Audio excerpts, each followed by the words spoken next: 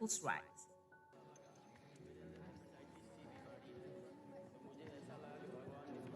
Human rights, our collective responsibility.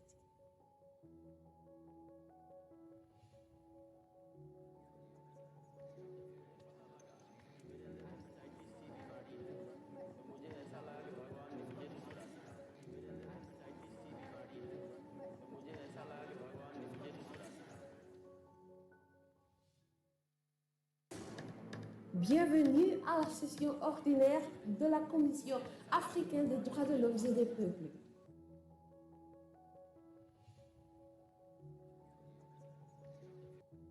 Les droits de l'homme, notre responsabilité collective.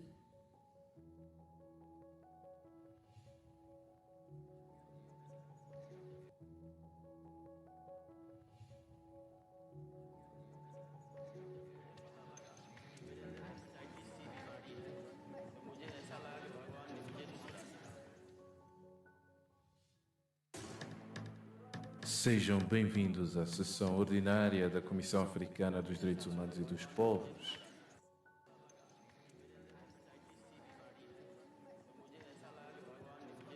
Direitos humanos, a nossa responsabilidade coletiva.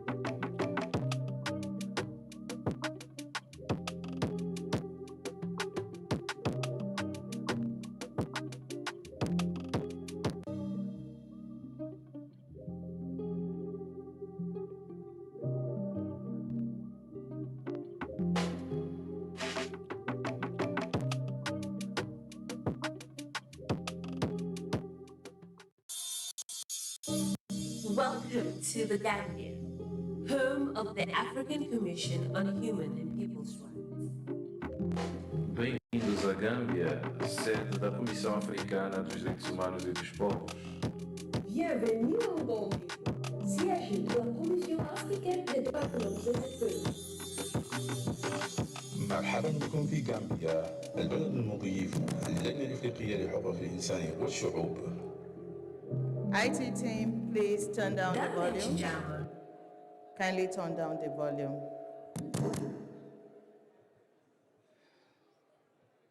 Good morning, Excellencies, distinguished delegates.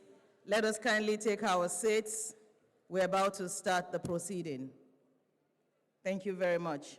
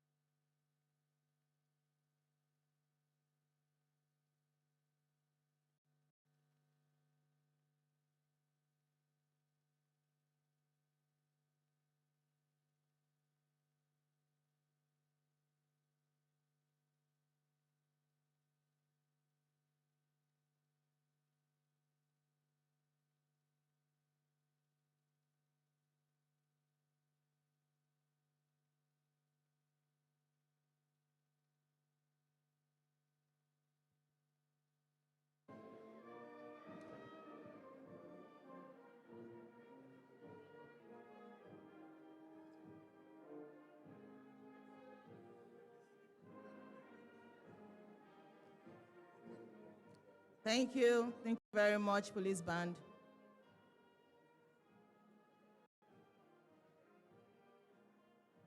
Thank you. Thank you very much. Excellencies, honorable commissioners, distinguished delegates, partners, distinguished participants, ladies and gentlemen, may I respectfully invite you all to rise as the anthems of the Republic of the Gambia and the African Union are played in succession.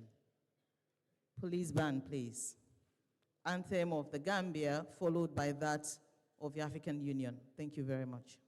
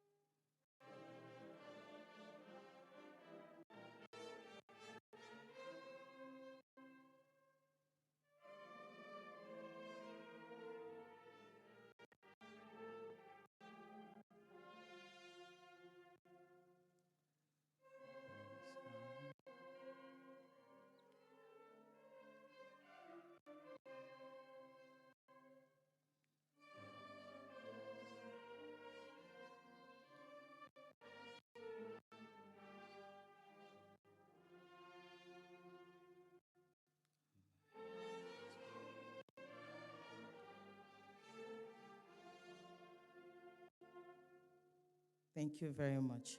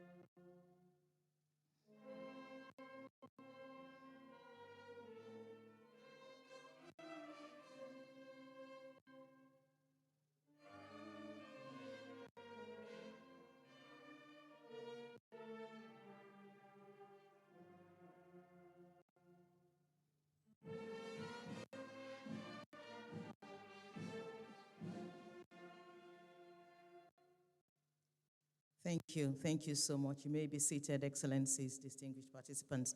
Thank you very much to the police band. Your Excellency, Honorable Dauda Ejalo, Attorney General and Minister of Justice of the Republic of the Gambia, our host country.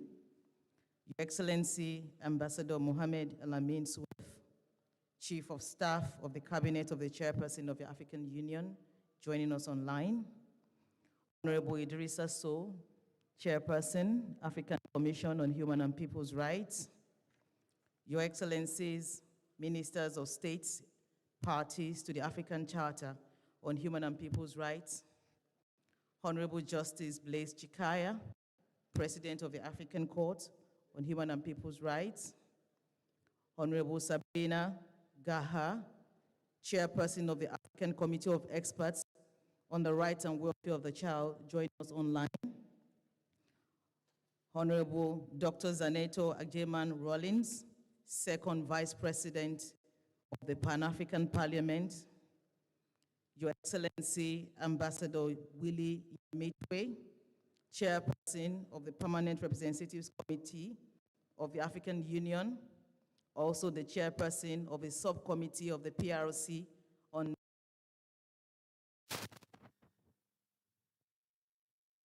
to the African Charter on Human and People's Rights. Honorable Hatem Essayem, Vice Chairperson, African Commission on Human and People's Rights. Honorable Commissioners of the African Commission on Human and People's Rights. Your Excellency, Dr. Mamadou Tangara, Special Representative of the African Union Commission for the Sahel region and Head of the African Union Mission in Mali and the Sahel. Your Excellency, Ambassador Miguel Cesar Domingos Bembe, Permanent Representative of the Republic of Angola to the African Union and immediate past Chairperson of the Permanent Representatives Committee of the African Union. Your Excellencies, members of the Permanent Representatives Committee of the African Union here present, Your Excellency Kaisa Olongren, European Union Special Representative for Human Rights, Mr. Marcel Akpovo, Regional Director of the Office of the High Commissioner for Human Rights of the United Nations for East and Southern Africa and to the African Union, representing His Excellency Mr. Volker Turk, United Nations High Commissioner for Human Rights. Your Excellencies, members of the Diplomatic and Consular Corps, Professor James Muhange Kobila, Chairperson of the Network of African National Human Rights Institutions, Mr. Sadiq Niaz, Advisor and Lead of the Drafting Committee of the Steering Committee of NGOs, distinguished delegates of state parties to the African Charter on Human and People's Rights, representatives of organs of the African Union, representatives of departments of the African Union, representatives of national human rights institutions, of intergovernmental organizations, non-governmental organizations, distinguished participants, ladies and gentlemen, all protocols duly observed. A very good morning to everyone from Banjul, for those who are in the room, as well as those who are following us online. Welcome to Banjul, the seat and the home of the African Commission on Human and People's Rights. It is my distinct honor to welcome you to the opening ceremony of the 87th Ordinary Session of the African Commission, being held in this world beautiful historic city of Banjul, which is also the birthplace of the African Charter on Human and People's Rights, our continental foundational human rights instrument. The session venue is all the more relevant today, and the timing even more significant, as the year 2026 marks an important commemorative milestone. 45 years since the adoption of the African Charter and 40 years since its entry into force. The very first draft of the Charter having originated in Senegal in 1978, and the final adopted version here in Banjul, the Gambia, in June 1981. The preparatory meetings, including the final technical drafting session that finalized this pioneering human rights charter in June 1981, were held at the Kairaba Beach Hotel in Kololi, Banjul, which is within walking distance from here. And that same hotel has historically served as a key venue for sessions of the African Commission over the years. This session, therefore, bears greater significance, as across this year we will mark the two defining milestones that I had earlier referenced. 45 years since the adoption of the Charter on 27 June 1981, 40 years since the Charter entered into force on 21st October 1986. Furthermore, on 2nd November next year, 2027, we will mark the 40th anniversary of the inauguration of the African Commission itself. This 87th ordinary session, therefore, does not stand alone, Your Excellencies, distinguished participants. Rather, it opens a commemorative year and a profound period of reflection, renewed commitment, and repositioning. A year that calls not only for recognition of our progress, but also for clarity of purpose and for bridging the gaps between that purpose, the vision, and the complex realities surrounding the state of human rights and governance on our continent. Call for reflection on what has been entrusted to us by generations past, what we have done with it, what we are doing with it, and the legacies that we intend to pass on. Excellencies, distinguished guests, ladies and gentlemen, my name is Abiola Idowu-Ojo. I'm the Executive Secretary to the African Commission, and I have the honor once again of serving as the Master of Ceremony for this statutory public session of the African Commission. I wish to inform you also that this event is being live streamed in all the working languages of the African Union. Please allow me to present the order of proceedings for this 87th ordinary session, which will be as follows. We will begin with a statement of the NGO Steering Committee delivered by Mr. Sadiq Nias, representing the Steering Committee of the NGO Forum. This will be followed by a statement from the Chairperson of the Network of African National Human Rights Institutions, joining us online. And after that, we will listen to the pre-recorded statement of the European Union Special Representative for Human Rights. Thereafter, and joining us online, we will receive statements from the Office of United Nations High Commissioner for Human Rights and the Chairperson of the African Committee of Experts on the Rights and Welfare of the Child. Following that, we will have the honor of listening to the President of the African Court on Human and People's Rights, who has graced us with his presence in this room, followed by the second Vice Chairperson of the Pan-African Parliament, Her Excellency, who is also in the room. We will then take a brief 5-minute interlude, and after the break, we will hear from the Chairperson of the Permanent Representatives Committee of the African Union on behalf of African Union policy organs and state parties to the African Charter, followed by a statement by the Chairperson of the African Commission on Human and People's Rights, the host of this event. We will then have the honor of listening to the statement of the Chairperson of the African Union Commission online. And finally, His Excellency, the Attorney General and Minister of Justice of the Republic of the Gambia, will deliver a statement and officially declare this session open, marking the ceremonial high point of this event. This will immediately be followed by the swearing in of the re-elected commissioners of the African Commission on Human and People's Rights. 3 of our commissioners will be sworn in, having been re-elected by the February summit of the African Union. Thereafter, we will have a vote of thanks and announcements by myself, and with that, the opening ceremony will come to an end. To all distinguished speakers at this opening ceremony, we are deeply honored by your presence, and we respectfully invite all speakers to kindly observe the allocated time to ensure a focused and engaging program, because the program is long. On that note, may I now invite Mr. Sadiq Nias to deliver a statement on behalf of the NGO Steering Committee. Mr. Nias, you have the floor. Thank you very much.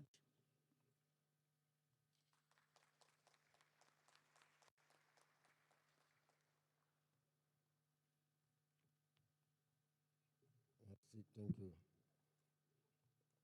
Honorable Dauda A. Jallo, Attorney General and Minister of Justice of the Republic of the Gambia, Your Excellency Ambassador Mohamed Al-Amin Yusuf, CF, Chief of Staff in the Cabinet of the Chairperson of the African Union Commission, Honorable Idrissa Sow, Chairperson of the African Commission on Human and People's Rights. Allow me before to congratulate the newly elected commissioner and the new bureau, and wish good luck, bon vent, to the ongoing Commissioner. Distinguished Chairperson of the African Commission on Human and People's Rights, Honorable Commissioner, State Delegate, representative of national human rights institutions, civil society colleagues, partners, and defender of human dignity. We stand before the 87th ordinary session of the African Commission on Human and People's Rights, carrying the collective voice of over 160 delegates from 26 countries and 6 countries beyond, 26 African countries and 6 countries beyond the continent, who gathered in Banjul for the NGO forum preceding this session. The forum was not merely a meeting of organization. It was a gathering of conscience, a convergence of resistance, and a reaffirmation that the struggle for human dignity in Africa remains alive, urgent, and unstoppable. Over 3 days, the forum confronted some of the gravest reality facing the continent.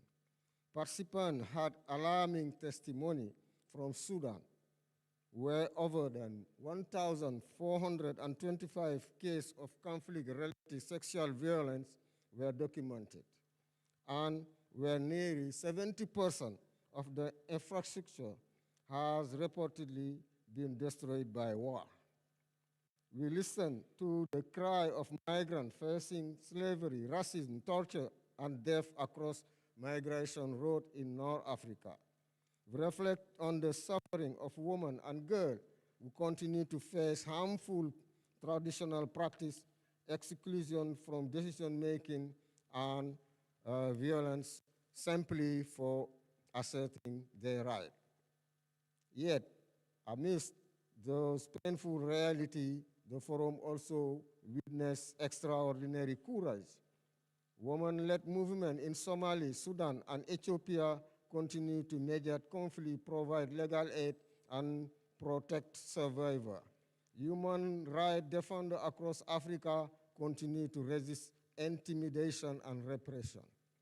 Grassroots community continue to defend democracy, dignity, and justice, often at immense personal risk. The forum reaffirmed that access to clean water and sanitation is not a privilege, but a fundamental human right linked to dignity, equality, health, peace, climate justice, and sustainable development. Participants repeatedly stressed that sanitation without safety, inclusion, and dignity is not justice. Distinguished Commissioner, the forum adopted 18 resolutions and recommendations addressing urgent human rights concerns across the continent. Those include 9 country resolutions concerning Burkina Faso, Egypt, Libya, Mauritania, Tunisia, Senegal, Zimbabwe, the IS region, which focus on Mali and Burkina Faso, and the follow-up resolution concerning Algeria, Sudan, the Gambia, and Egypt. The forum also adopted 7 thematic resolutions on civic space in Africa, forced displacement and non-refoulement in Sudan, Egypt, and Libya, xenophobia in South Africa, sexual and gender-based violence in Democratic Republic of Congo, harmful customary and traditional practice affecting women, protection of human rights defenders in Central Africa, and Africa reparation agenda and the right of African in the diaspora and people of African descent.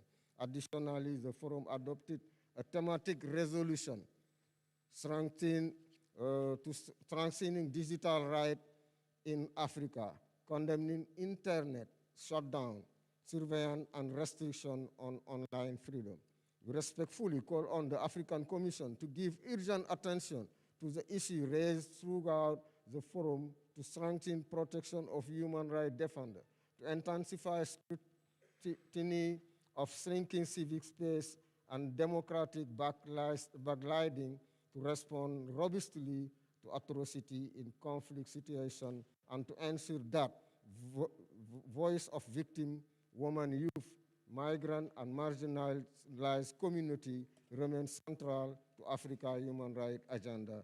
The NGO Forum reaffirms unequivocally its unwavering commitment to supporting the mandate and the work of the African Commission. For 45 years, the African Charter has remained a beacon of hope for millions. Today, more than ever, Africa needs a strong, courageous, and people-centered commission. Finally, history will judge us not by the eloquence of our declaration, but by the courage of our action. Africa is watching, victims are waiting, and justice cannot wait any longer. I thank you.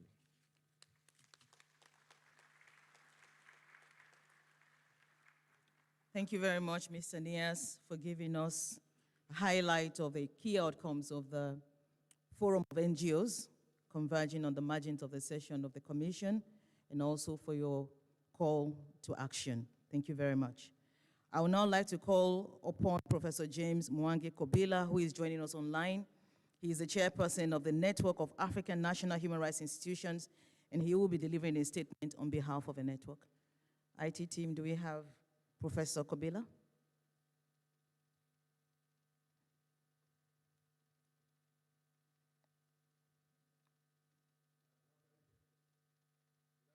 Oh, you're in the hall. You're most welcome, please. Thank you very much. My apologies. Studio will be joined online. Thank you. Thank you, sir.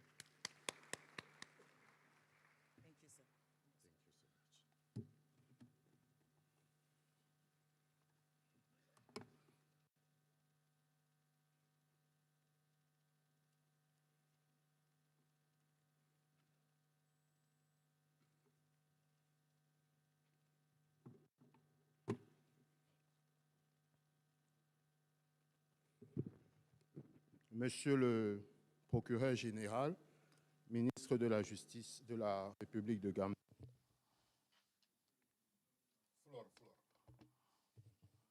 رئيس اللجنة الإفريقية لحقوق الإنسان والشعوب، السيدة والسادة مفوضي اللجنة الإفريقية لحقوق الإنسان والشعوب، سعادة الرئيس ومفوض الاتحاد الإفريقي الذي يتابع عبر الإنترنت، سعادة رئيس المحكمة الإفريقية لحقوق الإنسان والشعوب،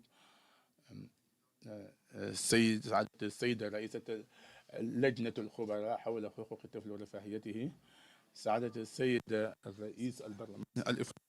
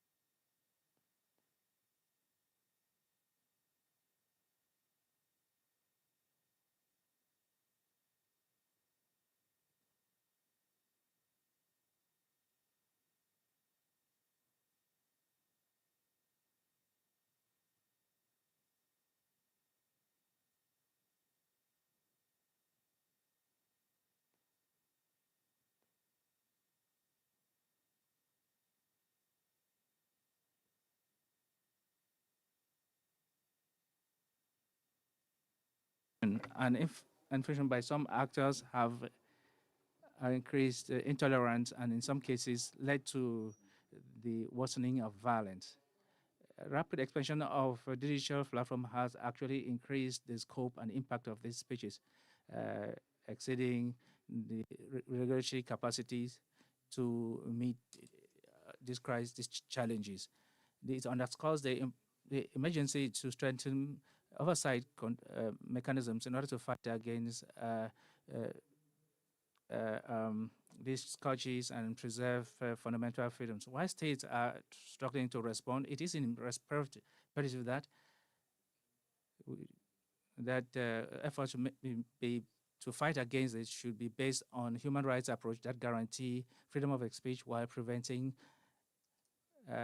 incitements to discrimination, hostility, and violence in accordance with the standards of the African Charter on Human and People's Rights.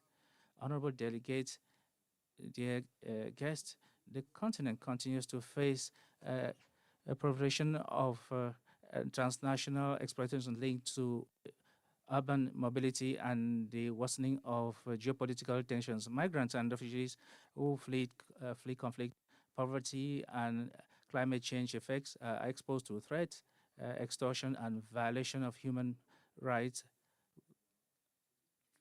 This underscores the need to strengthen the mechanisms for protection and accountability. Information that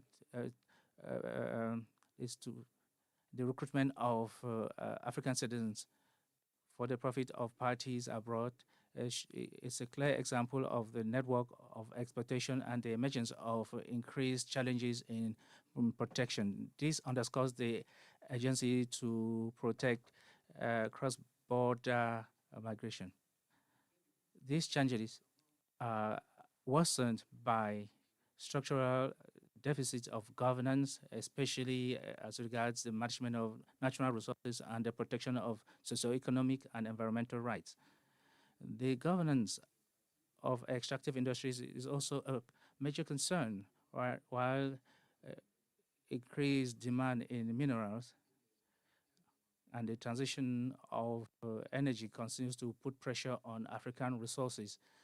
If these dynamics provide opportunities for economic transformation, they also bear major risks, especially the worsening of tensions in the regions that are rich in natural resources, the inequitable sharing of profits, and environmental degradation. These realities require the strengthening of governance, transparency, and accountability in the extractive industries area. While African states continue to follow investment and development objectives, it is imperative that the exploitation of natural resources should be based on respect of human rights in accordance with the international laws of investments in order to guarantee the rights of indigenous communities and the development of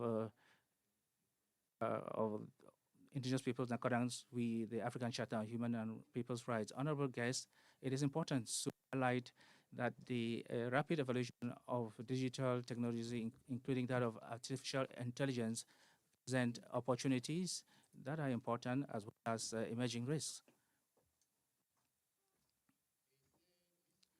And these risks affect human rights across the continent due to lack of oversight mechanisms, transparency mechanisms based on human rights, and they risk strengthening discrimination and to violate the privacy and increased existing inequalities. Children and other vulnerable groups are exposed to online exploitation abuses and the abusive use of information, while the legal frameworks and accountability mechanisms are lagging behind regarding the pace of technological evolution.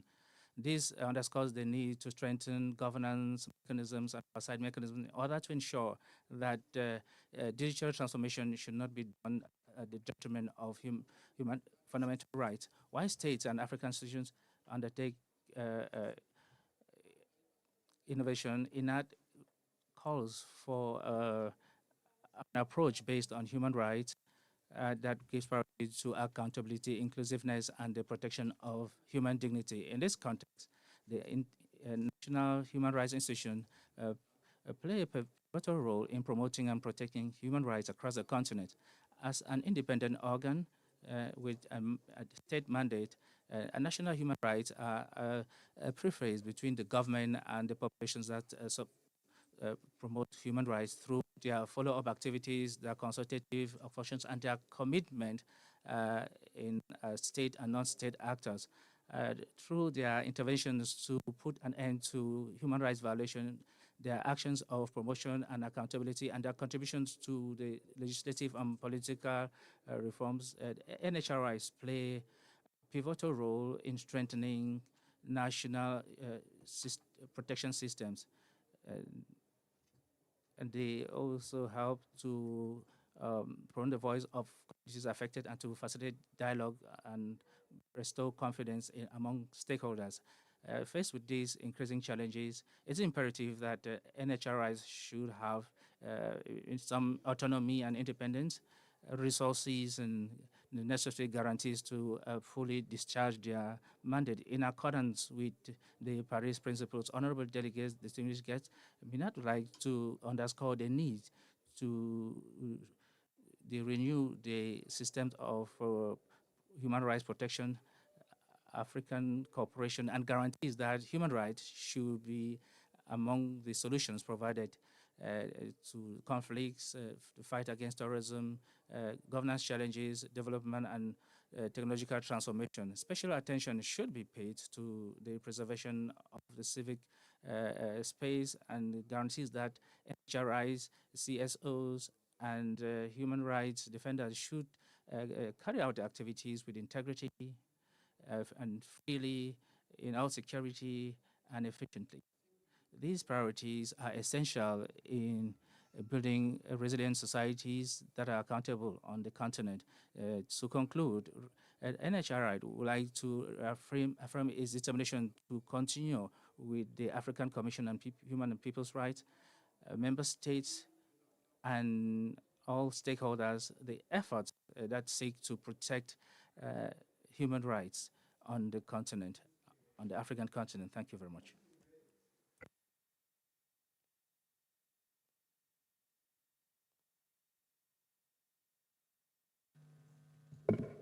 Thank you so much, Professor Kobla, for making the efforts to join us in person. We're really grateful for the priority that you've accorded to the meeting of the African Commission on Human and People's Rights. And we thank you very much also for your statement on behalf of national human rights institutions, underscoring their importance, their critical role as the bridge between the national systems and the international frameworks for human rights protection, and also for your very important point on promoting a rights-based approach to natural resource governance and digital transformation on the African continent. Thank you very much for your statement. At this point, I would now like to invite us to listen to the pre-recorded statement of Her Excellency Ms. Kaisa Holongeren, the European Union Special Representative for Human Rights. IT team, please. Thank you.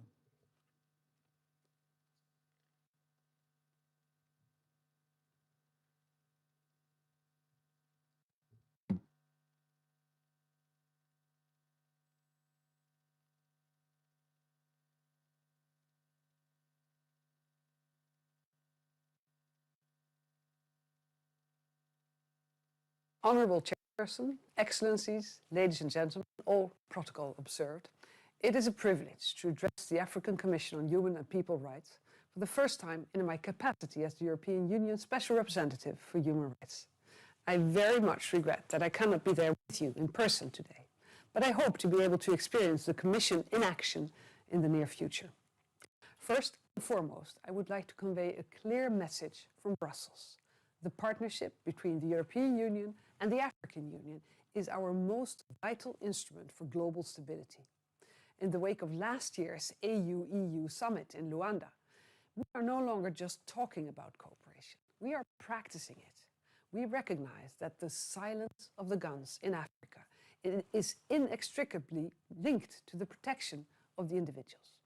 Without respect for human rights and accountability, there can be no lasting peace. And without peace, rights remain fragile. As we navigate 2026, we face a complex global landscape, From the Horn of Africa to the Sahel and the Great Lakes region, we see how conflict, climate change, and democratic backsliding threaten the progress we have fought so hard to achieve.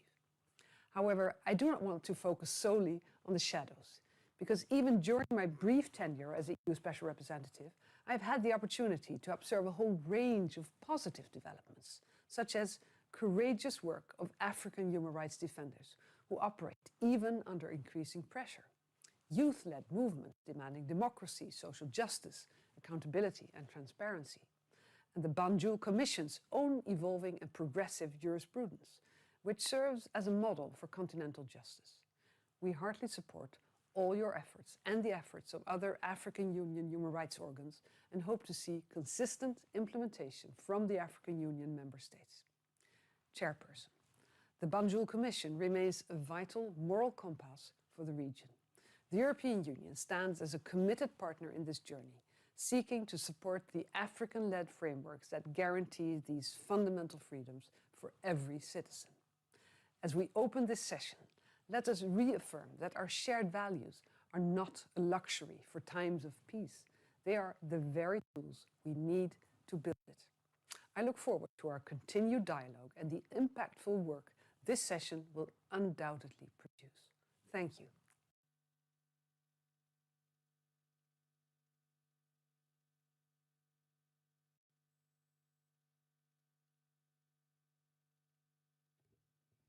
We are grateful to Her Excellency Ms. Kaisa Olongeren for her statement. At this point, upon special request and with the permission of the leadership of the African Commission on Human and People's Rights, we have a request from the Chief of Staff of the African Union, who is delivering a statement on behalf of the Chairperson of the African Union Commission, to take the floor next. And therefore, at this point, Excellencies, distinguished participants, ladies and gentlemen, allow me, with all pleasure and with distinct privilege, to invite His Excellency Ambassador Mohamed El Amin Souef, Chief of Staff of the Cabinet of the Chairperson of the African Union Commission, joining us online to deliver the statement of His Excellency Mahmoud Ali Yusuf, Chairperson of the African Union Commission. Your Excellency, you have the floor. Thank you very much. Excellencies, distinguished delegates, ladies and gentlemen, it is my pleasure, honor, and a privilege to deliver the opening statement of His Excellency Mahmoud Ali Yusuf, Chairperson of the African Union Commission, at the opening ceremony of the 87th Ordinary Session of the African Commission on Human and People Rights. I quote, Honorable Dauda Jallo, Attorney General and Minister of Justice of the Republic of the Gambia, Honorable Idrissa Sow, Chairperson of the African Commission on Human and People Rights, Your Excellencies, Ministers of State Parties to the African Charter on Human and People Rights, Honorable Justice Blaise Chikaya, President of the African Court on Human and People Rights, Honorable Sabrina Gahar, Chairperson of the African Committee of Experts on the Right and Welfare of the Child, Excellences, Monsieur l'Ambassadeur Willy Nyamite, Président du COREP, Honorable Commissioners of the African Commission on Human and People Rights, Your Excellency Dr. Mamadou Tangara, Special Representative of the African Union Commission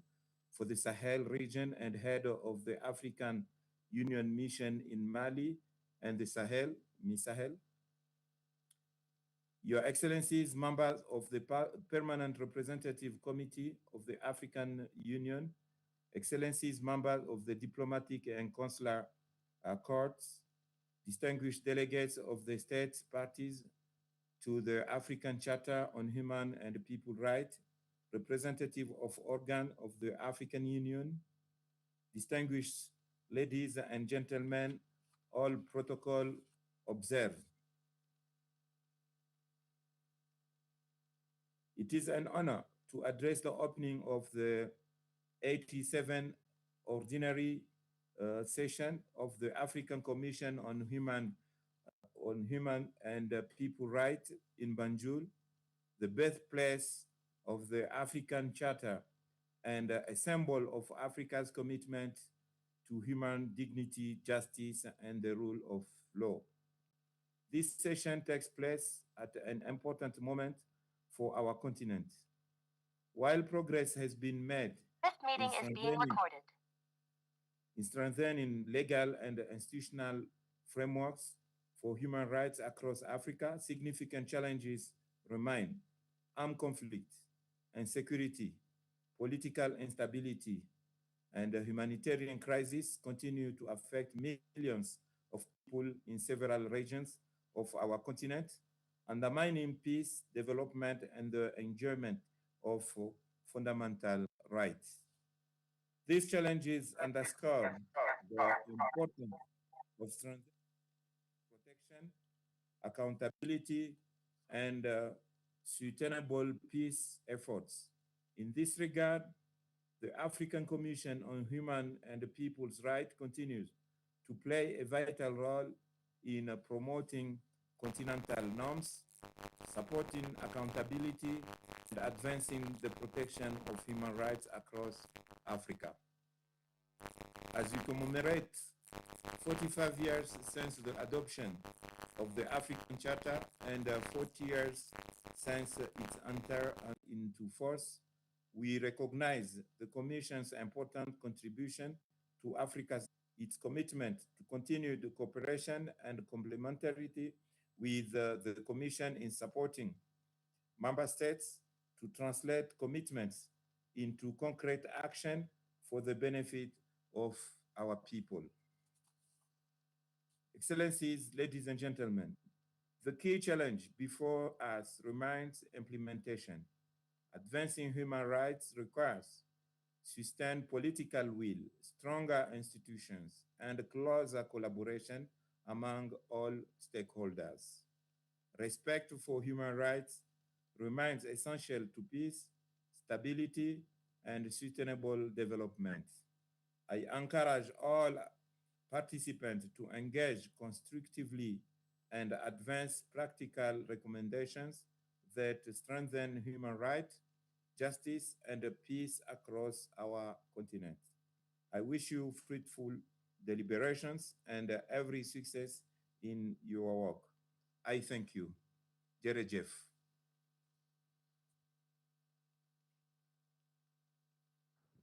Jerejef, Your Excellency, thank you very much. And our sincere appreciation to His Excellency, the Chairperson, for consistently taking out time of his demanding schedule to address this important gathering. We're really grateful.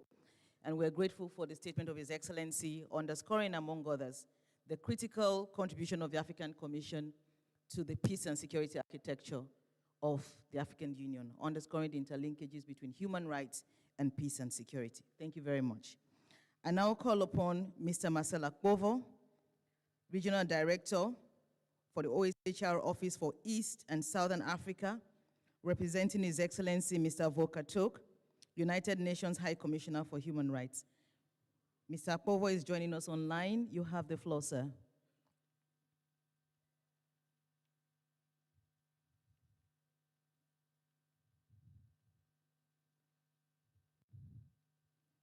IT, it's Mr. Akpovo. Thank you.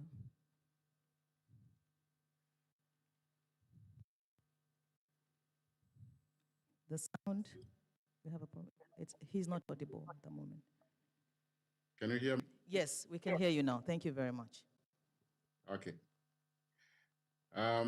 With profound and due respect to the Gambian authorities represented there with you by the presence of the Minister of Justice and Attorney General, allow me to stand by the established protocol and recognize, however, the Honorable Chairperson of the Commission, the Honorable Commissioners, and all distinguished delegates. And good morning to you all in person and then also in line.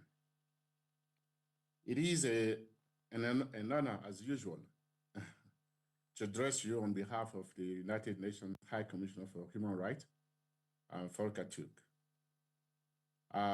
I wish to convey his warm greeting to this distinguished gathering. I would like to start by commending the African Union for placing the water and then sanitation at the center of his agenda through the theme of the year. This reflects a fundamental truth. Water and sanitation are not just a commodity, they are public goods and legally recognized human rights, as already highlighted by some of my predecessors.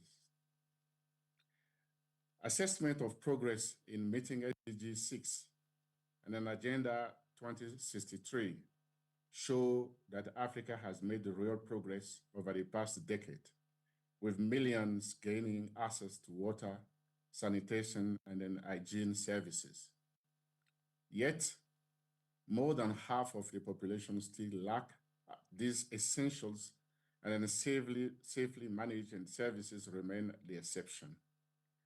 Inequalities within and then between countries persist, and climate pressure are intensifying vulnerabilities. A recent OSCHR policy brief developed on behalf of the UN Water shows how intersecting forms of discrimination determine who faces the harshest impact of water scarcity and an environmental degradation, whose voices are heard and whose needs remain invisible. The right to water and sanitation are firmly established under the international human rights law, and they guarantee every person sufficient, safe, accessible, and an affordable water for personal and domestic use, as well as access to sanitation services that are safe, hygienic, secure, and respect the dignity of all persons. Yet, millions across on the continent are still very marginalized. The African human rights system has shown real leadership on the subject, including through its guidelines and the right to water in Africa and in its broader interpretative work. The standards are very clear. The challenge is the implementation in addition to the equality that I have indicated. From a human rights perspective, the central challenge is not only expanding access, but doing so without deepening existing inequalities. And it is very clear to us that addressing this challenge requires deliberate shift in how water and then sanitation priorities are planned, financed, monitored, and then implemented. First, we must move from aggregate access targeted to prioritizing equality and a non-discrimination, ensuring that those most left behind are at the center of decision-making.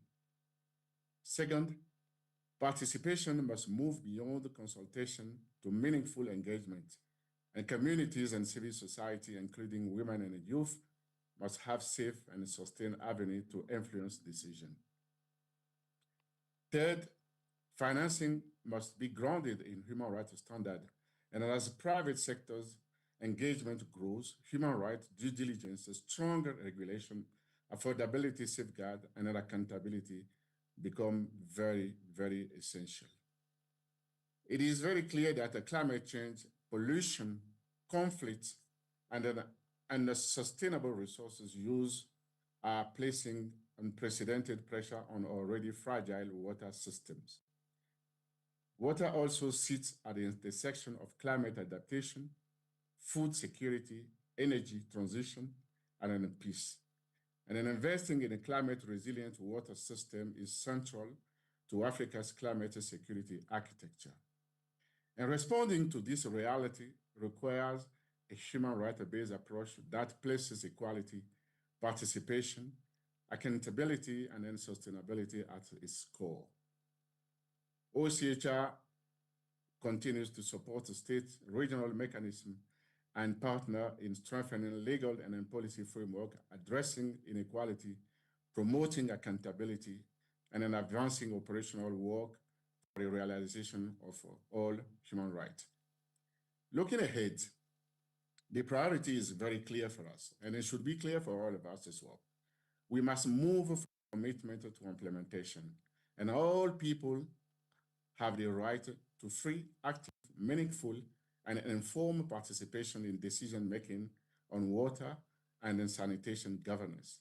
And this requires ensuring access to information and an access to justice and remedy toward informed public participation in decision-making and stronger accountability on water and sanitation governance at national and regional level. There is an opportunity to better link the Commission's work on these important issues with national follow-up processes through state reporting, through the work of national human rights institutions, and through the use of practical tools such as indicators or appropriate national level benchmarks that help track progress.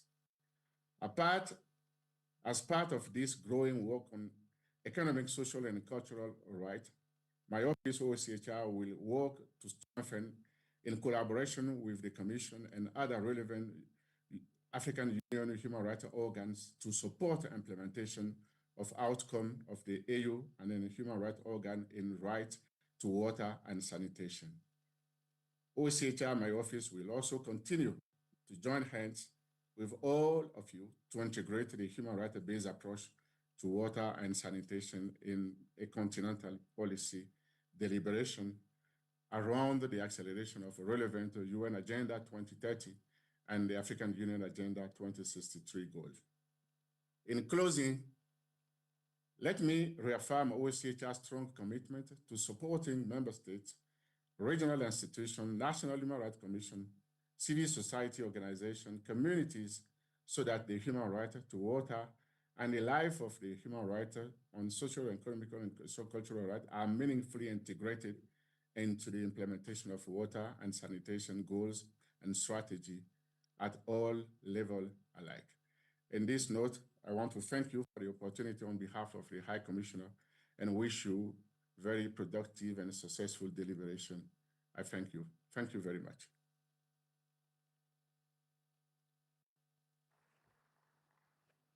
Thank you very much, Mr. Marcel Akovo,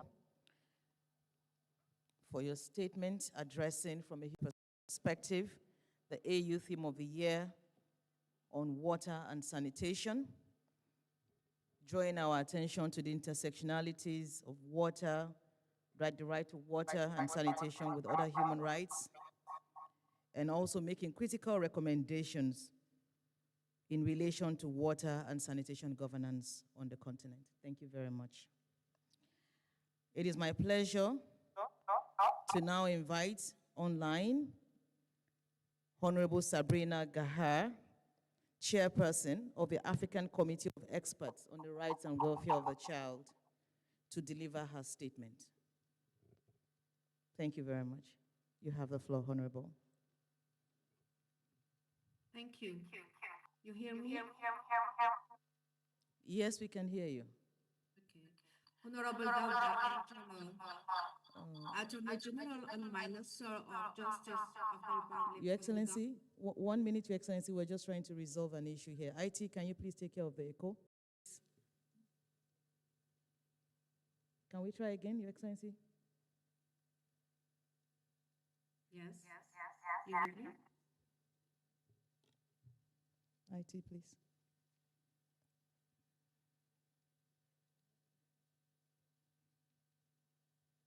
Can I proceed? It seems like you have two gadgets on, Your Excellency. Yeah. You will need to close one. Thank you very much.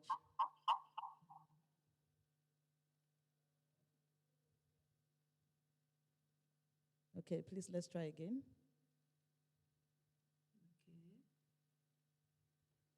What about now? It's better. Thank you very much. You may proceed. Okay. Thank you. I apologize. Honorable Dauda Jallow, Attorney General and Minister of Justice of the Republic of the Gambia, and our gracious host. Honorable, Mahmoud Ali Youssef, Chairperson of the African Union Commission, Honorable Idrissa Sow, Chairperson of the African Commission on Human and People's Rights, His Excellency Ambassador Willy Nyamitwe, Chairperson of the Permanent Representative Committee of the African Union, Dr. Janitor Agiaman Rawlings, Second Vice President of the Parliament representing Honorable Fatah Boutbiq, President of the Pan-African Parliament, Honorable Justice Blaise Chikaya, President of the African Court on Human and People's Rights, Mr. Marcel Akpovo, Office of High Commissioner on Human Rights, Regional Director for East and Southern Africa, representing His Excellency Mr.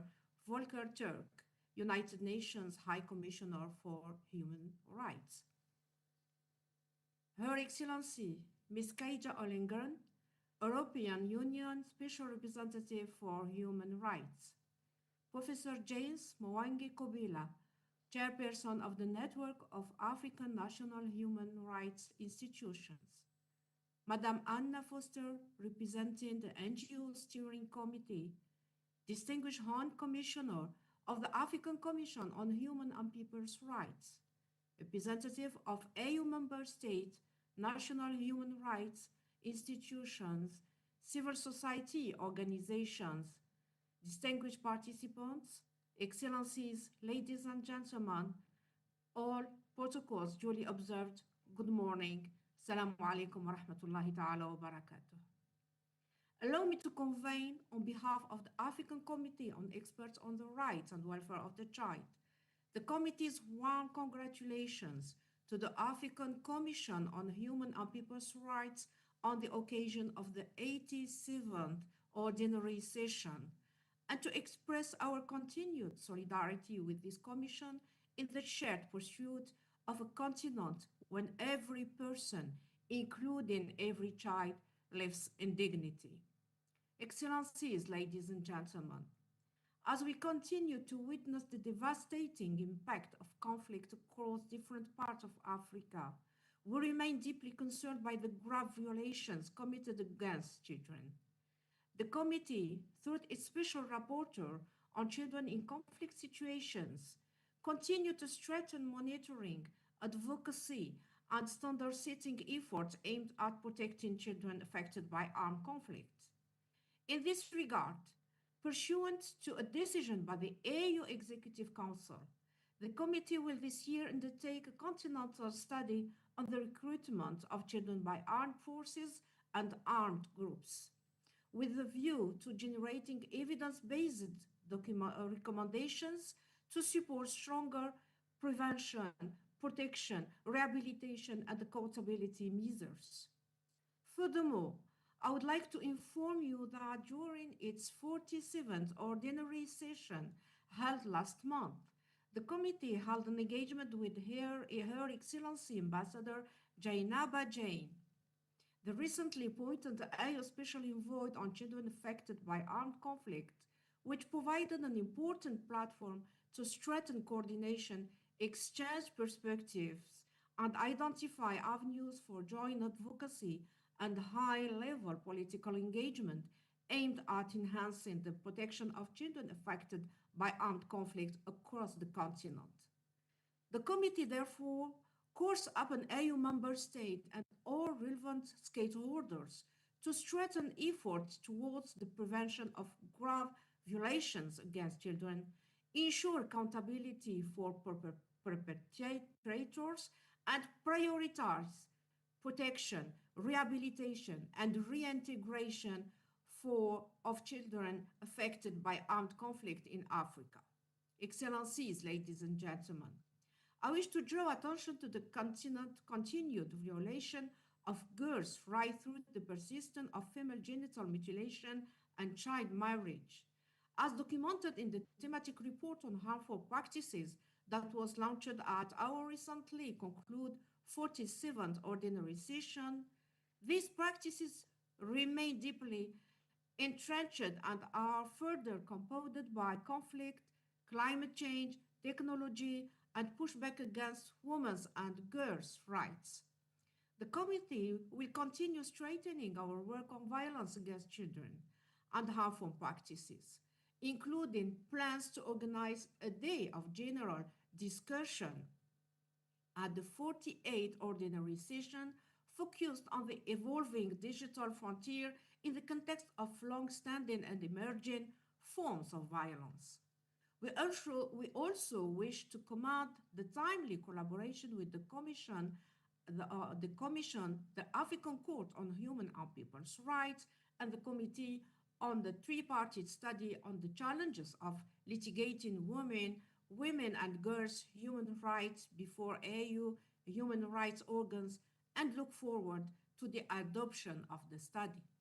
Excellencies, ladies and gentlemen, I wish to seize this opportunity, particularly as we are only a few weeks away from the continental commemoration of the Day of the African Child 2026, to highlight this year's theme, ensuring universal access to water, sanitation, and hygiene to every child in Africa. This timely theme closely aligns with the African Union theme of the year 2026, assuring sustainable water availability and safe sanitation system to achieve the goals of Agenda 2063, and seeks to ensure that children's rights remain at the center of the continental agenda on water and sanitation. Access to safe water, sanitation, and hygiene is not only development priority, but also fundamental children's right issue linked to the rights to health, education, dignity, protection, and survival and development. Yet, millions of children across Africa continue to face serious barriers in accessing these essential services. The committee therefore call upon AU members, AU organs, development partners, and all stakeholders present today to actively support and commemorate the Day of the African Child 2026 through advocacy, dialogue, awareness raising, and concrete actions aimed at ensuring universal and equitable access to wash services for every child in Africa. Excellencies, ladies and gentlemen, the African Committee of Experts on the Right and Welfare of the Child reaffirms its commitment to deepening and strengthening the collaboration between our two organs. Children's rights don't exist in isolation from the broader human rights architecture on the continent, and our mandates are most effective when exercised in concert. The committee therefore calls for renewed and sustained collaboration on shared thematic areas of concern. We call for cross-engagement between the respective mandate holders, special rapporteurs, and working group of the two organs, identifying areas where joint investigations, shared observations, and coordinated standard setting can amplify impact. Such structured and institutional collaboration will not only strengthen the coherence of the African human rights system, but will send a powerful signal of unity in purpose to member states, treaty bodies, and the children of Africa.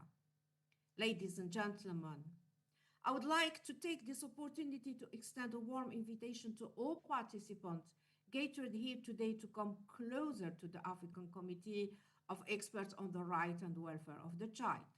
The committee is a continental guardian of the African Charter on the Rights and Welfare of the Child, and our effectiveness depends on active engagement for all stakeholders.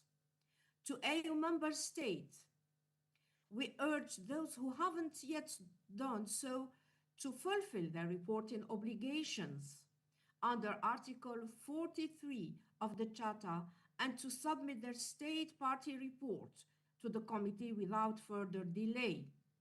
To national human rights institutions, we warmly invite you to apply for affiliated status with the committee, which will enable you to contribute and participate more formally in the committee's work and to bring the voices of children from your national context into our continental processes, and to civil society organizations working on children's rights across the continent. We encourage you to apply for observer status with the committee, which will open a structured avenue for engagement. Excellencies, ladies and gentlemen, children under the age of 18 constitute close to half of Africa's total population, making this continent the youngest in the world, and they represent the single greatest reservoir of human capital upon which Africa's long-term prosperity, stability, and global standing depend. Investing in their rights today is therefore not just an act of fulfilling legal obligations towards today's right, but also an act of continental strategy. Together, we must build a stronger, more responsive, and truly inclusive African human rights system that protects children's rights today for a prosperous Africa tomorrow. Our children, our future. Let's continue building an Africa fit for every child. I thank you for your attention and I wish you fruitful deliberation. Thank you very much, Your Excellency. Our children, our future. That's a very important note from your statement, Honorable Sabrina Gaha. Thank you for your statement and for all that you are doing for the children of Africa. We thank you also particularly for the brief on the work being done in relation to children who find themselves in grave situations of armed conflict. And together with Her Excellency Ambassador Jane Abajan, the AU Special Envoy on children affected by armed conflict, who is also a daughter of the soil of the Gambia. We thank you very much for all that you are doing. Thank you so much. It is now my pleasure to invite the Honorable Justice Blaise Chikaya, President of the African Court on Human and People's Rights, to deliver his statement. Honorable President, you have the floor. Thank you very much for joining us.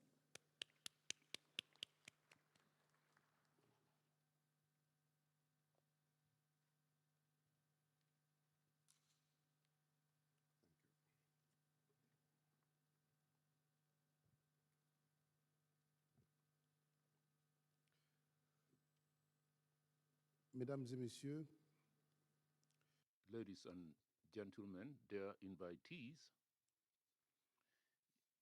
the Honorable Your Excellencies here present,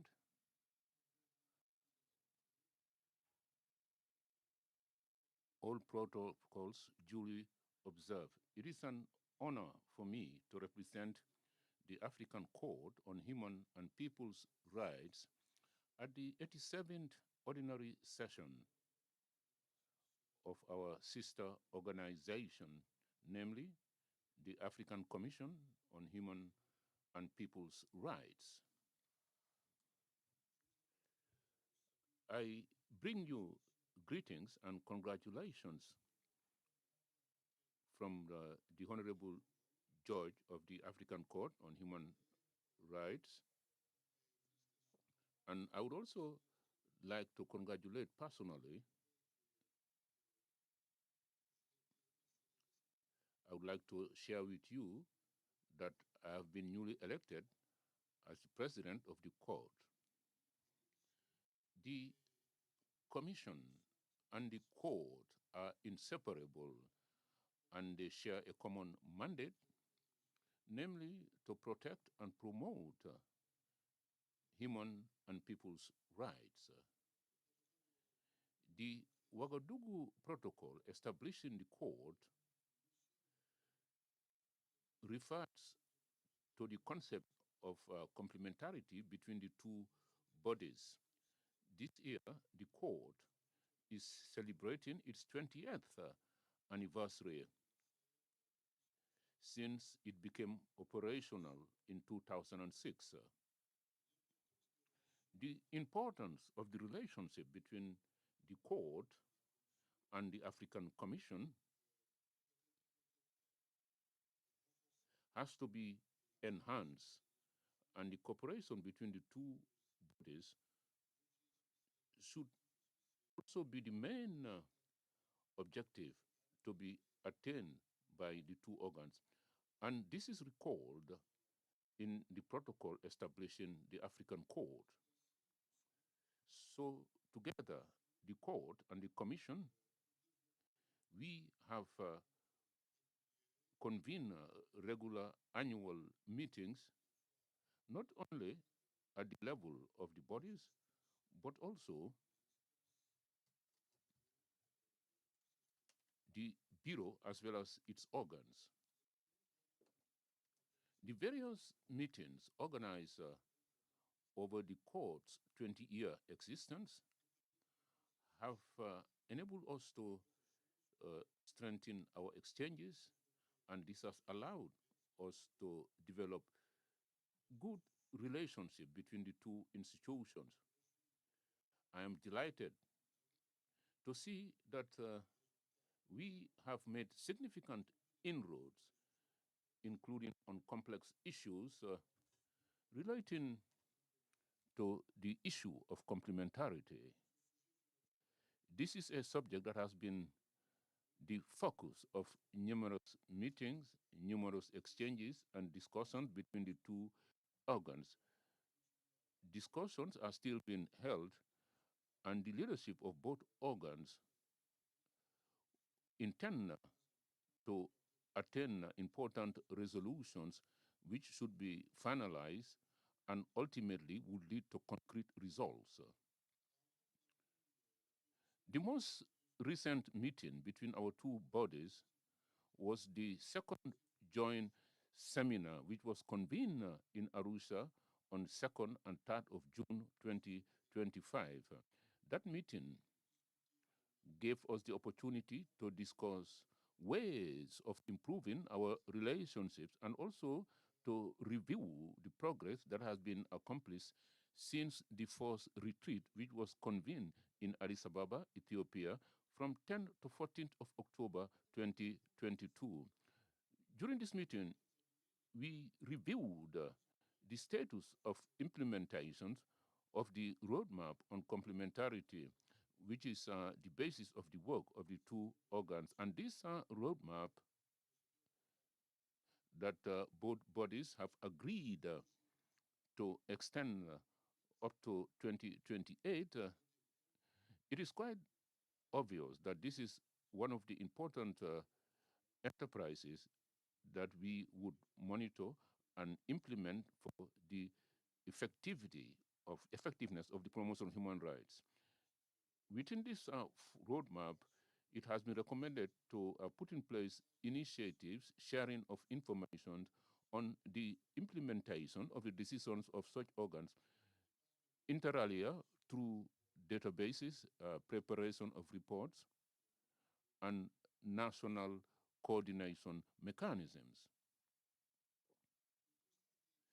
It has been noted that these two bodies indeed to attain tangible results, they have to apply some recommendations of this roadmap.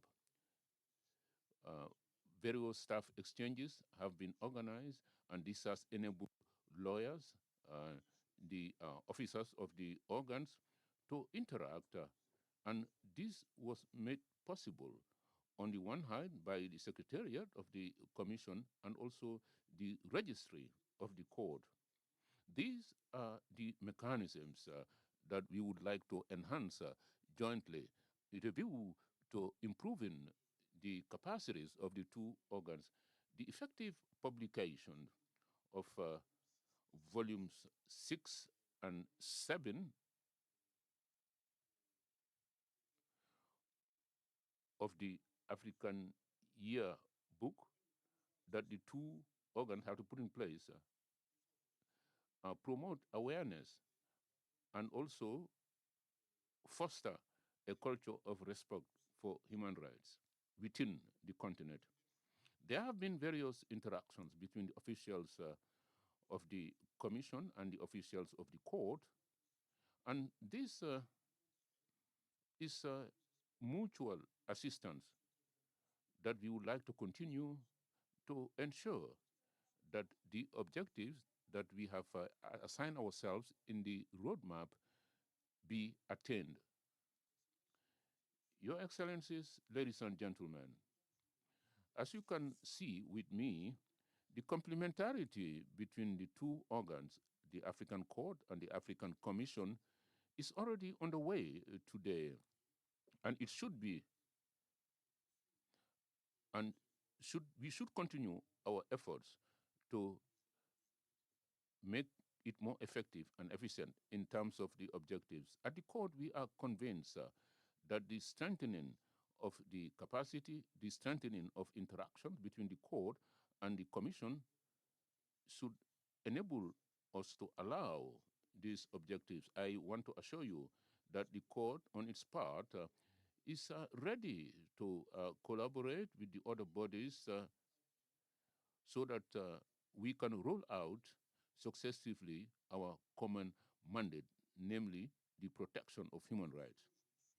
On that note, I wish you fruitful deliberations, and I wish you all success for this 85th ordinary session of the African Commission on Human and People's Rights. I thank you, ladies and gentlemen, for your kind attention.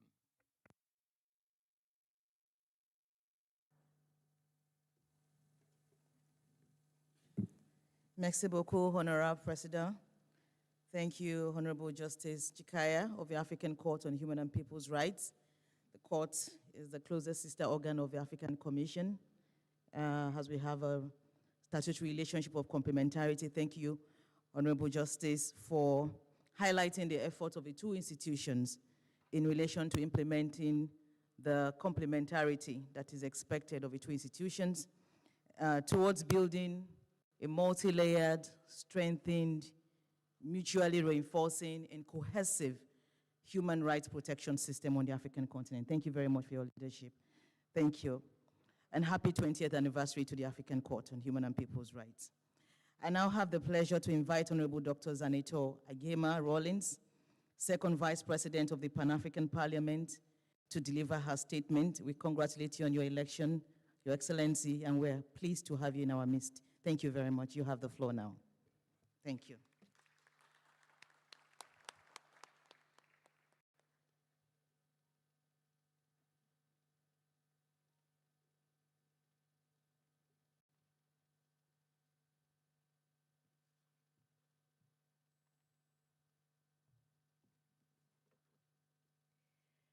Thank you very much. Chairperson of the AE Commission, Honorable Minister present, the Chairperson on the African Commission on Human and People's Rights, President of the Court, Honorable Commissioners, Excellencies, distinguished guests, representatives of civil society and international organizations, diplomatic corps, ladies and gentlemen, I would like to stand on existing protocols for brevity. I bring you greetings from the Pan-African Parliament and the President of the Pan-African Parliament, His Excellency Honorable Buktik, in my capacity as Second Vice President of the Pan-African Parliament.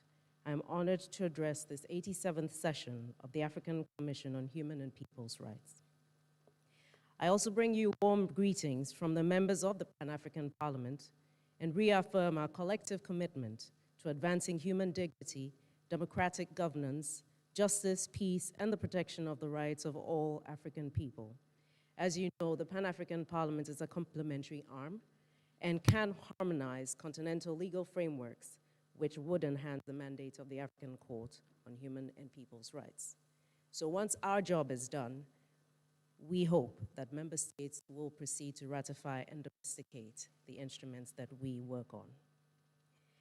As we're gathered here in Banjul at a time that calls for deep reflection, but also of courageous action, we realize that across the continent, many of our people continue to face significant challenges, from conflict and violent extremism to unconstitutional changes of government, economic hardship, forced displacement, rising inequality, climate insecurity, and growing mistrust in institutions. The pressures facing African societies are real and very much interconnected. We're also witnessing very worrying divisions emerging among African peoples themselves. The recent attacks and hostilities directed at fellow African nationals in parts of South Africa reminds us that xenophobia, intolerance, and Afrophobia threaten not only the safety and dignity of individuals, but also the very ideals upon which Pan-Africanism was built. As Africans, we cannot advocate for unity and continental unity while allowing fear, misinformation, economic frustration, and social tensions to divide us from one another. The dream of African integration must be grounded in solidarity, mutual respect, and recognition of our shared humanity. Honorable delegates, at the same time, however, we are also witnessing something very powerful across the continent. Citizens are demanding accountability. Young people are insisting on inclusion. Women are leading peace-building efforts in their communities, and ordinary Africans continue to believe in the promise of democracy and a more united continent. And this is why the work of the African Commission on Human and People's Rights remains so important. Human rights are not abstract principles. Human rights are about whether a child has access to education and safety. Human rights are about whether a woman has control over her body. Human rights are about whether citizens can speak freely, organize peacefully, and trust the very institutions meant to protect them. Peace and security cannot be separated from governance and human rights. Where justice is absent, instability grows. Where exclusion persists, insecurity deepens. And where institutions fail to protect the dignity and rights of citizens, trust is eroded and tensions rise. It is therefore essential that we strengthen the link between the African governance architecture and the African peace and security architecture. Too often, we approach governance, peace building, and security as separate conversations, when in reality, they are connected. Sustainable peace requires accountable governance. Democratic governance requires respect for human rights, and strong institutions are essential for both stability and development. If we are serious about preventing conflict on our continent, then we must not only invest in kinetic, but also in soft power. We must strengthen institutions. We must protect civil space. We must advance constitutionalism. We must support inclusive dialogue and ensure that citizens feel safe, feel seen, feel heard, and represented. This requires political will and accountable leadership from all stakeholders across the continent. Africa cannot afford to remain in a cycle of reacting to crises only after lives have been lost and intentionally, and when communities have been fractured. Prevention must become central to our approach. We must invest more intentionally in early warning systems, mediation, peace building, education, community resilience, citizen engagement, especially among our youth. We must also recognize that peace and security are no longer just about armed conflict. Food insecurity, climate shocks, political instability, economic exclusion, and digital manipulation all have the potential to undermine social cohesion and destabilize our societies. And in all of this, the role of women cannot be overlooked. Across Africa, women continue to be the quiet architects of peace within families, communities, and nations. In times of conflicts, women are often the first responders, the mediators, the caregivers, and the stabilizing force holding communities together. Yet despite their contributions, women remain significantly underrepresented in formal peace negotiations, structured security discussions, governance institutions, and decision-making spaces. This must change. Women must not only be included after decisions have been made, they must be part of shaping the decisions themselves. Peace processes are more sustainable and societies become more resilient when women are part of the process. Africa already possesses the frameworks and commitments to support this inclusion. What we need now is stronger implementation, political will, and deliberate investment in women's leadership in government, in mediation, in conflict prevention, and in peace building. Distinguished delegates, as our continent becomes increasingly interconnected through technology and digital innovation, we must confront the emerging threats in cyberspace. We need more coherent legal frameworks that protect digital rights and human rights. Cybercrime, misinformation, disinformation, digital fraud, hate speech, online exploitation, and attacks on critical infrastructure are increasingly affecting governance, security, economic stability, and social cohesion across the continent. This is why I wish to strongly emphasize the importance of member states ratifying and implementing the Malabo Convention. The Malabo Convention is an important African-led framework that seeks to strengthen cybersecurity as well as improve data protection, combat cybercrime, and build safer digital ecosystems across our continent. Unfortunately, discussions around the convention often focus disproportionately on fears and criticisms, while failing to adequately highlight the opportunities and protections it offers African citizens and countries. At a time when Africa is expanding its digital economy and deepening continental integration through initiatives such as the African Continental Free Trade Area, digital trust and cybersecurity are no longer an option. They are essential. Ratifying this convention can help member states strengthen national cybersecurity systems, improve cooperation between states, protect citizens and businesses from cyber threats, encourage responsible digital innovation, and create greater confidence in digital commerce and public services. Importantly, implementation must remain anchored in transparency, democratic accountability, and the protection of fundamental human rights and freedoms. Security and freedom should not be viewed as opposing goals. Africa must build digital systems that are both secure and rights-based. Honorable delegates, we must also continue to push for meaningful inclusion of young people in governance, peace-building, and decision-making processes. Young people who represent the majority of Africa's population must not be spoken about. They must be actively included in shaping policy, governance, innovation, and future decisions and the direction of the continent.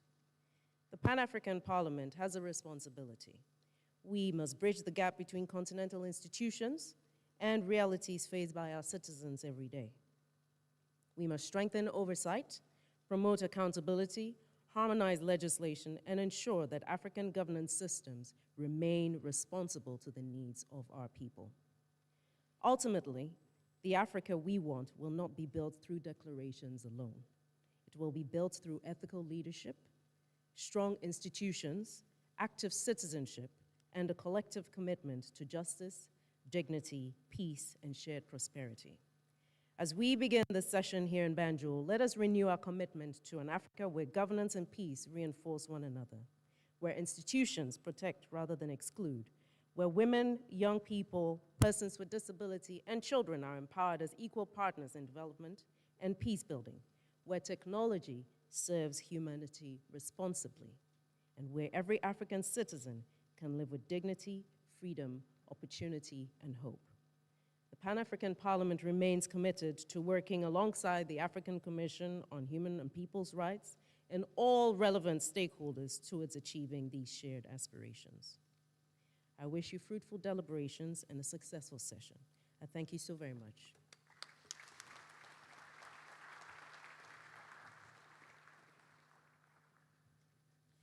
Thank you very much, Your Excellency, for that powerful statement of solidarity from the Pan-African Parliament.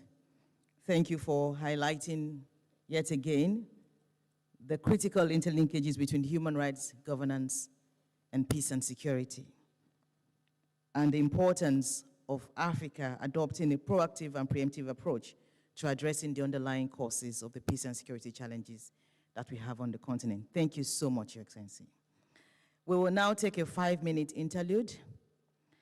To mark this moment, it is my delight to invite a cultural troupe from the host country, Republic of the Gambia, to grace us with a performance that showcases the rich and vibrant cultural heritage of this beautiful nation, the smiling coast of Africa. You're most welcome.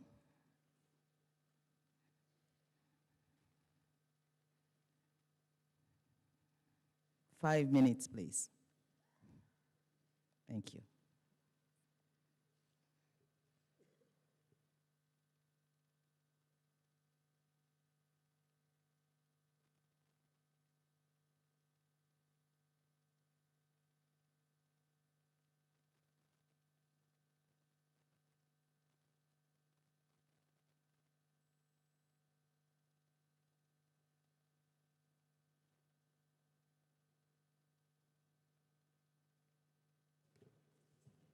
Are we ready? Okay.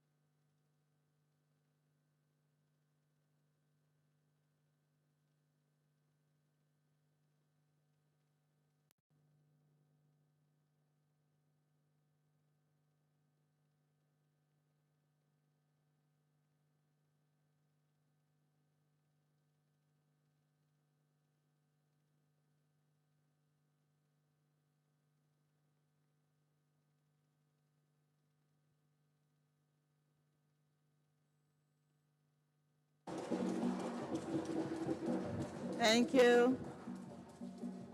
Thank you.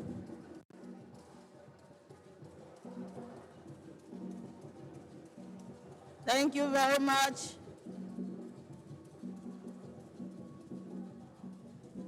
Thank you.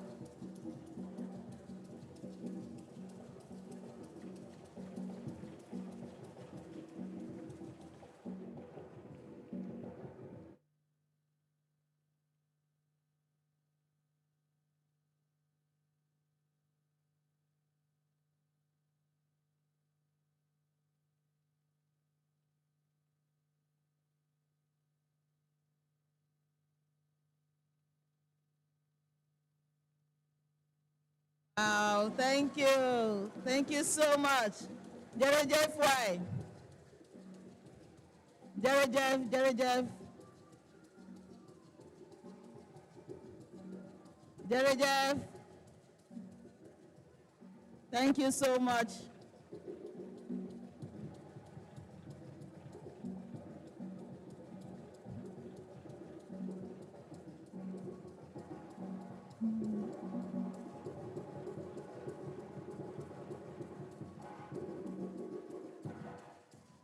Thank you. We know we don't have enough time. We wish we could have more time with you. Thank you so much. Jerejef, Abarkabake, Jarama, thank you very much. Thank you. Thank you. Thank you so much. Jerejef, why? Thank you so much. Thank you. Thank you so much. It is my singular honor at this point to invite His Excellency Ambassador Willie Nyamitwe, Ambassador of the Republic of Burundi to Ethiopia and Chairperson of the Permanent Representatives Committee of the African Union, to deliver a statement on behalf of African Union policy organs and states parties to the Charter. You have the floor, Your Excellency. Vous avez la parole.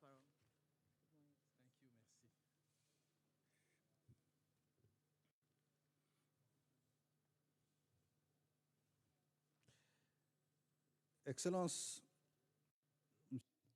Excellency, Mr. Dauda, et ministre de la Justice of Justice of the Republic of the Gambia, Your Excellency, the Honorable Ambassador Muelamin Swef, Head of Cabinet of the Chairperson of the African Union Commission, Honorable Ministers of State Parties to the African Charter on Human and People's Rights, Honorable George Blaise Sikaya, Chairperson of the African Court on Human and People's Rights, Honorable Sanjna Gara, Chairperson of the African Committee of Experts on the Rights and Well-being of the Child, Honorable Dr.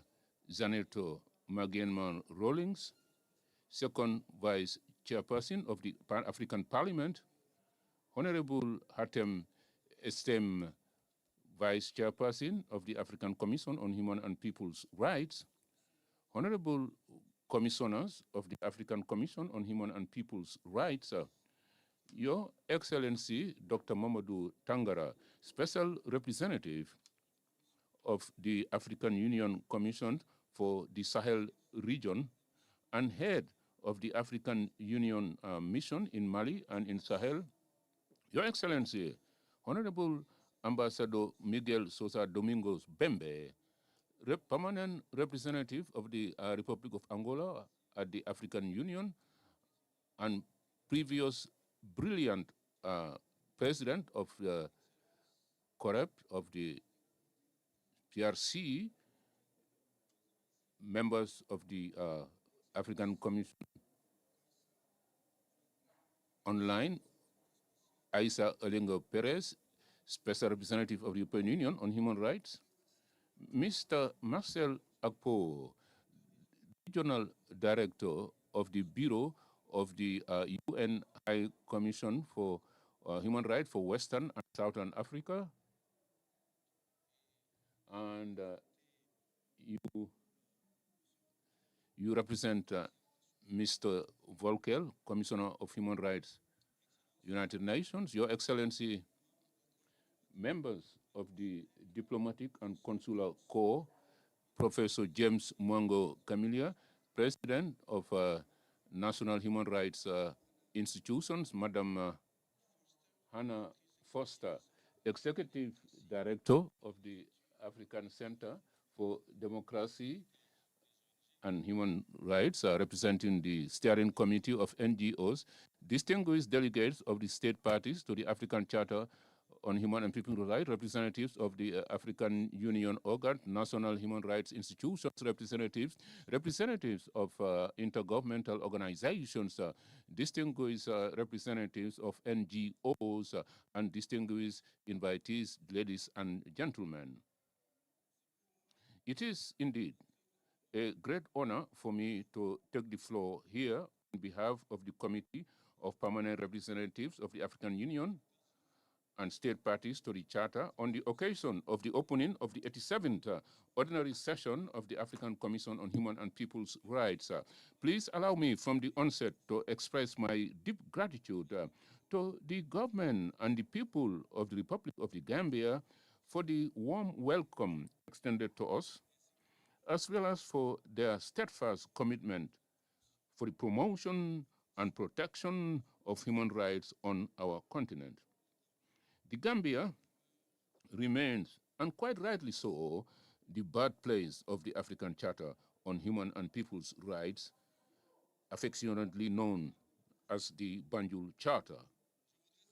I would also like to convey the fraternal greeting, the brotherly greetings, as well as the encouragement of His Excellency, the President of the Republic of Burundi and current Chairperson of the African Union, His Excellency Evariste Ndayishimiye, to the Honorable Chairperson of the African Commission on Human and People's Rights, as well as to all the commissioners and staff.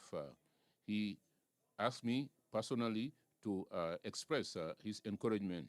Indeed, President Evariste Ndayishimiye has instructed me to pay you a heartfelt tribute on his behalf for the remarkable commitment and the considerable work that you are doing in the service of the promotion and protection of human rights on our continent. This tribute takes on particular significance in this year, 2026, which marks the 40th anniversary of the entry into force of the African Charter on Human and People's Rights. For 4 decades now, the Banjul Charter has remained the cornerstone of our collective commitment for human dignity, justice, equality, the rule of law, and the fundamental freedoms in Africa. This anniversary calls on all of us not only to celebrate the progress made, but also to reflect soberly on the persistent challenges that our continent is confronted with. Even today, millions of Africans continue to be affected by armed conflict, terrorism, forced displacement, food insecurity, and the effects of climate change. According to recent humanitarian estimates, Africa is home to nearly 30 million refugees and internally displaced persons, IDPs. These figures remind us of the urgent need to strengthen our collective efforts in support of peace, security, and the protection of civilian populations.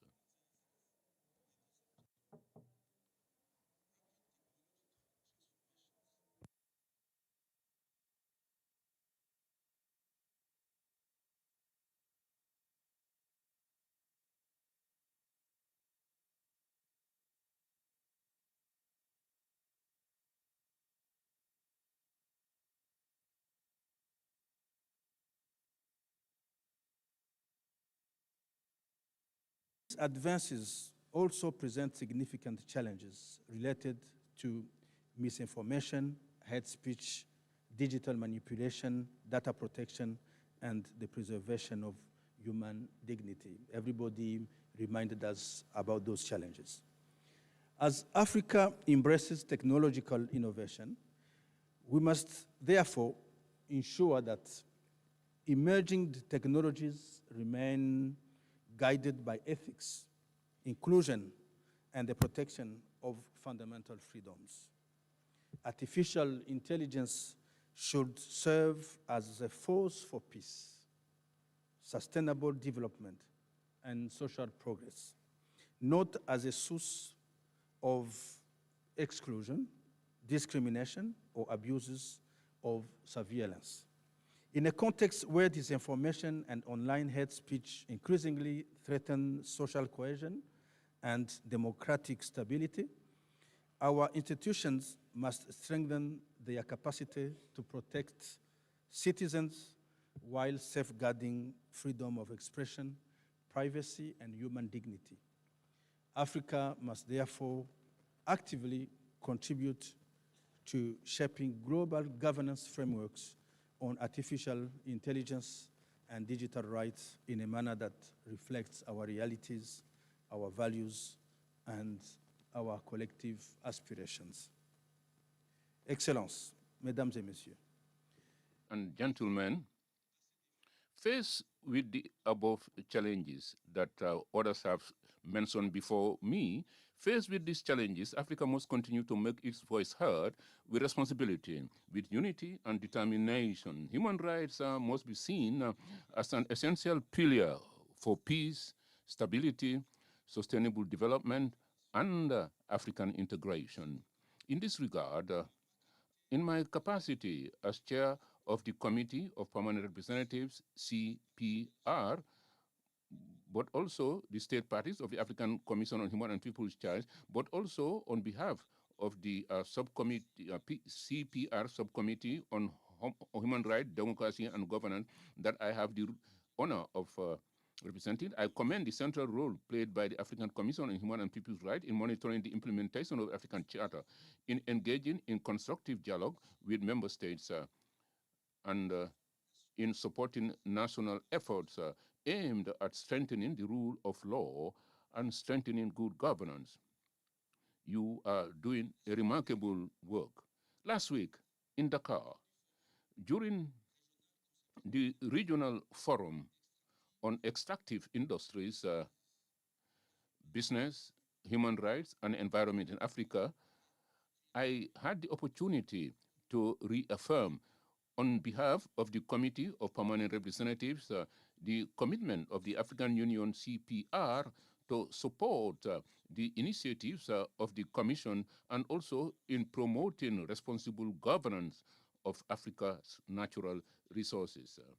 The African Union remains firmly committed to the implementation of Agenda 2063, our shared vision for the Africa we want, a peaceful, prosperous Africa founded on respect for human dignity. Therefore, whilst we open this 87th ordinary session, I would like to express the wish that our work would be guided by a spirit of dialogue, a spirit of cooperation, and sincere commitment to the legitimate aspirations of our peoples. And I therefore wish every success to the work of this session. On that note, I thank you for your kind attention.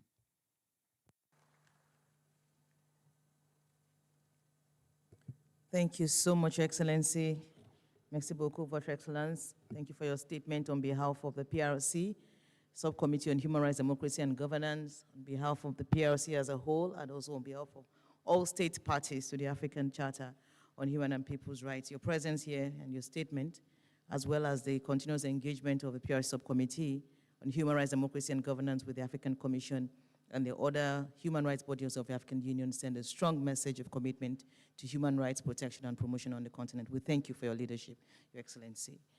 I now have the distinct honor and pleasure of inviting the Chairperson of the African Commission on Human and People's Rights, Honorable Idrissa Sow, to deliver his statement. You have the floor, Chair.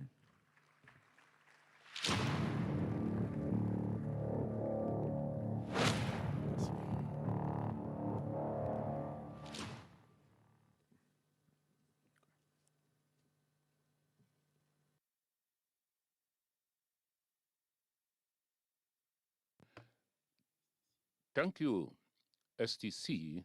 Your Excellencies, Mr. Dauda Jallo,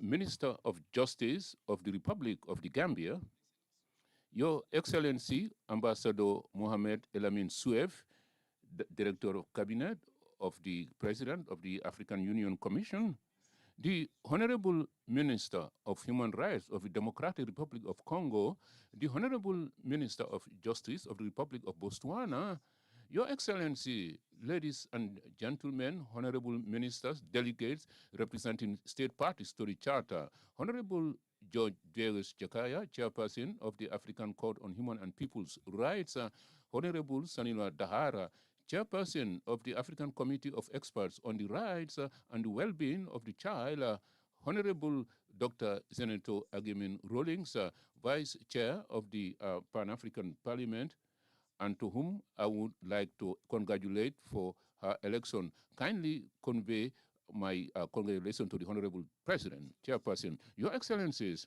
the Honorable Ambassador Willie Nyamite, Permanent Representative of the Republic of Burundi at the African Union and Chairperson of the Committee of Permanent Representatives of the African Union, Honorable Hatem Essayom, Vice Chairperson of the African Commission on Human and People's Rights, Honorable Commissioners, members of African Commission, their colleagues, Excellency Dr. Mamadou Tangara, Special Representative of the African Union Commission for the Sahel region and head of the African Union Commission, African Union representative in Mali, Excellencies, members of the Permanent Committee, Representative Committee, Tasha Oligren Peris, Special Representative of the European Union for Human Rights, Mr. Marcel Apovo, Regional Director of the UN High Commission Office for Eastern and Southern Africa, representing His Excellency Volker Turk, High Commissioner of the United Nations for Human Rights,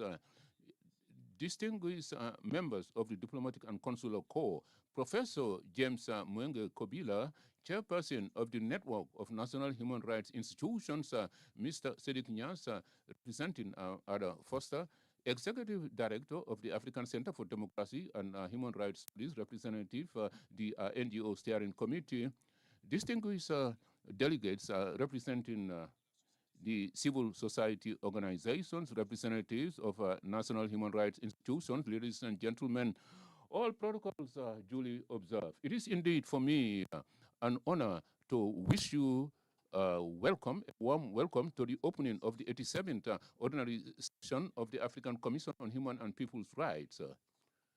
Please allow me first and foremost to, on behalf of the African Commission on Human and People's Rights and on my own behalf, to thank warmly His Excellency Mr. Adama Barrow, President of the Republic of the Gambia, and to his government for having accepted to host our meeting, and also to thank them for all the facilities that have been put at our disposal to ensure a hitch-free meeting. I would particularly like to express my sincere thanks to all the participants present here for, despite your various occupations, thank you for your presence. Particularly, I would like to thank the active participation of members of the permanent representative committees of the African Union to our sessions, which indeed illustrates a shared vision to enhance collaboration between our organs, and also in so doing to enhance the effectiveness of human rights on our continent. Your Excellency, distinguished ladies and gentlemen, the biannual meetings of the Commission are privileged moments where we can reflect on the general situation of human rights in Africa, but also to share consolidating actions aimed in terms with view to preserving the fundamental rights as guaranteed by the African Charter on Human and People's Rights. The session that we are opening this morning is particularly significant because it's been held during the year which coincides with the 40th anniversary of the adoption of the African Charter on Human and People's Rights, our reference document, and the 40th anniversary of its entry into force. I would, at this juncture, like to pay tribute to all the personalities who have shared the vision, the drafters who materialize it, and particularly the heads of states and governments who, through their resolute action, have allowed Africa to avail itself of a regional system for human rights protection enshrined in its realities, its values, and its aspirations. An empirical view of the Charter shows that it is a unique environment reflecting a concept of African human rights based on individual and collective rights, as well as the duties vis-a-vis the family, society, the state, and the local authorities, whilst at the same time aligned with the principle of universality, which everybody knows is a fundamental cornerstone when it comes to the protection of human rights. The African Charter is an eloquent manifestation of historical will which has been imposed within the African Union at the beginning of the 1980s in favor of equality and human dignity at the time when the community, the continent was bearing the brunt of circumstantial violations of human rights. During the 4 decades after its entry into force, the African Charter on Human and People's Rights has contributed significantly to the transformations observed within our states and our institutions by putting in place reforms and policies that take into account the most pressing imperatives when it comes to the preservation and the rights of human rights. Allow me, all the same, distinguished ladies and gentlemen, without doing away with the significant improvements made, but I would like to place emphasis on the major concerns, on the major challenges that we are facing. In effect, the commission that I have the honor of heading is concerned with the continued deterioration, security situation in some regions of the continent where armed conflicts, terrorism, community crisis, exposing the population to violence, serious violations, and forced displacement.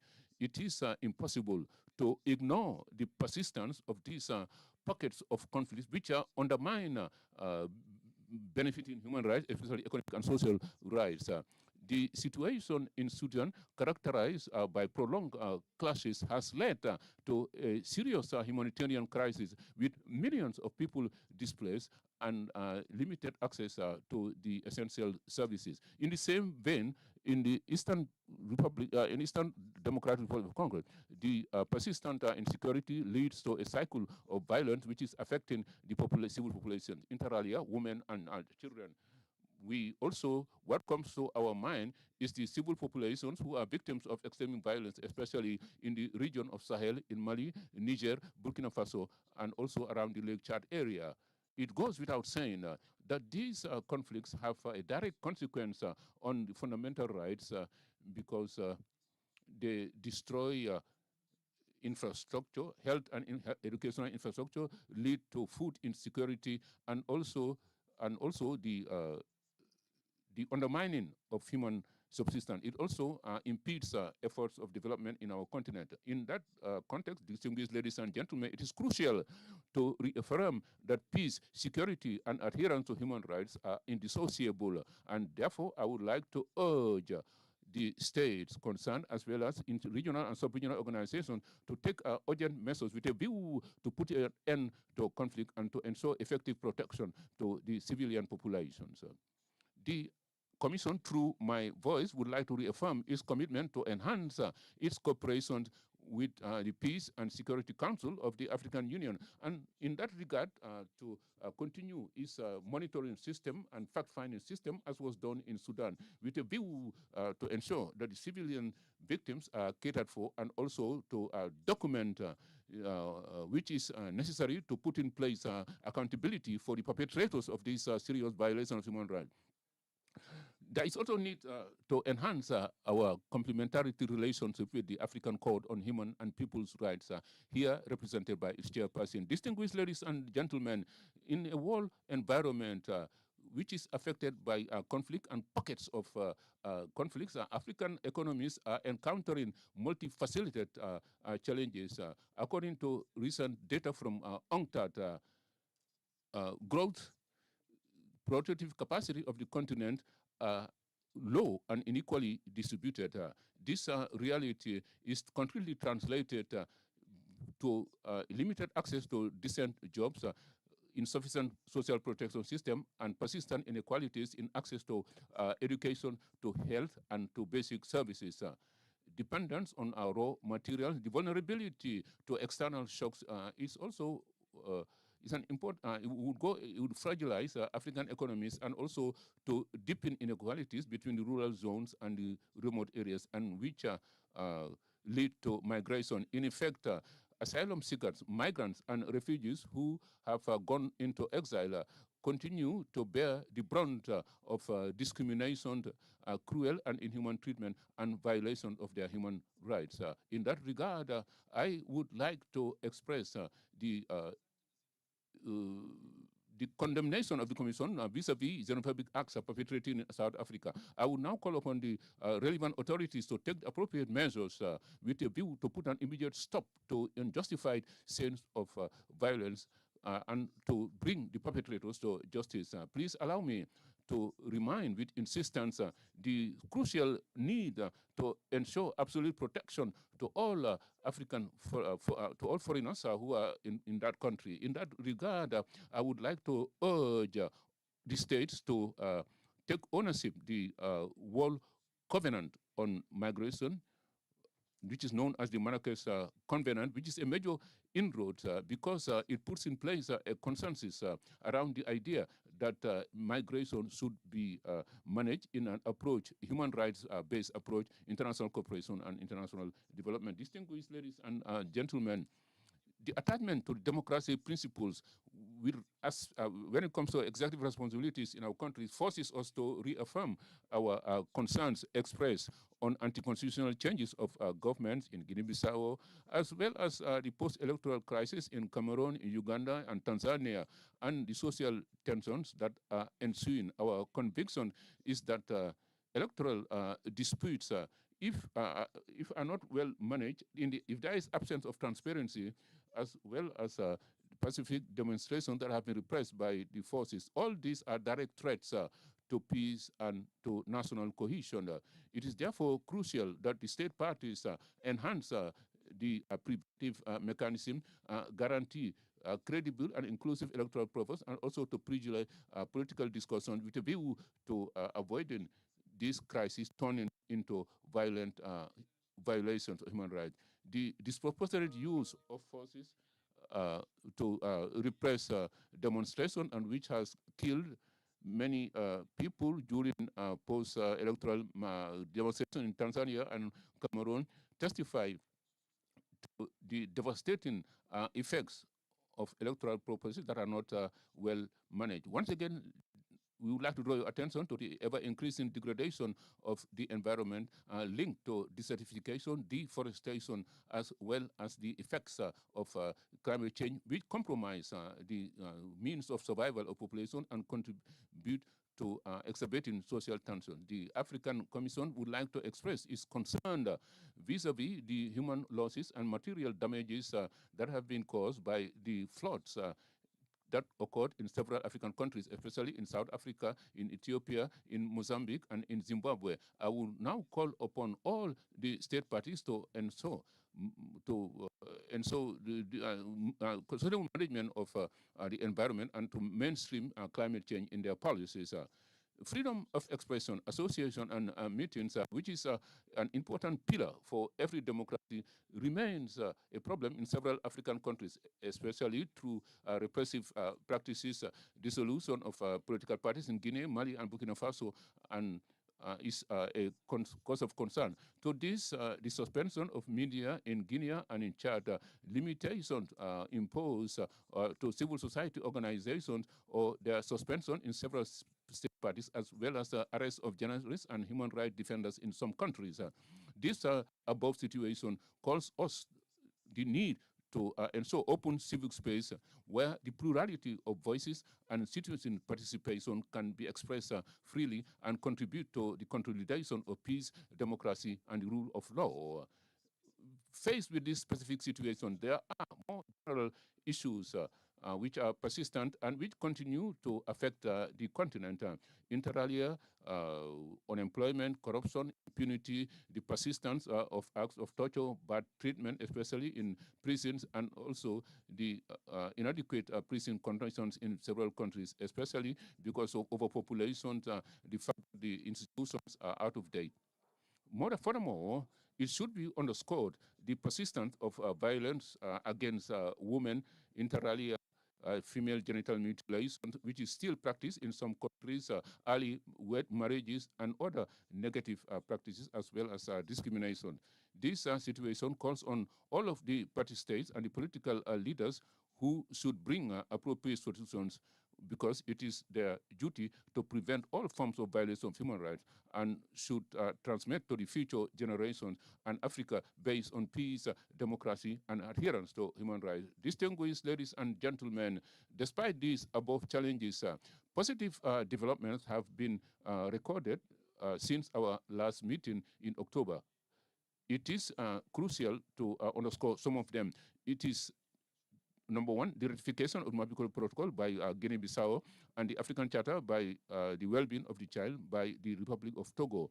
The African Commission would like to commend the adoption of legislation enhancing protection of human rights, especially those aimed at intensifying the fight against gender-based violence in Tanzania, as well as anti-corruption law in Angola and in Nigeria.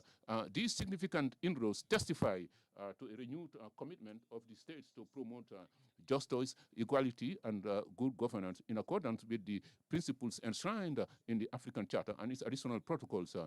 The freeing of some detainees in Cote d'Ivoire, Central African Republic, should be commended. I would also like to mention the convening of peaceful elections, especially in the following countries: Benin, Congo, Cote d'Ivoire, Djibouti, Uganda, and the Central African Republic. I would also like to commend the signature of peace agreements, especially the Doha Framework Agreement between the Democratic Republic of Congo and M23, as well as agreements concluded between the Central African government and several groups who are operating in several parts of the country. The Commission would like to congratulate, would like to commend these significant inroads and calls on the signatories to respect the implementation of this commitment with a view to favor return to peace, security, and stability in the and to assuage the suffering of the populations.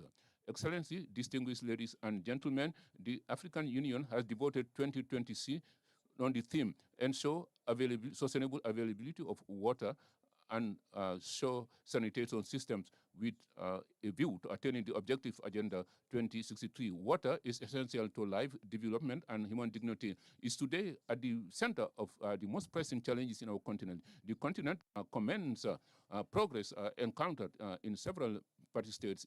Inter alia, the adoption of national policies for the integrated management of resources, the put in place of the sanitation region and regional initiatives aimed at enhancing cooperation. This testifies an ever-increasing desire to guarantee these essential roles. However, the challenges remain in several countries. Access to water is limited, the sanitation infrastructure is insufficient, and the vulnerable situation, especially the girls and women and the rural communities, continue to bear the brunt of the consequences of the situation. The effects of climate change, bad governance of national resources, industrial pollution, and rapid urbanization exacerbates situation and compromise the benefiting the rights guaranteed by the African Charter, the right to health and clean environment, human dignity. Your Excellency, distinguished ladies and gentlemen, please allow me at this time in the commemorating the genocide of Tutsis in 1994. Please, we would like to join the international community to honor the memory of the victims, and we bow before the millions of victims, the families that bear the scars. We want to express our solidarity to the Rwandan government, and also would like to commend the efforts made to promote social cohesion and to ensure sustainable peace. Before concluding, I would like to reiterate my thanks to His Excellency Evariste Ndayishimiye current chairperson of the Conference of Authority of Heads of States of the Government for African Union for his encouragement. I would also like to thank you for the interest that you have expressed to the mandate of the Commission through your presence in our meetings. I would like at this juncture to call on ever-increasing mobilization of all stakeholders to support the Commission in its action, in its mission for promoting and protecting human rights so that peace would reign in the African continent. Please allow me, distinguished ladies and gentlemen, before concluding, to express my congratulations to Commissioner Mwandenga, Ambo, and Musimi Ogana, who have been re-elected for a 6-year mandate during the last African Union Summit.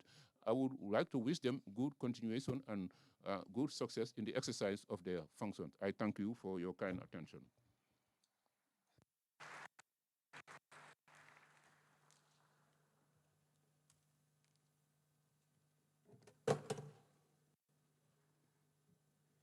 Merci beaucoup, Honorable President.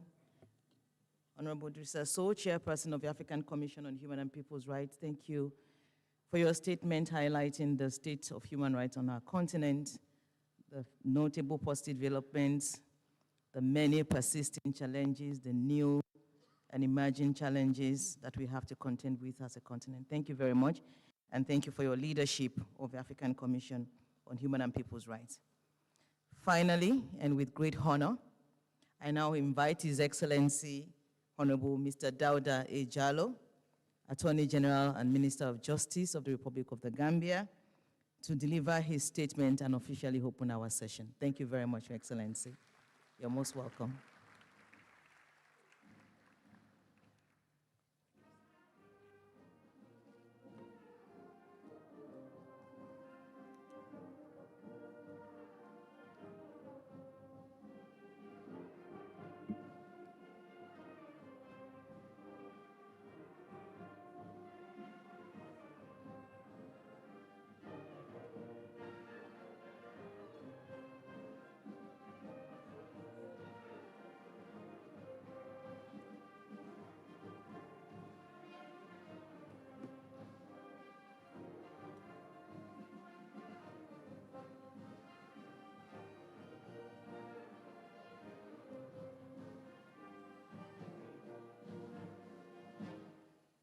Thank you, Policeman. Thank you very much, Master of Ceremony, and I give you a further thanks for the acrobatic dance that you've organized. For those who may not know, some of the instruments used and the attire they wear belong to my tribe. So I have a special interest in their performance.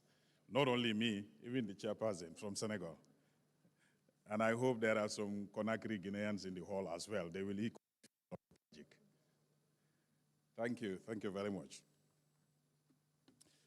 Chairperson and honorable commissioners, ministers and heads of delegations, Executive Secretary, Executive Director of the African Center for Democracy and Human Rights Studies, members of the Diplomatic and Consular Corps, His Excellency Dr. Momodou Tangara, my former cabinet colleague, who is now the AU Special Representative for the Sahel, representatives of the national human rights institutions, civil society, and the media, President and members of the Gambia Bar Association, distinguished ladies and gentlemen, on behalf of His Excellency, President of the Republic of the Gambia, the government, and the people of this country, I warmly welcome you to Banjul, the permanent home of African Commission on Human People's Rights. There is something important about this city hosting this commission. Banjul is not simply a geographical location. It is a statement of intent, a declaration made over 40 years ago that Africa would build its own architecture of justice and hold itself accountable to it. That commitment deserves more than ceremony. It demands delivery.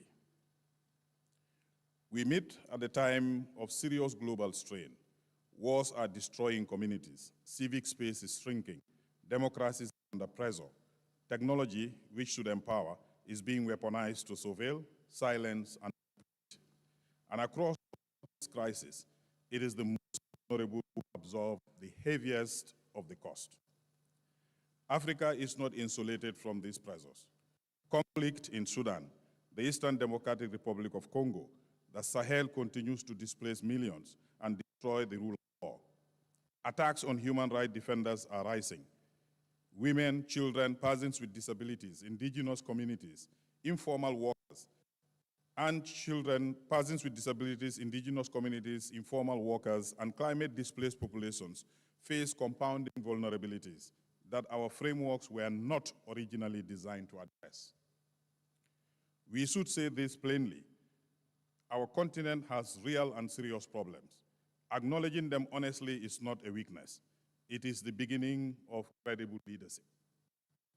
And yet, Africa also carries genuine strength. The African Charter on Human and People's Rights is not a borrowed instrument. It was born from our own history, our own suffering, our own determination to define dignity on our own terms. Ubuntu, the principle that our humanity is bound together and not divided, remains one of the most sophisticated ethical frameworks for the collective human rights in the world. We should claim that with confidence. The African Commission has, over more than 3 decades, done work that deserves honest recognition. Its resolutions, promotional missions, standard-setting contributions have shaped continental human rights architecture that many regions would benefit from studying. The African Court on Human and People's Rights has strengthened judicial accountability. The Maputo Protocol remains one of the most progressive instruments on the rights of women and girls anywhere in the world. These are real achievements. The challenge before us is the persistent gap between what these institutions have established in principle and what member states deliver in practice. The Gambia speaks on these matters from the particular and hard-earned vantage point. Having lived under authoritarian rule for more than 2 decades, our country understands in concrete terms what it means when institutions fail, when rights are suppressed, and when justice becomes the privilege of the powerful rather than the entitlement of all. We also understand, because we have experienced it, that it takes what it takes to build. Since 2017, the Gambia has pursued a deliberate program of constitutional and institutional reform. We have strengthened access to justice and expanded legal aid. We have extended judicial services through mobile courts to reach communities previously excluded from the justice system. We have intensified our legislative and institutional response to gender-based violence. We have worked to align our laws and administrative practices more closely with the African Charter and the regional instruments that flow from it. We have done this not because it is politically convenient, but because we believe that no government can claim legitimacy without accountability, and no state can claim stability without justice. We have also demonstrated that human rights engagements on the international stage must be matched by domestic action. Gambia's active participation in the proceedings before the International Court of Justice, including in the case concerning the Rohingya people, reflects our conviction that protection of human rights is a universal obligation that does not stop at national borders. Chairperson, this session must be more than another important gathering. It must produce decisions that can be measured and held accountable. Allow me to propose 5 priorities. First, accelerate domestication. The African Charter, the Maputo Protocol, and related instruments must be incorporated into domestic law across all member states. Good resolutions without implementation mechanisms are aspirations, not protections.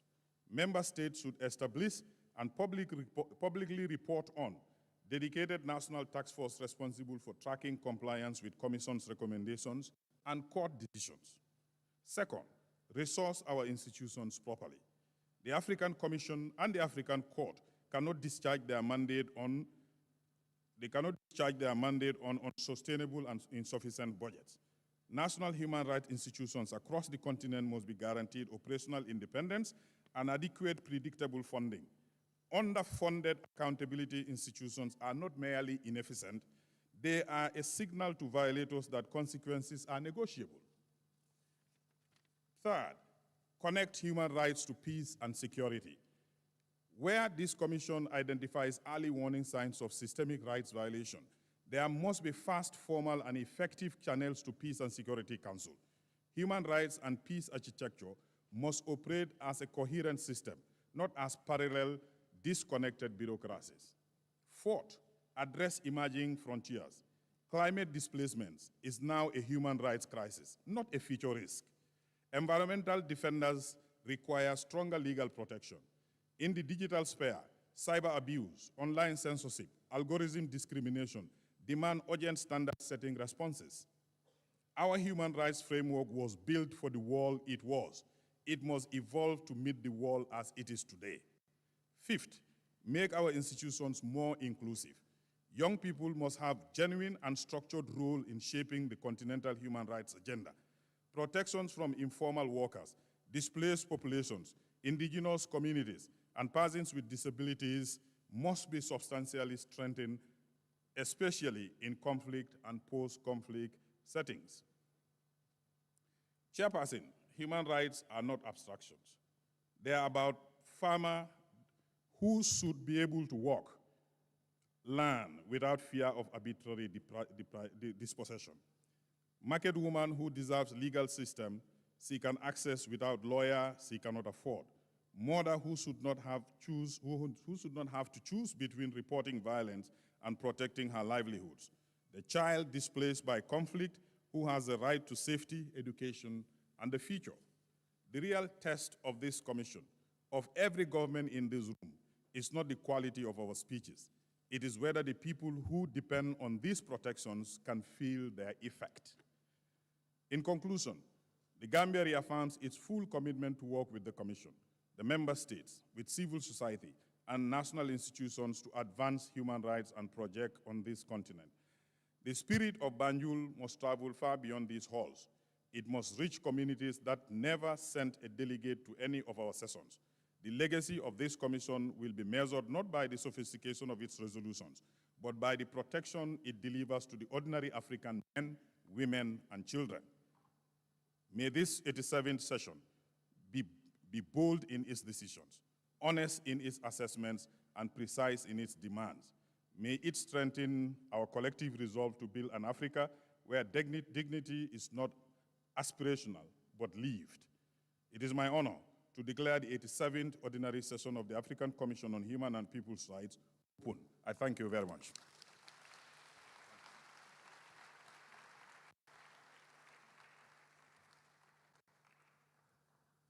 Thank you so much, Your Excellency, for declaring the 87th Ordinary Session open in such a powerful note. Thank you for your statement and for these very powerful and critical and concrete recommendations on how we move the human rights and peace and security agenda forward on our continent. We will now conclude this opening ceremony with a swearing-in session. I would therefore now like to invite the Honorable Chairperson of the African Commission on Human and People's Rights to administer oaths of office to the re-elected members of the Commission. Honorable Chair, please, you may come to the podium.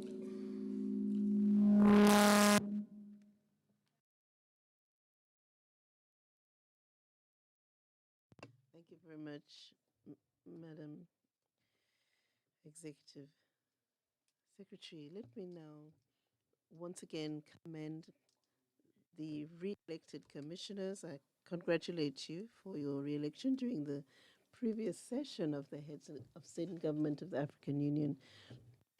I'd like to invite you now to come forward to take the oath of the African Commission of Human and People's Rights. I wish you well as you continue your mandate, and we will continue to work with you in the exercise of your mandate. Marilise Abu, Honorable Marilise Abu, please come forward to take the oath.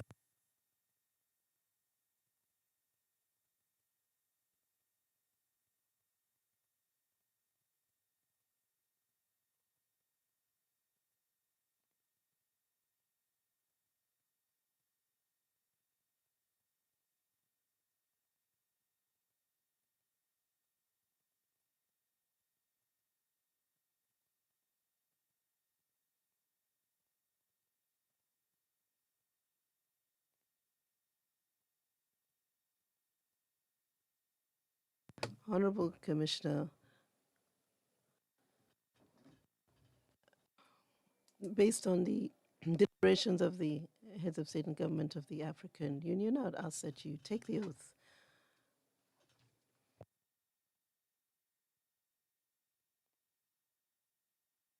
Thank you very much for the honor, Honorable Chair.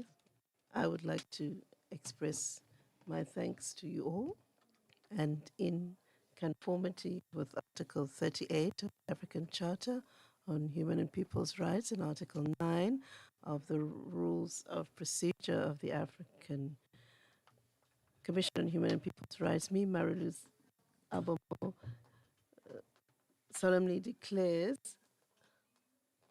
that I shall fulfill my functions in all impartiality.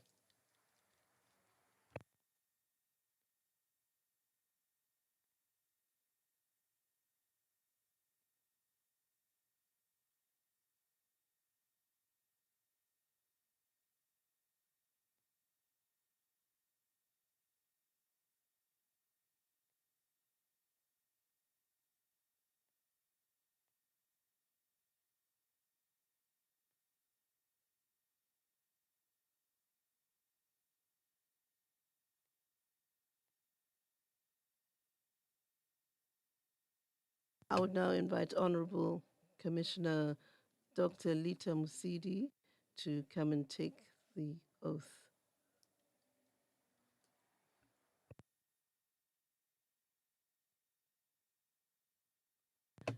Dr. Lita Musiyimi Ogana.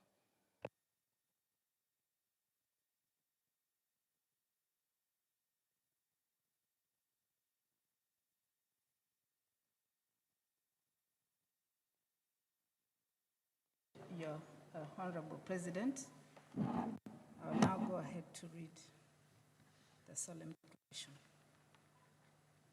In conformity with Article 38 of the African Charter of Human and People's Rights, as read in conjunction with Rule 9G of the Rules of Procedure of the African Commission on Human and People's Rights, I, Litha Musimi Ogana, solemnly declare to discharge my duties impartially and faithfully, done on 11th of May, 2026 in Banjul, the Gambia. So help me.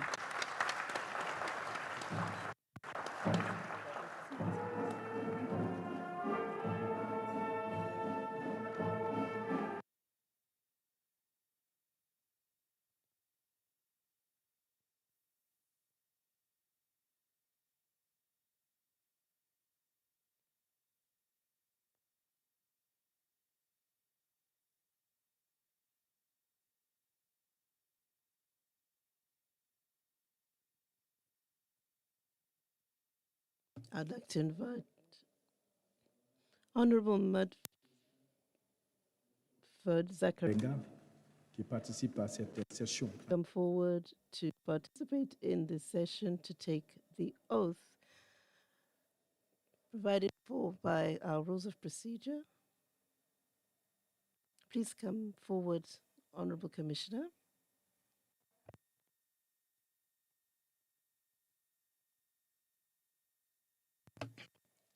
The technicians are indicating that he's not here.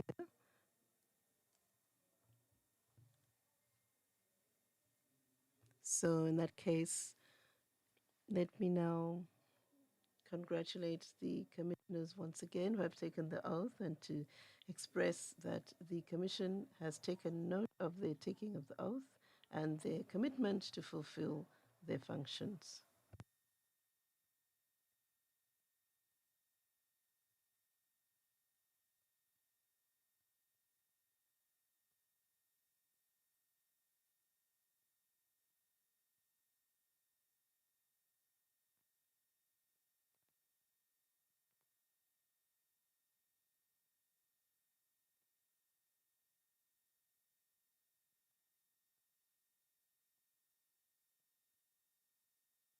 Table will leave the hall to take a family photo joined by the dignitaries in this hall, excellencies, ambassadors, members of a diplomatic community, excellencies, representatives of member states will join the high table to take a family photo for the 87th ordinary session of the African Commission on Human and People's Rights.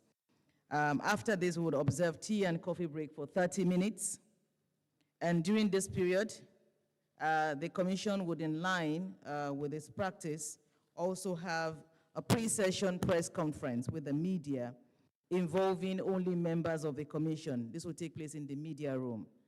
Pre-session conference will take place for 30 minutes. We'll have tea and coffee break for 30 minutes, and we'll resume in this hall in an hour's time. In this same hall, we will start the substantive session, starting with the commemorative event on the 45th anniversary of the adoption of the African Charter on Human and People's Rights, and all excellencies and distinguished participants are invited to participate in our public session. Excellencies and distinguished participants wishing to take the floor, 1 minute, please. May I have just 1 more minute to finish? Thank you so much. Thank you for adding color to our gathering. Excellencies and distinguished participants wishing to take the floor on relevant agenda items on which interventions can be made, reflected on the agenda and on our website, are kindly requested to register their interest in doing so. The registration team is positioned at the reception of this conference center, and they can provide you with more information. For tea and coffee break, the various serving points will be displayed on the screen, and you are invited to please join us in having tea and coffee as provided graciously by the host government, the Republic of the Gambia. At this juncture, excellencies, distinguished ladies and gentlemen, may I kindly request you to stand as the members of the high table leave the hall to take the family photo. Thank you all very much, and we urge your excellencies, distinguished VIPs and delegates to join them. The members of the protocol team are on standby to escort you to the venue of a designated, the venue that has been designated for the official photo. Thank you very much. Yes, police band, thank you so much.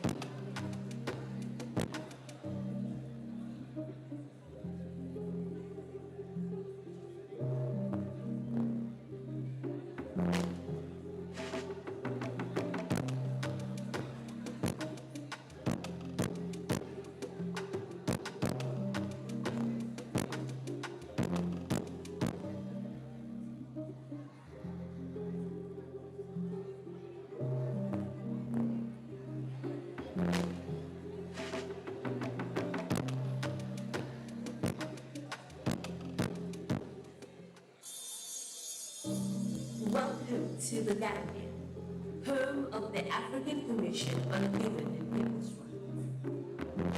Bem-vindos à Gâmbia, sede da Comissão Africana dos Direitos Humanos e dos Povos. Bienvenue au monde. Siège de la Commission africaine des droits de l'homme et des peuples. مرحبا بكم في غامبيا، البلد المضيف للجنة الإفريقية لحقوق الإنسان والشعوب. Dalek Jama, Fiji Gambia, Likuai Kuna Childo Adam Africa. One Africa, one voice, your rights, human rights, our collective responsibility.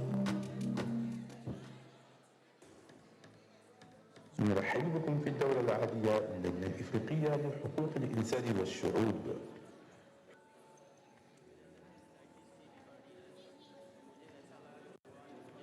حقوق الإنسان مسؤوليتنا الجماعية.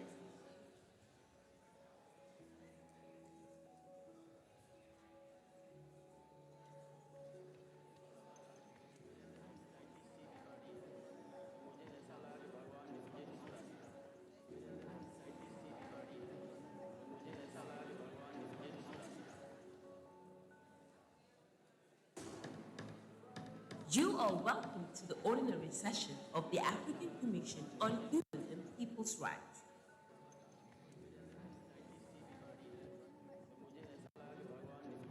Human rights, our collective responsibility.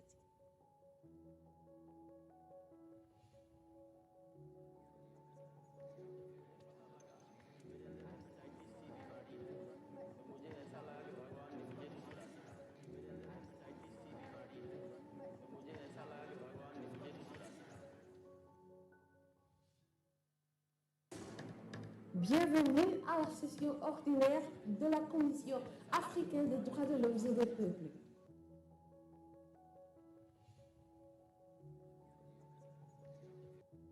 Les droits de l'homme, notre responsabilité collective.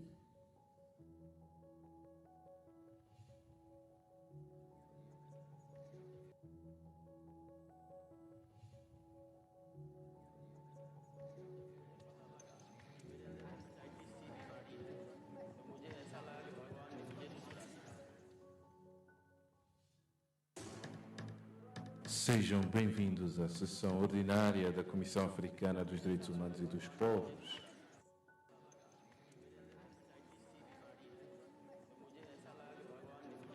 Direitos humanos, a nossa responsabilidade coletiva.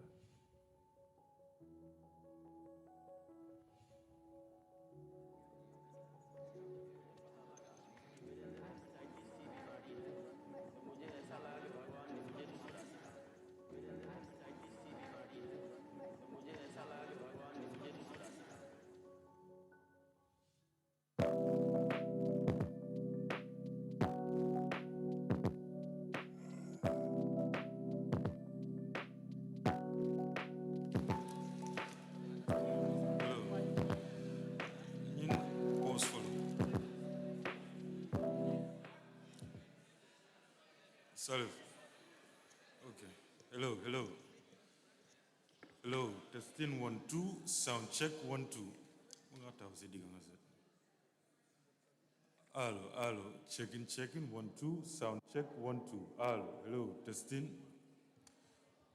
Feedback and let the echo see other. Hello, hello. Testing 1 2. Sound checking. Hello, hello. Testing 1 2. Sound check 1 2. Hello, hello. Tono siata wa. Hello, hello. Testing. Hello, hello. Hello, hello. Okay. San tono bodaje. Hello, testing 1 2. Sound check 1 2. Hello, hello, hello.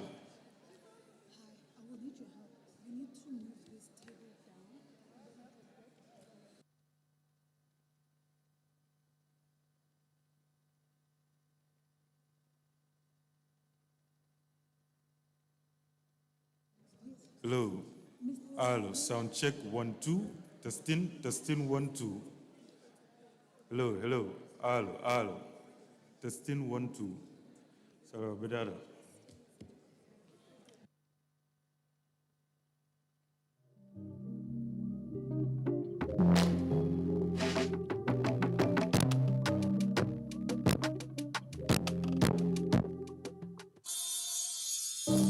Welcome to the Gambia, home of the African Commission on Human and People's Rights.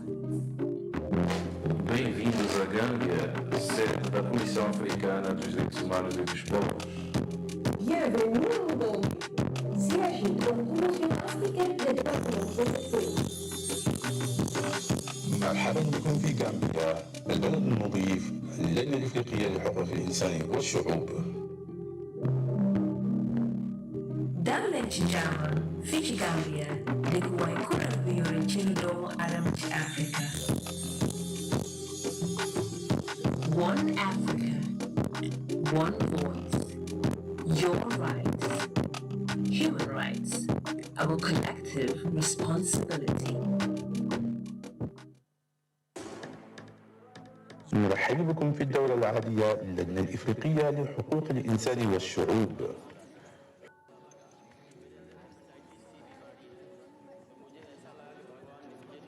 حقوق الإنسان مسؤوليتنا الجماعية.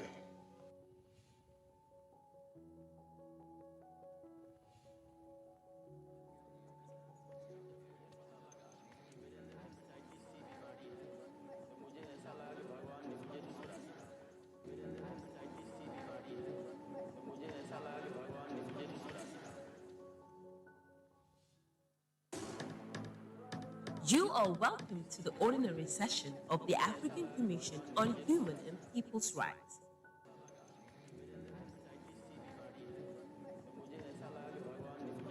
Human rights, our collective responsibility.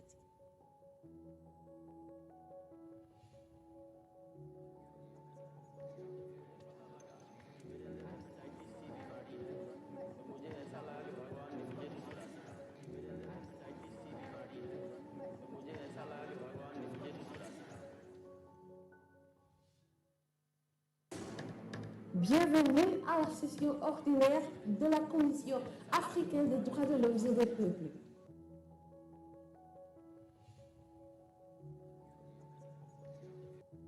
Les droits de l'homme, notre responsabilité collective.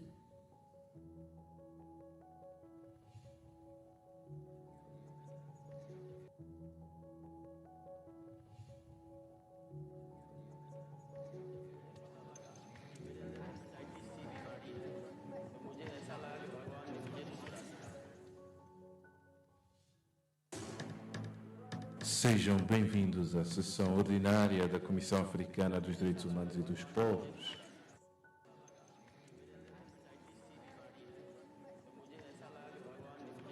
Direitos humanos, a nossa responsabilidade coletiva.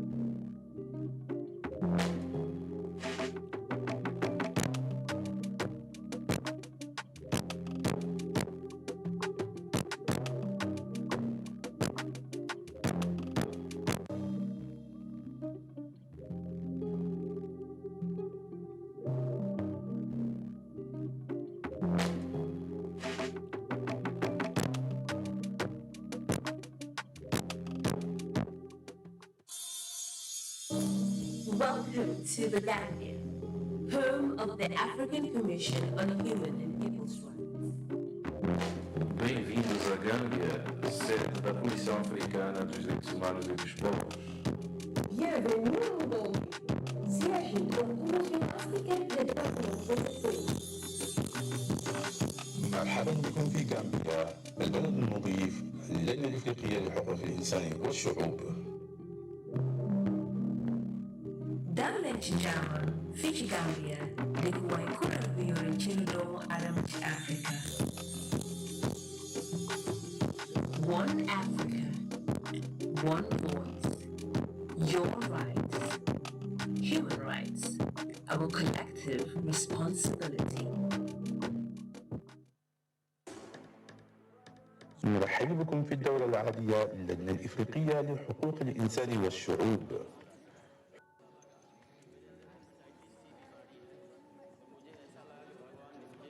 حقوق الإنسان مسؤوليتنا الجماعية.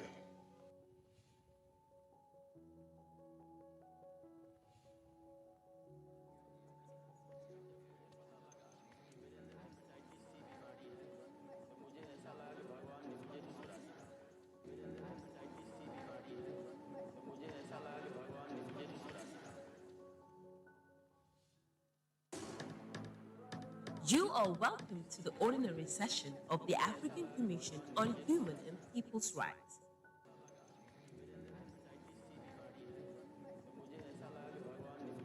Human rights, our collective responsibility.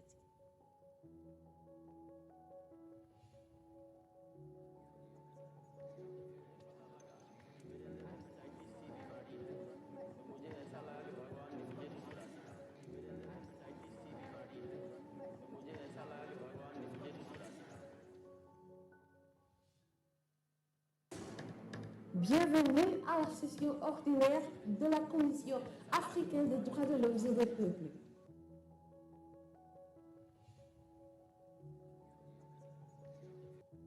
Les droits de l'homme, notre responsabilité collective.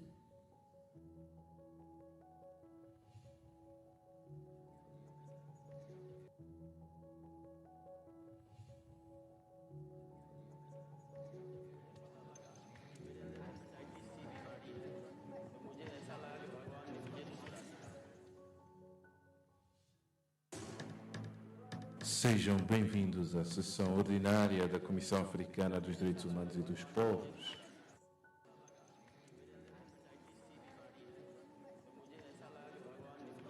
Direitos humanos, a nossa responsabilidade coletiva.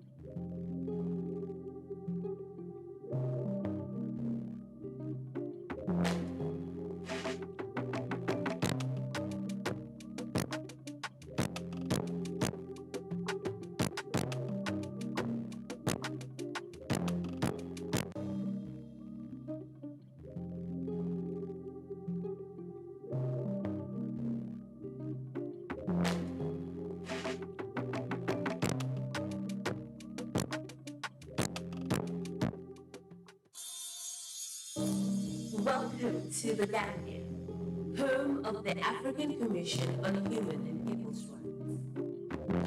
Bem-vindos à Gâmbia, sede da Comissão Africana dos Direitos Humanos e dos Povos.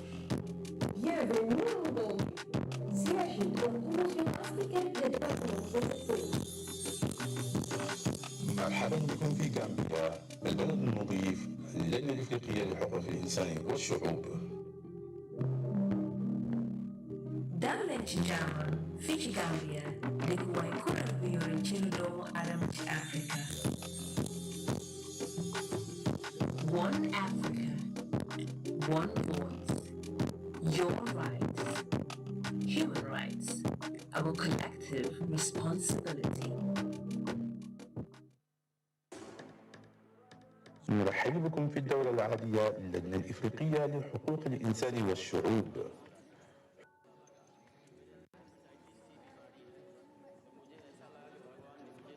حقوق الإنسان مسؤوليتنا الجماعية.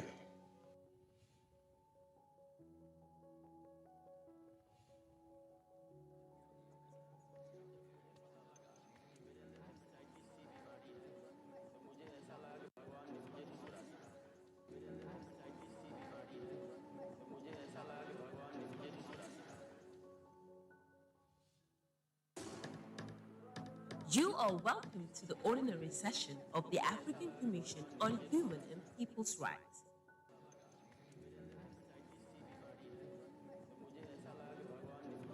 Human rights, our collective responsibility.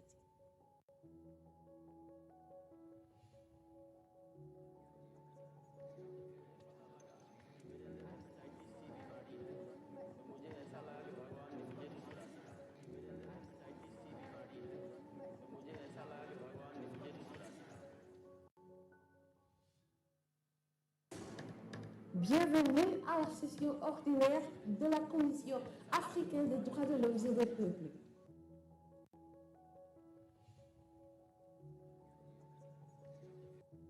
Les droits de l'homme, notre responsabilité collective.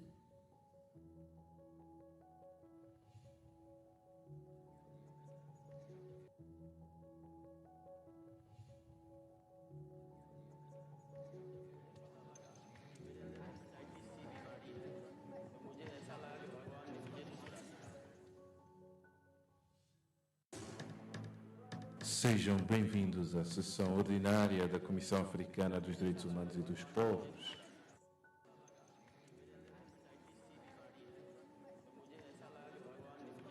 Direitos humanos, a nossa responsabilidade coletiva.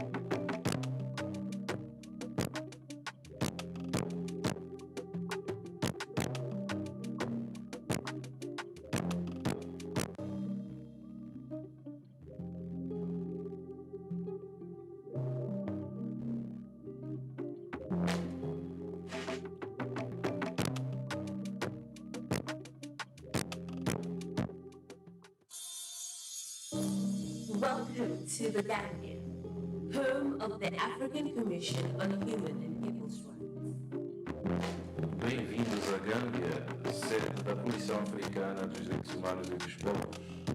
Bienvenue en Gambie, siège de la Commission africaine des droits de l'homme. مرحبا بكم في غامبيا البلد المضيف للجنة الإفريقية لحقوق الإنسان والشعوب. dal leen ci jàmm fii ci Gambia dëkkuwaay kuréel gu yore cëru doomu aadama ci Afrika. One Africa, one voice, your rights, human rights, our collective responsibility. نرحب بكم في الدورة العربية للجنة الإفريقية لحقوق الإنسان والشعوب.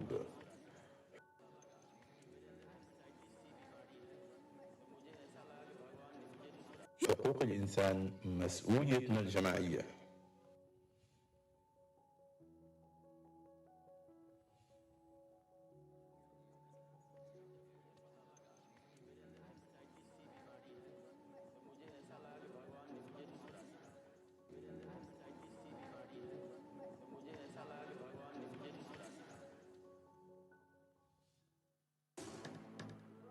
You are welcome to the ordinary session of the African Commission on Human and People's Rights.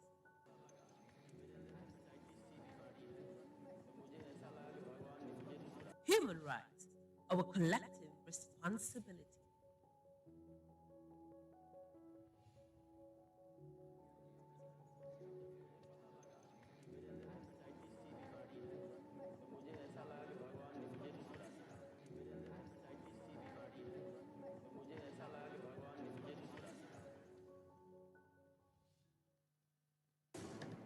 Bienvenue à la session ordinaire de la Commission africaine des droits de l'homme et des peuples.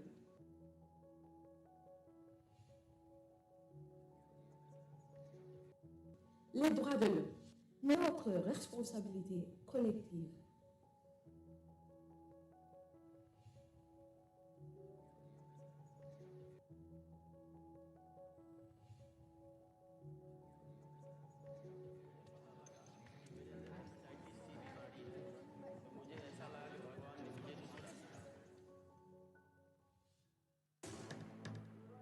Sejam bem-vindos à sessão ordinária da Comissão Africana dos Direitos Humanos e dos Povos.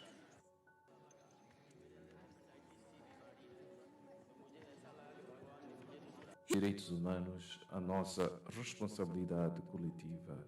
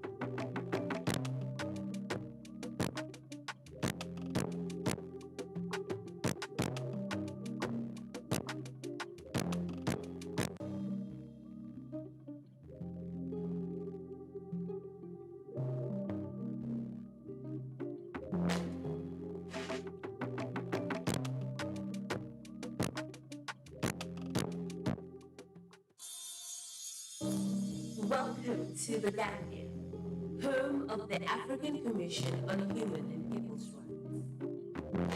Bem-vindos à Gâmbia, sede da Comissão Africana dos Direitos Humanos e dos Povos. Bienvenue au Gambie, siège de la Commission africaine des droits de l'homme.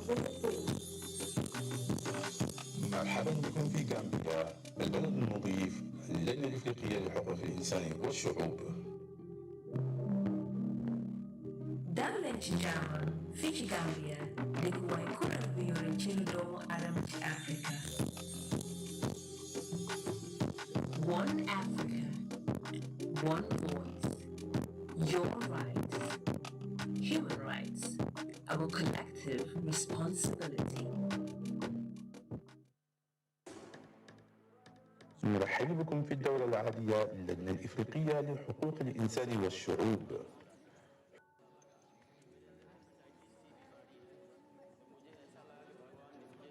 حقوق الإنسان مسؤوليتنا الجماعية.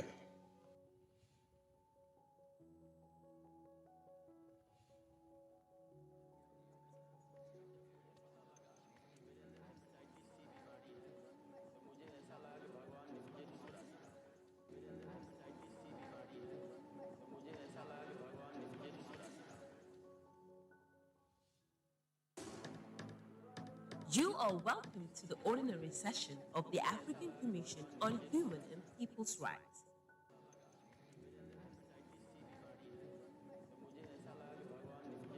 Human rights, our collective responsibility.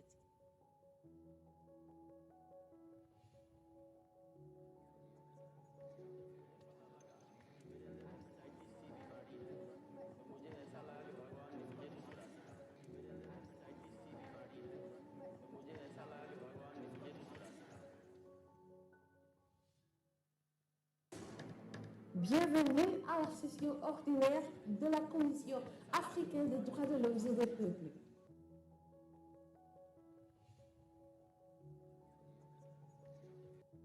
Les droits de l'homme, notre responsabilité collective.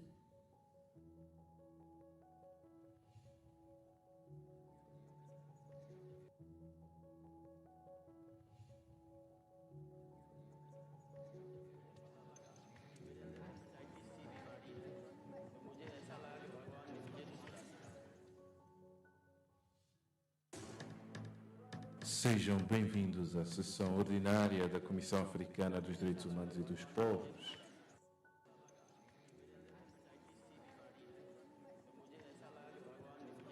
Direitos humanos, a nossa responsabilidade coletiva.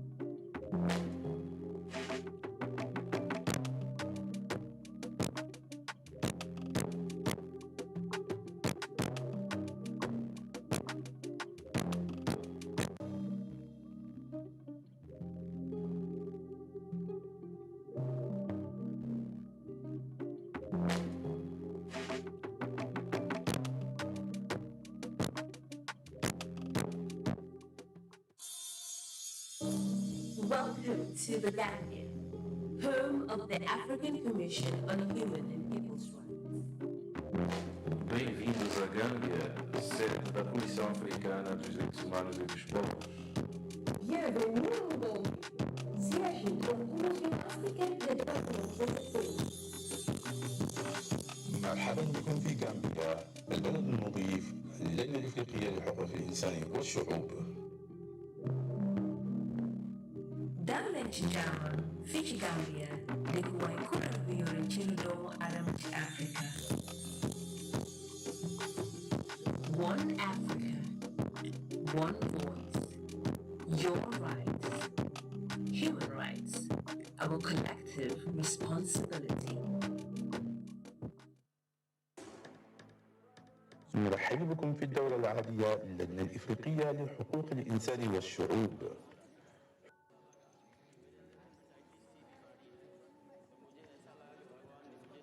حقوق الإنسان مسؤوليتنا الجماعية.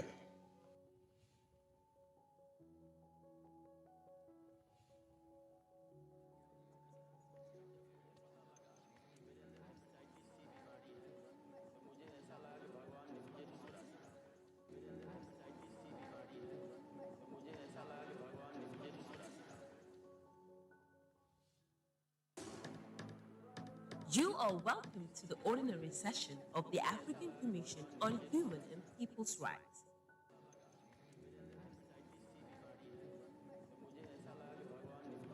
Human rights, our collective responsibility.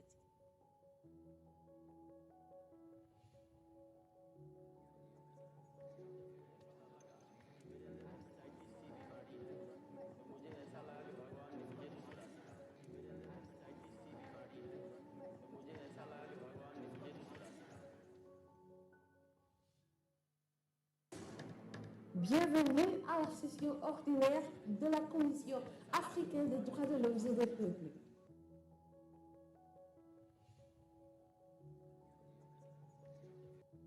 Les droits de l'homme, notre responsabilité collective.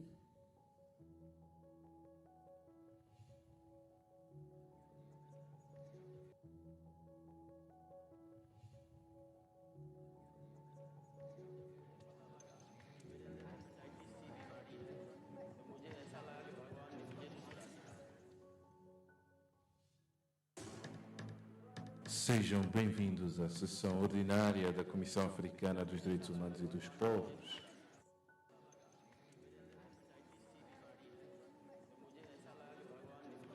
Direitos humanos, a nossa responsabilidade coletiva.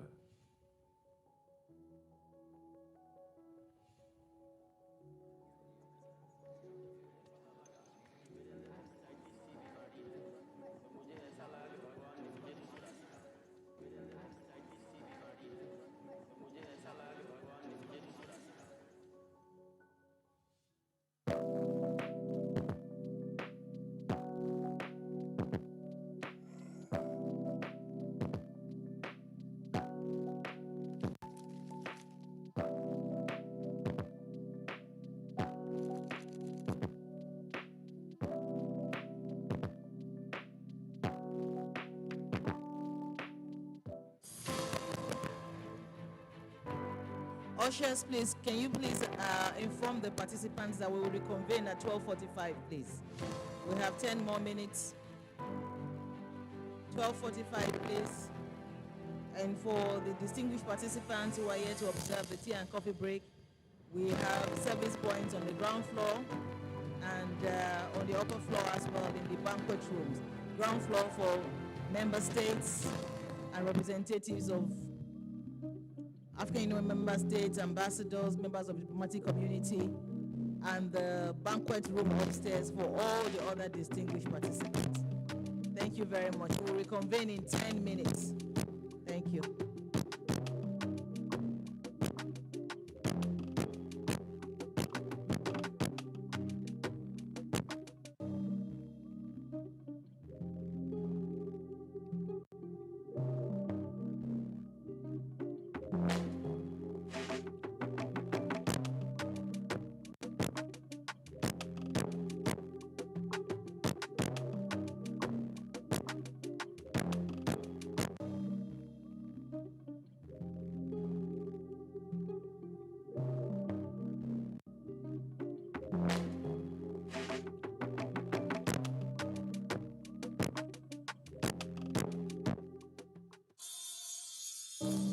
Welcome to the Gambia, home of the African Commission on Human and People's Rights. Bem-vindos à Gâmbia, sede da Comissão Africana dos Direitos Humanos e dos Povos. Bienvenue au Gambie, siège de la Commission africaine des droits de l'homme. مرحبا بكم في غامبيا، البلد المضيف للجنة الإفريقية لحقوق الإنسان والشعوب. dal leen ci jàmm fii ci Gambia dëkkuwaay kuréel bi yore ci lu doomu aadama ci Afrika. One Africa, one voice, your rights, human rights, our collective responsibility. نرحب بكم في الدورة العربية للجنة الإفريقية لحقوق الإنسان والشعوب.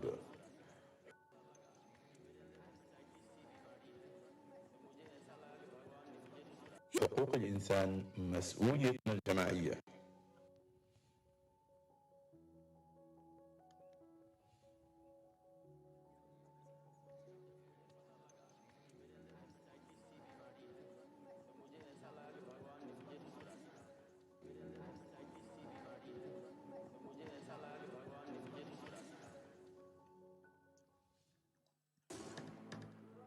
You are welcome to the ordinary session of the African Commission on Human and People's Rights.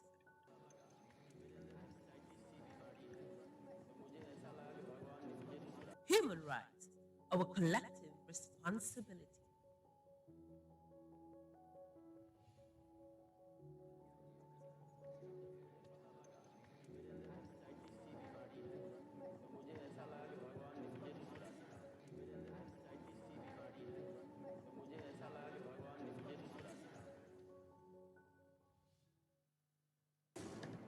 Bienvenue à la session ordinaire de la Commission africaine des droits de l'homme et des peuples.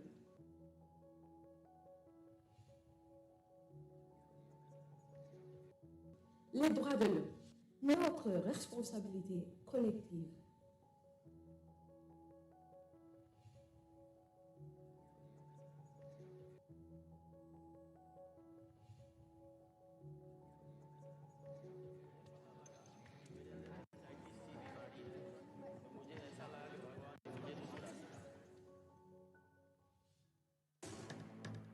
Sejam bem-vindos à sessão ordinária da Comissão Africana dos Direitos Humanos e dos Povos.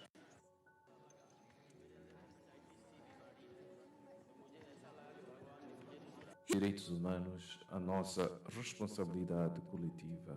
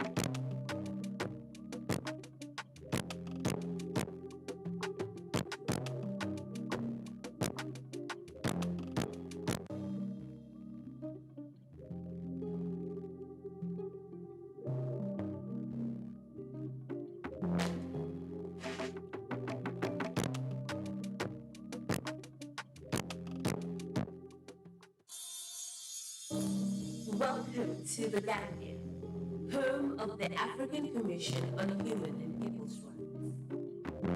Bem-vindos à Gâmbia, sede da Comissão Africana dos Direitos Humanos e dos Povos. Bienvenue au Gambie, siège de la Commission africaine des droits de l'homme. مرحبا بكم في غامبيا، البلد المضيف للجنة الإفريقية لحقوق الإنسان والشعوب. Dal ci chiama Fici Gambia, di cui ancora vive il cielo Adam Africa. One Africa, one voice, your rights, human rights, our collective responsibility. نرحب بكم في الدورة العربية للجنة الإفريقية لحقوق الإنسان والشعوب.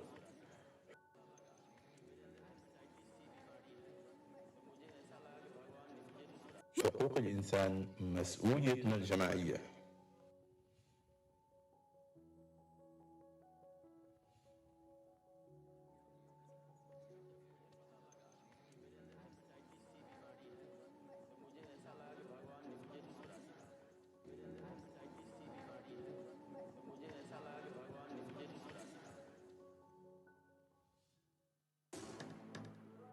You are welcome to the ordinary session of the African Commission on Human and People's Rights.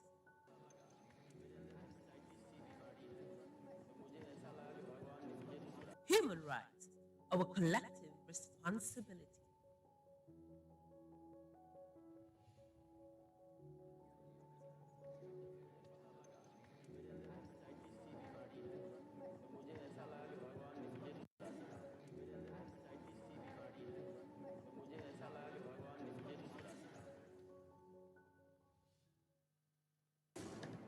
Bienvenue à la session ordinaire de la Commission africaine des droits de l'homme et des peuples.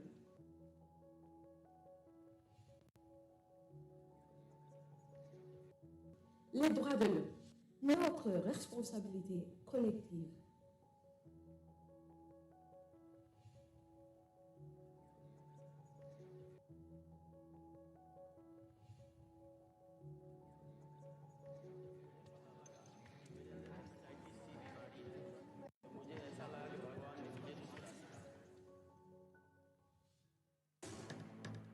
Sejam bem-vindos à sessão ordinária da Comissão Africana dos Direitos Humanos e dos Povos.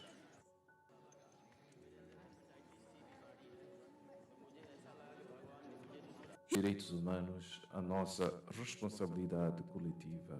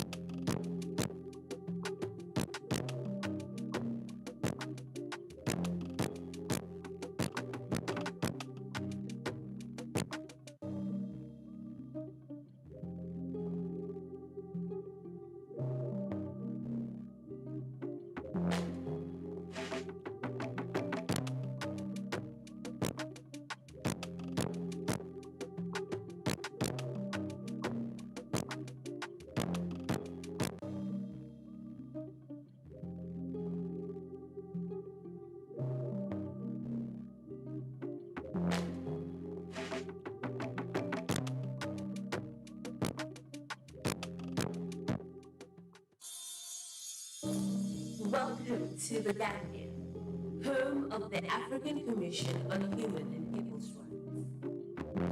Bem-vindos à Gâmbia, sede da Comissão Africana dos Direitos Humanos e dos Povos. Bienvenue au Gambie, siège de la Commission africaine des droits de l'homme. مرحبا بكم في غامبيا، البلد المضيف للجنة الإفريقية لحقوق الإنسان والشعوب. Dallen ci jàmm fii ci Gambia dëkkuwaay kuréel bi yore cëru doomu aadama ci Afrika. One Africa, one voice, your rights, human rights, our collective responsibility. نرحب بكم في الدورة العادية للجنة الإفريقية لحقوق الإنسان والشعوب.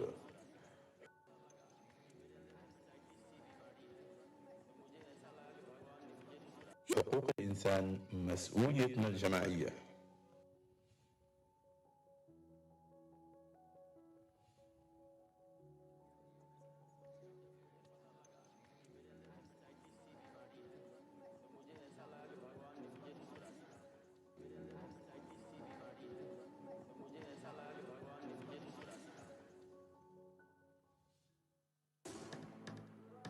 You are welcome to the ordinary session of the African Commission on Human and People's Rights.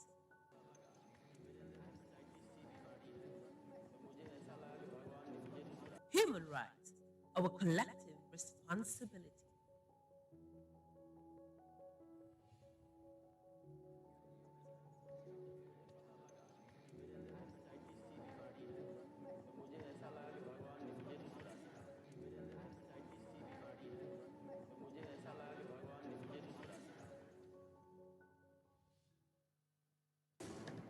Bienvenue à la session ordinaire de la Commission africaine des droits de l'homme et des peuples.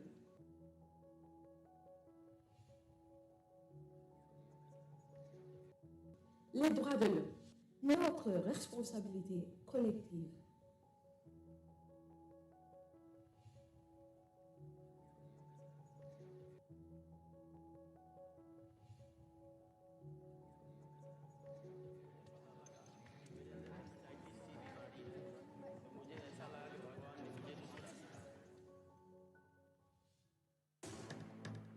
Sejam bem-vindos à sessão ordinária da Comissão Africana dos Direitos Humanos e dos Povos.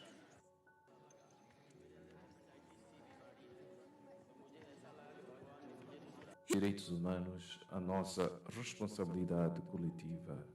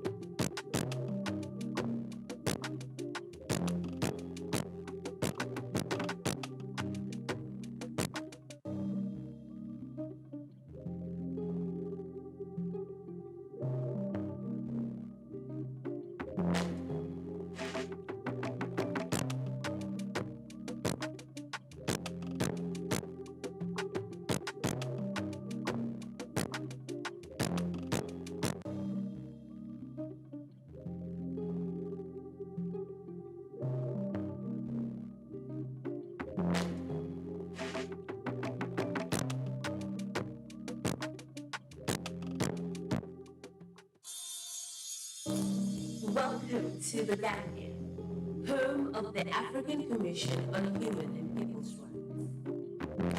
Bem-vindos à Gâmbia, sede da Comissão Africana dos Direitos Humanos e dos Povos.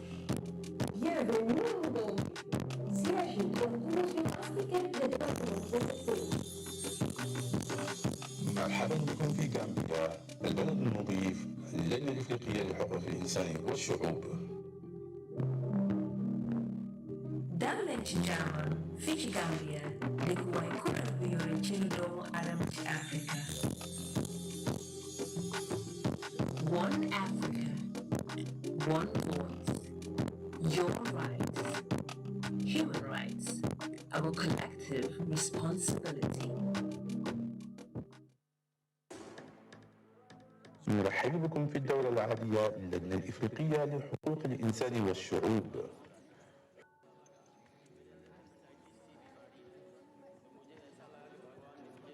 حقوق الإنسان مسؤوليتنا الجماعية.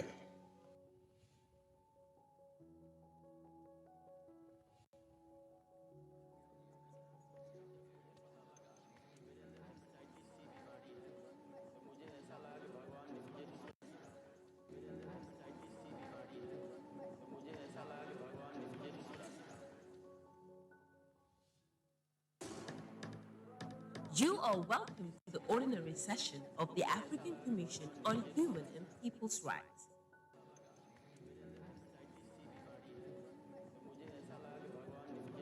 Human rights, our collective responsibility.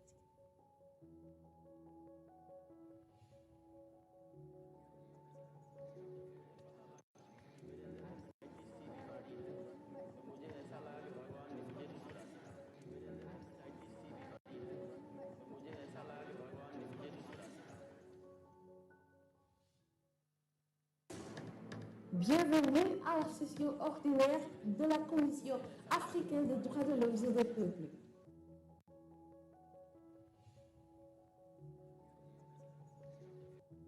Les droits de l'homme, notre responsabilité collective.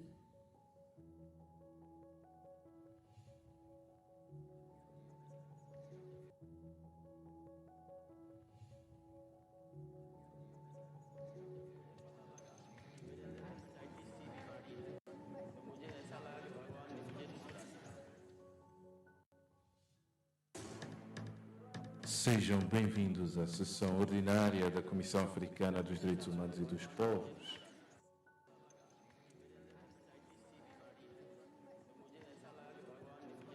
Direitos humanos, a nossa responsabilidade coletiva.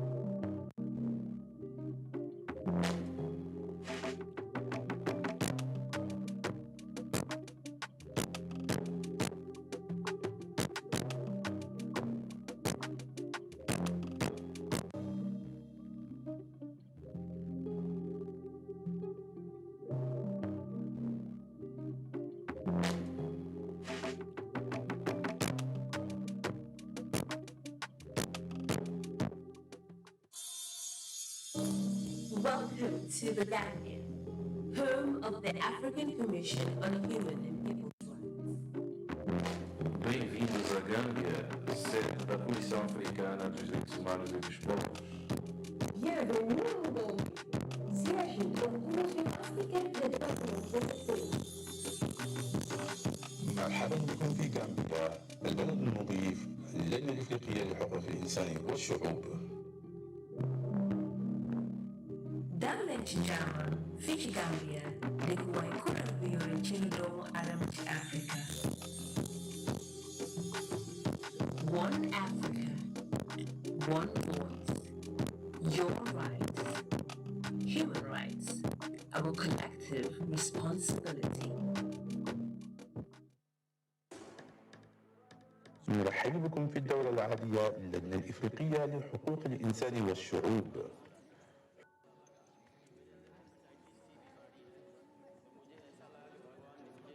حقوق الإنسان مسؤوليتنا الجماعية.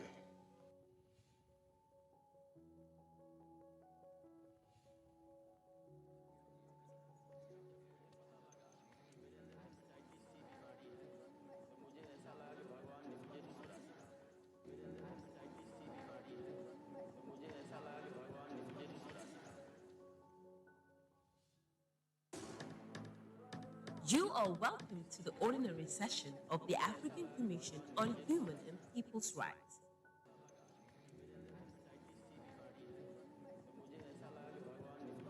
Human rights, our collective responsibility.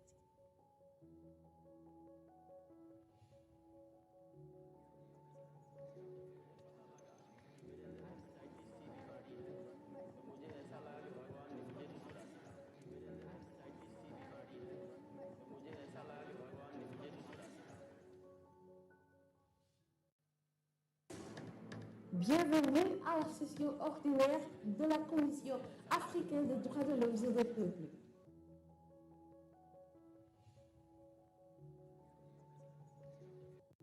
Les droits de l'homme, notre responsabilité collective.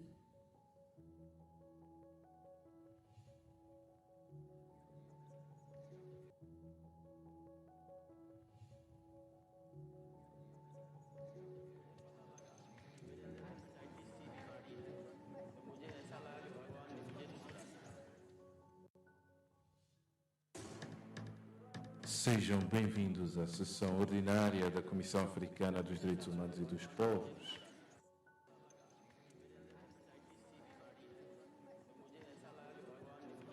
Direitos humanos, a nossa responsabilidade coletiva.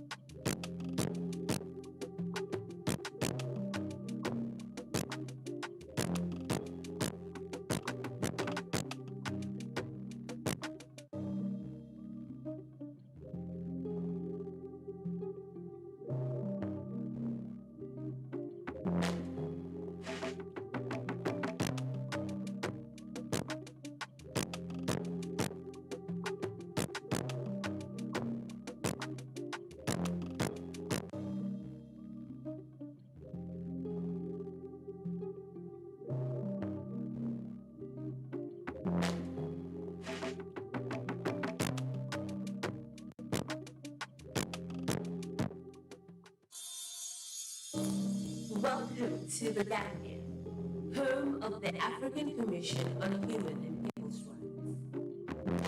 Bem-vindos à Gâmbia, sede da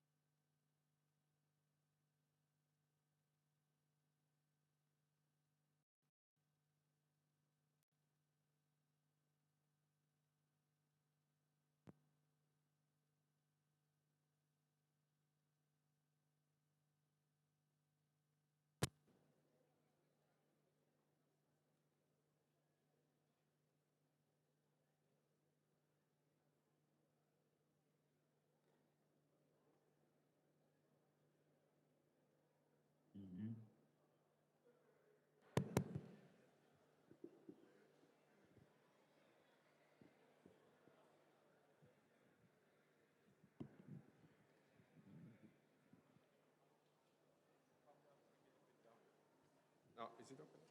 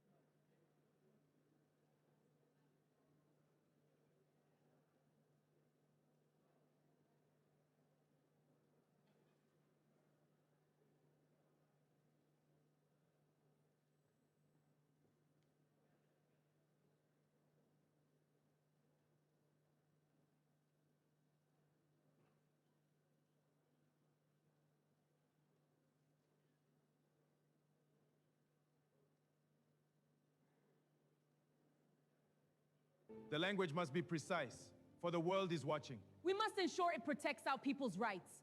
Agreed. Let's review this clause again. This section needs to be stronger. Colleagues, these parchments show our shared history, a map of unity. This is what we must dare to imagine. Our legacy demands we act. Then let us proceed with courage.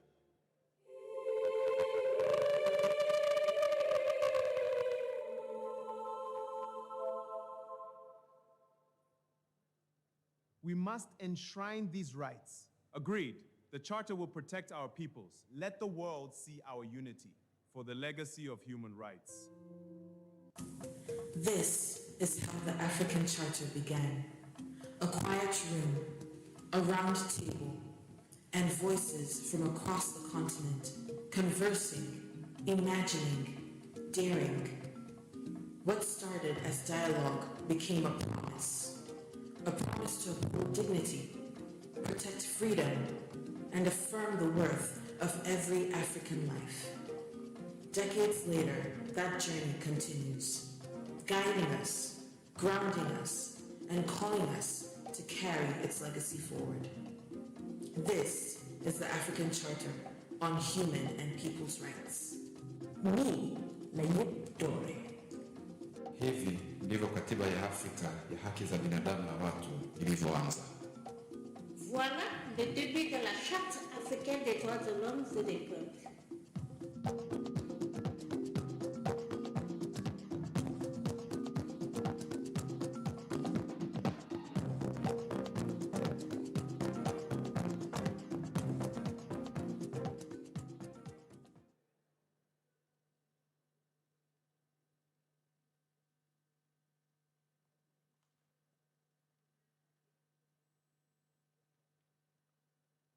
The language must be precise, for the world is watching. We must ensure it protects our people's rights. Agreed. Let's review this clause again. This section needs to be stronger. Colleagues, these parchments show our shared history, a map of unity. This is what we must dare to imagine. Our legacy demands we act. Then let us proceed with courage.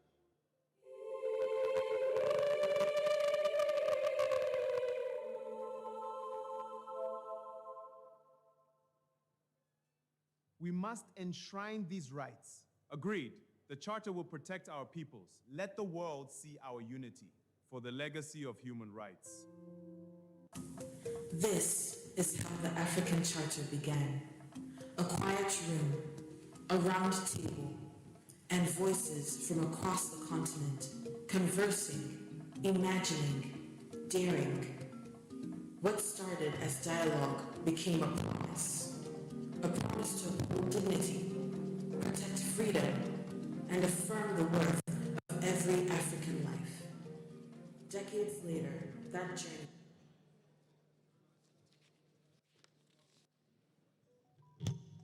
Excellences, Mesdames et Messieurs,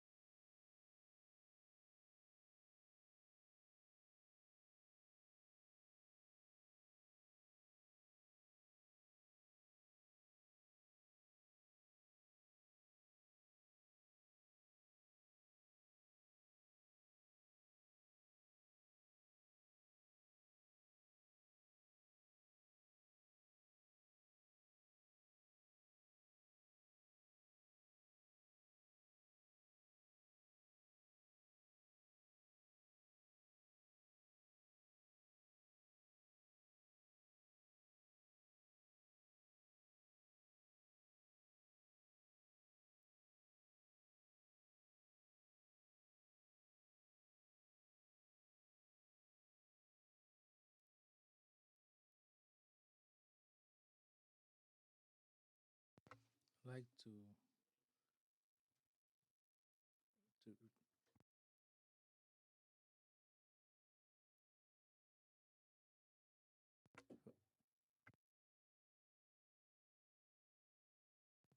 As you're aware, this instrument, which is the Charter, it obliges that prior to entry into force, there must be a solemn declaration which is as taking the oath. So I would like you to now step forward to take this oath.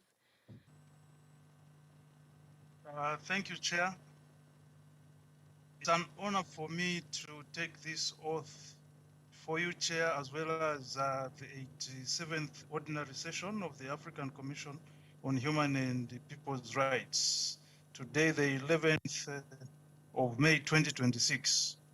In conformity with Article 38 of the African Charter on Human and People's Rights, as read in conjunction with Rules 9G of the Rules of Procedure of the African Commission on Human and People's Rights, I, Matford Zakaria Mwandenga, solemnly declare to discharge my duties impartially and faithfully, done on the 11th May 2026 in Banjul, the Republic of the Gambia.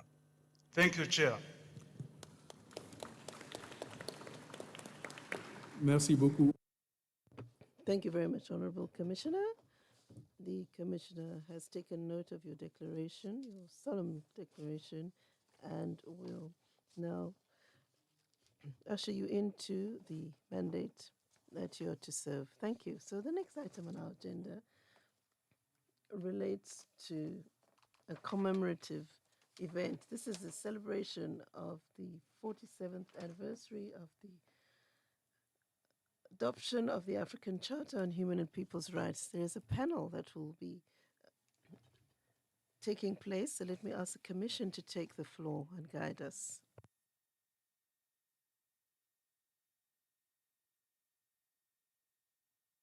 The moderator of this commemorative event. You have the floor, Madam Sam. And we have less than an hour now because of the time that we've lost. Thank you. Thank you, Madam STC. In the interest of time, Excellencies, distinguished delegates, allow me to stand on existing protocol as I greet you. It is my great honor and privilege to welcome you all to this important commemorative gathering marking the 45th anniversary of the adoption of the African Charter on Human and People's Rights. I have the honor of moderating this session. This year's commemoration offers us all a moment not only to celebrate a historic milestone, but to also reflect on the enduring vision that gave birth to one of Africa's most significant human rights instruments. Adopted on the 27th of June in 1981 in Nairobi by the then Organization of African Unity, the Charter laid a strong foundation for the promotion and protection of human and people's rights across the continent. For 45 years, the Charter has served as a guiding beacon for the work of the African Commission on Human and People's Rights and has significantly contributed to the advancement of democracy, justice, accountability, equality, and human dignity in Africa. It is from this perspective that we are hosting this commemorative event. Allow me to welcome to the podium a representative of the head of the Judicial Cooperation Office at the Ministry of African Integration, Foreign Affairs, and Senegalese Abroad, Chief, His Excellency Montaga Amadou Ali Wayne. You have the podium, sir.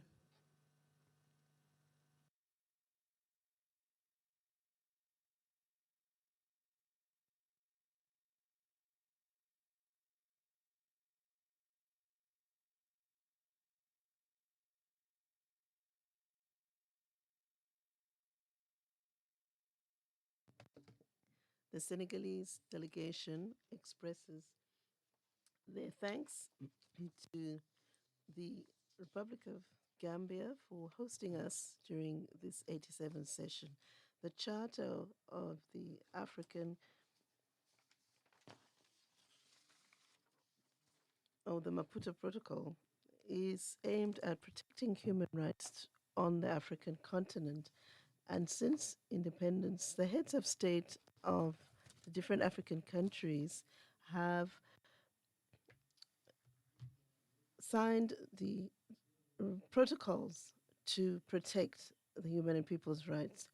The OAU took an original approach taking into account the African culture.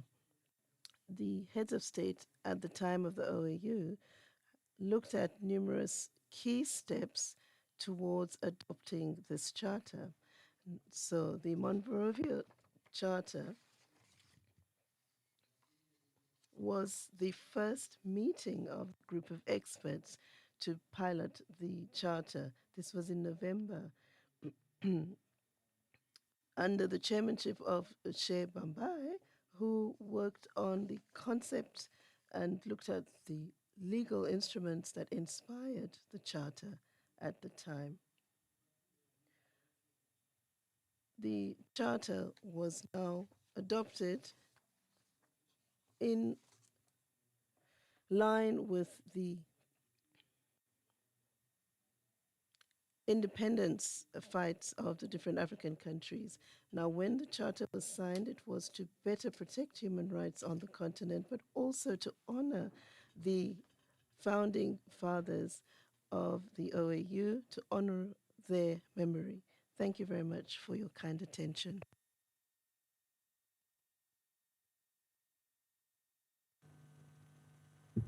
Thank you, Honorable Amadou Ali. Allow me to now invite to the podium a representative of the Gambia, Madam Aji. Madam Aji, you have the floor.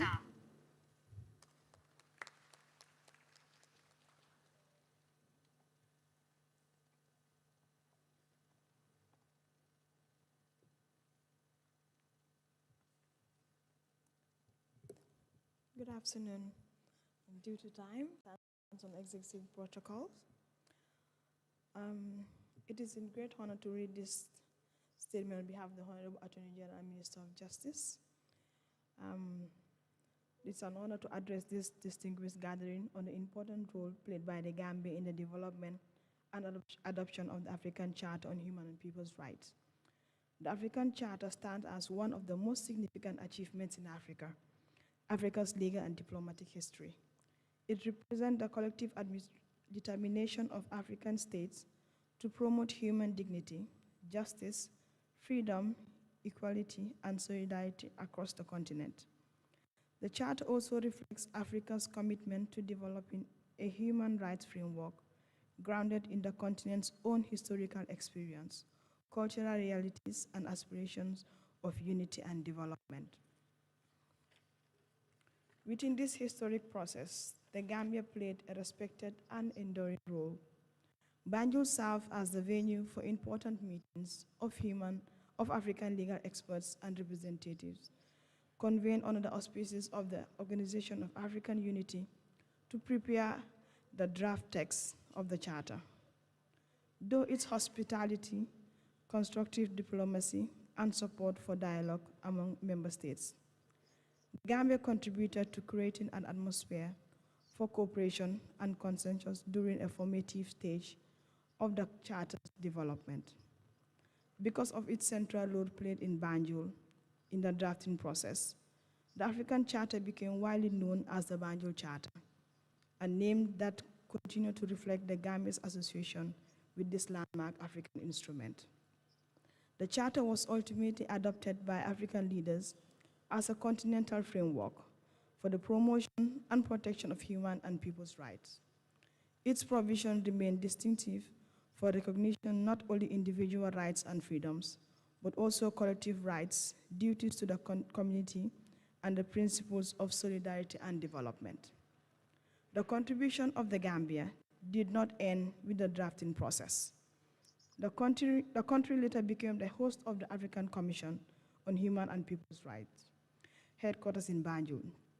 In this capacity, the Gambia has continued to support the advancement of human rights dialogue, legal cooperation, and institutional development across the African continent. The history of the African Charter demonstrates that the advancement of continental ideals is not determined by the size of power of a nation, but by its commitment to cooperation, dialogue, and shared principles. The Gambia contribution illustrates how constructive diplomacy and support for multilateral engagement can leave a lasting imprint on African history. Today, the principles embodied in the African Charter remain essential to the continent's future. As Africa continues to address challenges relating to governance, peace, justice, development, and human dignity, the spirit of cooperation that guided the Charter's development continues to offer valuable guidance. Let us therefore reaffirm our collective commitments to the values enshrined in the African Charter and continue working together to strengthen respect for human and people's rights throughout Africa. And let us recognize with appreciation the role of the Gambia in supporting the process that gave rise to these enduring continental instruments. I thank you.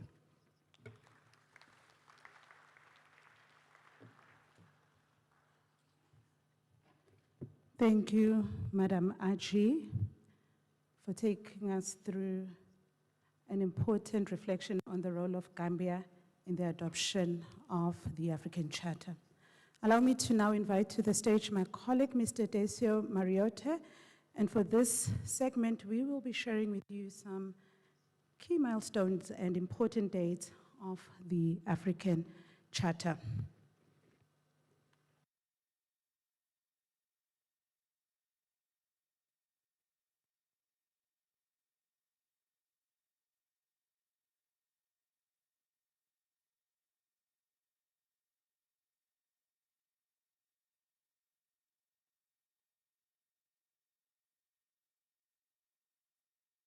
Conflict, yet determined to define its own vision of human dignity and human rights. That vision would become the African Charter on Human and People's Rights.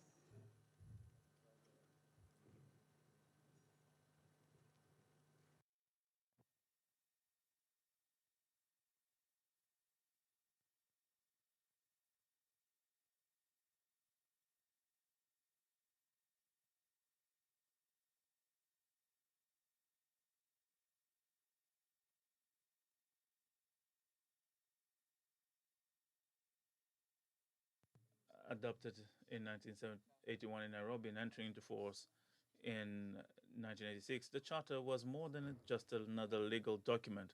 It was Africa declaring to the world that human rights would be defined not only by global standards, but also by African values, African realities, and African aspirations. Known as the Banjul Charter. But what makes this charter remarkable? First, it's revolutionary in its understanding of rights. A maioria dos tratados de direitos humanos. Most human rights treaties focus primarily on individuals. The African Charter went further. It recognized the rights of peoples by including communities, nations, and societies. And it affirmed the right to development, the right to self-determination, and even the right to a satisfactory environment favorable to development. Think about that for a moment and the depth and the visionary character of this approach. In a global conversation, the African Charter had already acknowledged that human dignity is connected to land, resources, and the environment. Secondly, the Charter introduced a unique balance between rights and responsibilities. It did not only ask, what does society owe to the individual, but it also asked, what do individuals owe to their communities?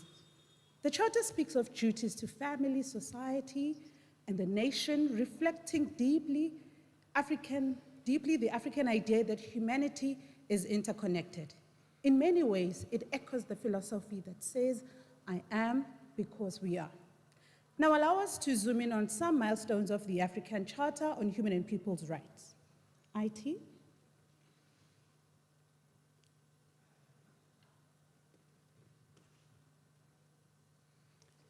A Jornada do Sistema Africano de Direitos Humanos teve início a 27 de junho. On 27 June 1981, with the adoption of the African Charter on Human and People's Rights in Nairobi, Kenya. On 21 December 1981, Mali became the first state to ratify the African Charter. On 21st October 1996, the Charter came into force, paving the way for the strengthening of the continental human rights system. On 2nd November 1987, the African Commission on Human and People's Rights was established, our commission, and its first ordinary session commenced on the same date. On the 28th April 1988, the Commission adopted its first resolution on the headquarters of the Commission. On the same day, the Commission also adopted its first activity report. 1989, the Commission's headquarters was inaugurated right here in Banjul, the Gambia. On the 21st of October 1989, the Commission adopted 21st October as African Human Rights Day. On the 10th of June 1998, the Protocol on the African Human Rights Court was adopted. In the year 2000, Sedauda K. Jawara versus the Gambia was a landmark case decided by the African Commission on Human and People's Rights. In the year 2000, it established key principles governing the admissibility of complaints under the African Charter on Human and People's Rights. Em 2001, o caso Serac. In 2001, the case Serac versus Nigeria, Communication 155/96, marked an historical decision of the African Commission on Human and People's Rights. This case became a landmark in African jurisprudence, marking one of the first times when the Commission interpreted and implemented the economic, social, and environmental rights under the Charter on Human and People's Rights. From 2003, a number of protocols to the Charter were adopted to reinforce and broaden the African human rights system, namely the Protocol on the Rights of Women in Africa, also known as the Maputo Protocol, adopted in 2003. The Protocol on the Rights of Older Persons in Africa, adopted in 2016. And 2 years later, the Protocol on the Rights of Persons with Disabilities in Africa, adopted in 2018. The Protocol on the Rights of Citizens to Protection and Social Security, adopted in 2022. And lastly, the Protocol on Nationality and the Eradication of Statelessness in Africa, adopted in 2024.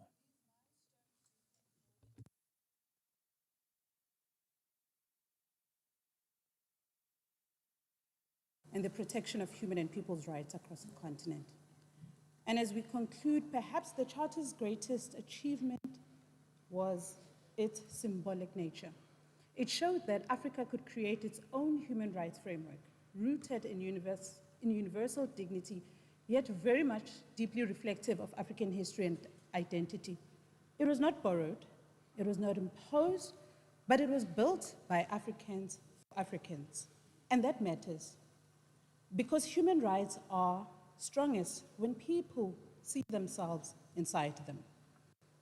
Ao refletirmos hoje sobre a Carta, dos principais desafios continua a ser a sua implementação efetiva.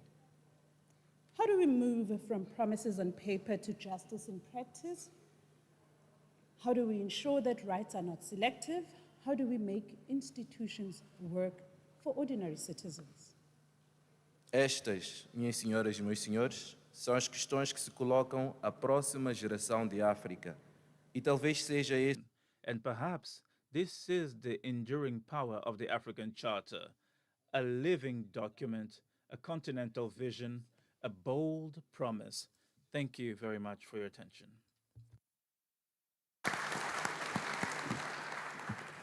Now, ladies and gentlemen, myself and my colleague Desio, were taking you through some key milestones and important dates for the African Charter. But who drafted this African Charter? Allow me to invite to the stage two of my colleagues, Dr. Ben Abdul Mohammed and Madame Estelle Ngungu, to pay tribute to the drafters of the very same African Charter that we are celebrating.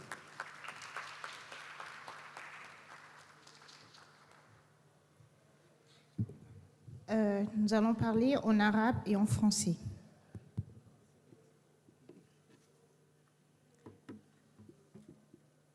Ils étaient 19. رجال ونساء حملوا على عاتقهم المسؤولية الجسيمة.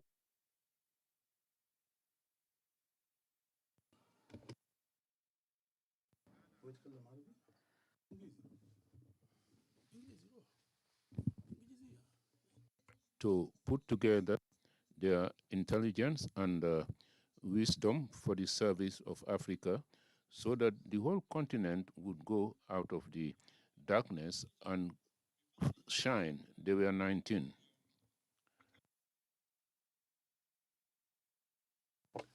Men and women who have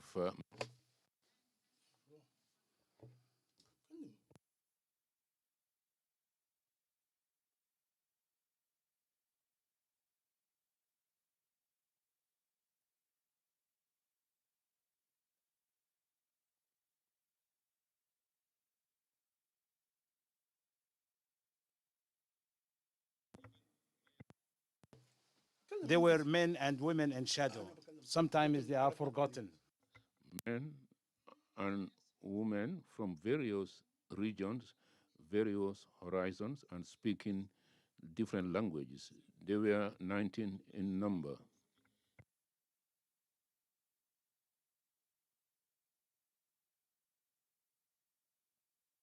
Men and women who have pulled together their differences and divergences can get the best for the future of Africa.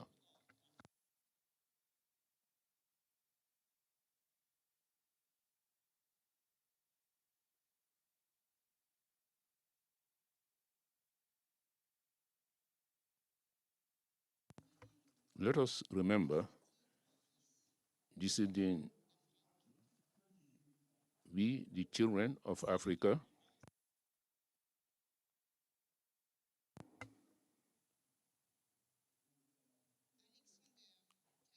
Alexander Tayo Sugon, Nigeria,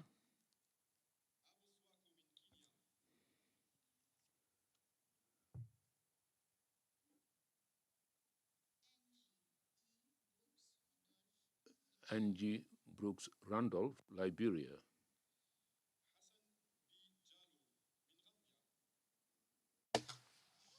Hassan Bijalo from Gambia.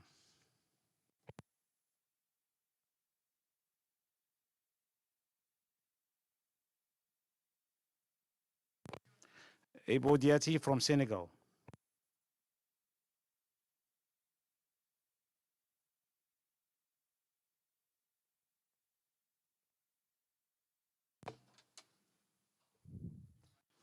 Ibrahim Fall from Senegal.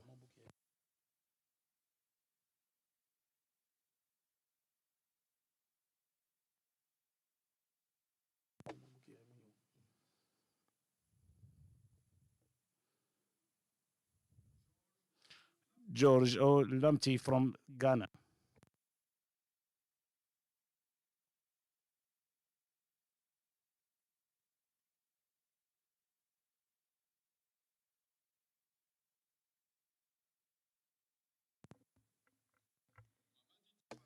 Mamadi Diawari from the Republic of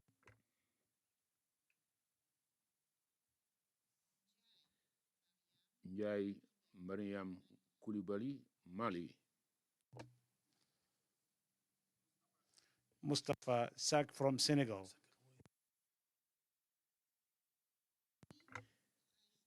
Guy Rajoinson, Madagascar,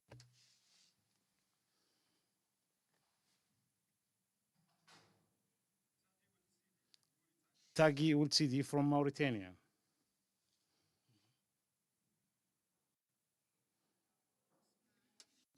Ousmane Tanor Dieng, Senegal,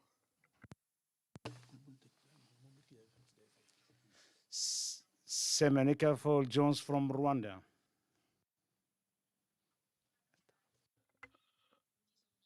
we would like to say thank you. Africa is grateful for you. Thank you very much.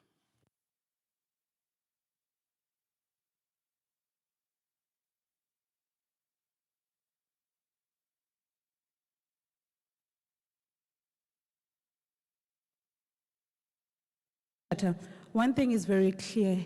Indeed, it was a collective responsibility.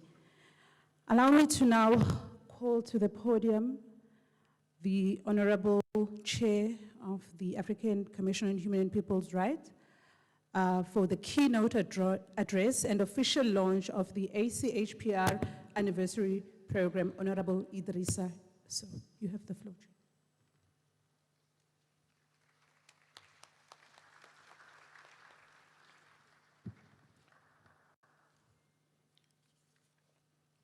Merci, Mesdames et Messieurs, distingués délégués. Nous nous retrouvons aujourd'hui autour d'un moment historique. Il s'agit du lancement du programme continental de commémoration du 45e anniversaire de l'adoption de la Charte africaine des droits de l'homme et du 40e anniversaire de son anniversary of his entry into force. The theme chosen, 45 years of the Charter, the youth shaping the future of human and people's rights in Africa, places the youth at the very center of our approach. Because not only are we celebrating the past, but also to prepare the future. This theme gives us the opportunity to reflect on the achievements, to measure the challenges, but most especially to prepare a roadmap for the next 40 years. Through tests, discussions, and competitions of poeses, we would like to offer to the African youth platforms to reflect, discuss, and also to express their ideas on governance, justice, and human dignity. These initiatives are not only symbolic, they aim most especially to enhance the citizens' consciousness and to promote the culture of human rights, and also to form a new committed group of human rights defenders. These commemorations would be the opportunity to preserve and share our institutional memory. In that regard, documentary publications, exhibitions would underscore the important milestones of our road, the decisions, and the national human rights institutions. So for the rest of 2026 to 2027, it goes without saying that we will be celebrating two audiovisual projections entitled 45 of the Charter, and the Commission 40 years would give more impetus to our study, our history, and make it accessible to all and sundry. A special publication would be entitled 45 Years of the Charter, Achievements, Case Law, and the Way Forward. It will be a reference for researchers, policymakers, and citizens. Furthermore, a communications campaign would be there to support these activities. Social networks, digital platform, traditional media will be mobilized to sensitize the public, especially the youth, with respect to the provisions of the Charter and the role of the Commission. Distinguished ladies and gentlemen, the anniversary that brings us here today will not only be geared towards the past, but it will be a time for strategic reflection on the future of human rights in Africa. Fora, retreats would be convened and would enable us to prepare a roadmap for the next 40 years. Our ambition is to reflect together with respect to major challenges: terrorism, corruption, unemployment, electoral crisis, anti-constitutional changes of government, energy crisis, etc. The success of this program would lie squarely on collaboration. So this is why we are counting on the involvement of everybody. We would like to count on the organs of African Union, member states, national institutions, civil society organizations, and the development partners. Together, we believe that we can ensure that this anniversary would be a milestone which will enhance the visibility of the Charter and the Commission, and which will give new impetus to the protection of human and people's rights on the continent. To conclude, I would like to urge all of you to take ownership of this anniversary. I would also like to make an appeal to the African youth. They should be at the very center of this celebration. The youth of Africa participate in the competitions, express your ideas and your dreams for the future of human rights in Africa, because you are the one who would shape the next chapter of our story. I would like to conclude by expressing the wish that this anniversary would be a milestone towards the emergence of a culture of human rights in the continent which is resolutely engaged for its development, for the well-being of its population. I thank you for your kind attention. Alors, je suis censé donner un gros coup, un coup très fort pour lancer. To hit the hammer to launch the continental program for the commemoration of the 48 years of the Charter and the entry into force of this document and the establishment of the African Commission on Human and People's Rights. So we have launched the celebrations.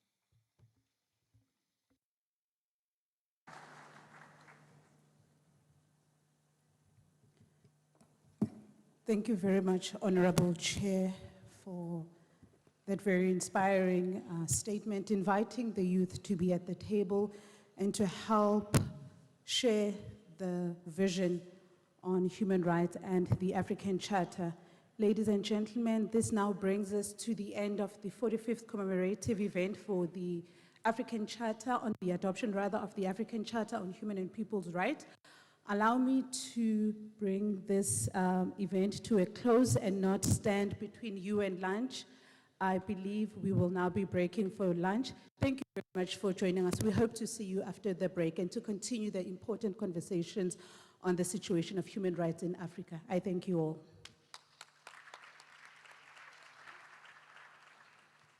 Merci beaucoup. Après cette célébration. After this commemoration, I will invite you for lunch. We were supposed to go earlier, so we are kindly requesting you to go for 45 minutes so that we can gain the lost time. So,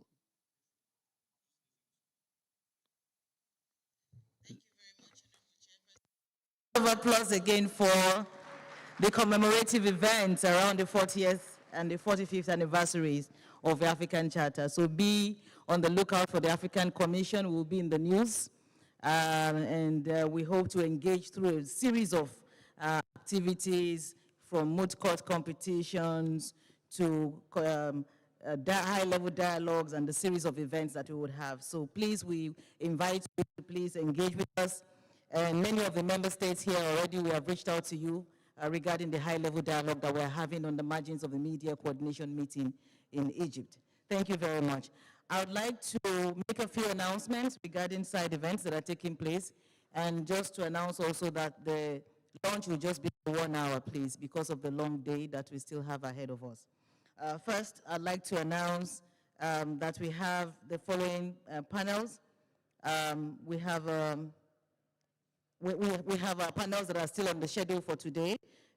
We have a panel on commitment to compliance, lifting reservations to realize the full promise of the Maputo Protocol, and launch of the framework on lifting reservations on some provisions of the Maputo Protocol. This is under the leadership of the Special Rapporteur on the Rights of Women in Africa, Honorable Commissioner Ramatoulaye Salanjai, this afternoon from 4:30 to 5:30. And there is a side event on opening semi-collective memory exhibition. This is a side event that is being organized here in Thematic Room 2 by FIDH, Fédération Internationale pour le Droit Humain. And we invite you to please join them from 6 to 7 p.m. in Thematic Room 2. It is a conversation with survivors from Central African Republic, Mali, and DR Congo, followed by a cocktail reception. And there will be interpretation in French and English. 6 to 7 p.m. at the end of the day in thematic room 2, hosted by FIDH. We wish you bon appetit. And just to say that the second tea and coffee break, would the second refreshment would also be served to the distinguished participants in the respective rooms where you had the tea and coffee break earlier today. So you're welcome to join us for refreshment. Bon appetit, and see you in an hour's time. Thank you very much. Merci. La séance est suspendue. On se retrouve à 14h50.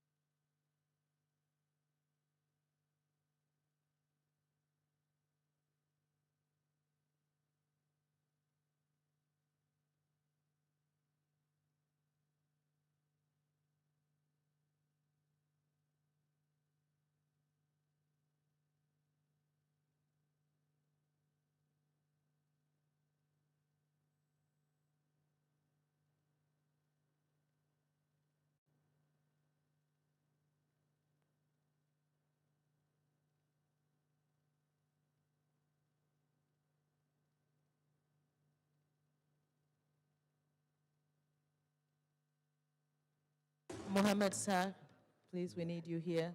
Mr. Mohamed Sarr. Thank you.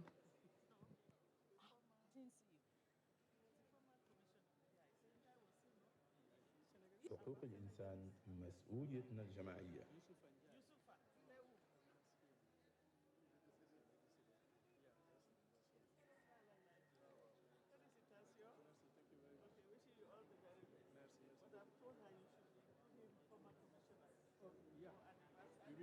You have all your place here. You still have your place here. Merci beaucoup. You are welcome to the ordinary session of the African Commission on Human and People's Rights.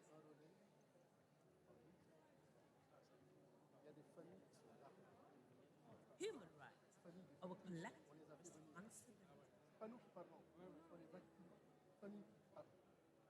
On a enrôlé les enfants. De force. De force. Ça, c'est assez préoccupant. Donc, ça a écrit. Encore reçu. On a vu Eric. OK. Qui a donné les dates. Ouais. Eric demande le feu vert du parti. Bienvenue à la session ordinaire de la Commission africaine des droits de l'homme et des peuples. C'est notre devoir de prendre tout ça en charge. Les droits de l'homme. Bonjour, Monsieur le Président. Comment allez-vous? Enchanté de Mais vous enfin, revoir. on se revoit. Mais je vous avais déjà vu. Ah oui, Vous aviez un autre rôle à l'époque. Absolument. Et j'ai répondu à votre mail hier. Vous savez ce qui se passe? On a des problèmes avec l'Espagne. Mais c'est aller directement sur l'Espagne. Vous n'êtes pas le seul, malheureusement. Notre service informatique le renvoyé où? C'est vraiment pas dans mes habitudes de faire traîner des réponses. Je sais. Merci beaucoup pour la Sejam réponse. bem-vindos à sessão ordinária da Comissão Africana dos Direitos Humanos e dos Povos.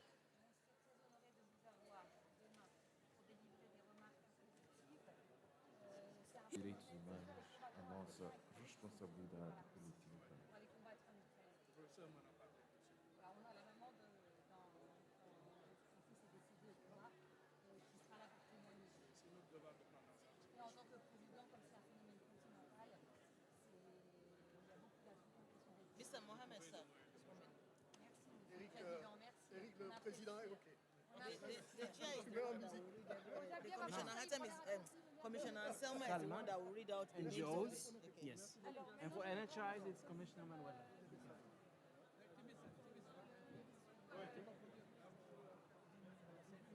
Merci, Mabassa. Merci. La Haoula Wala, Hatem. On ne dit pas Hatem. Les gens disent Hatem.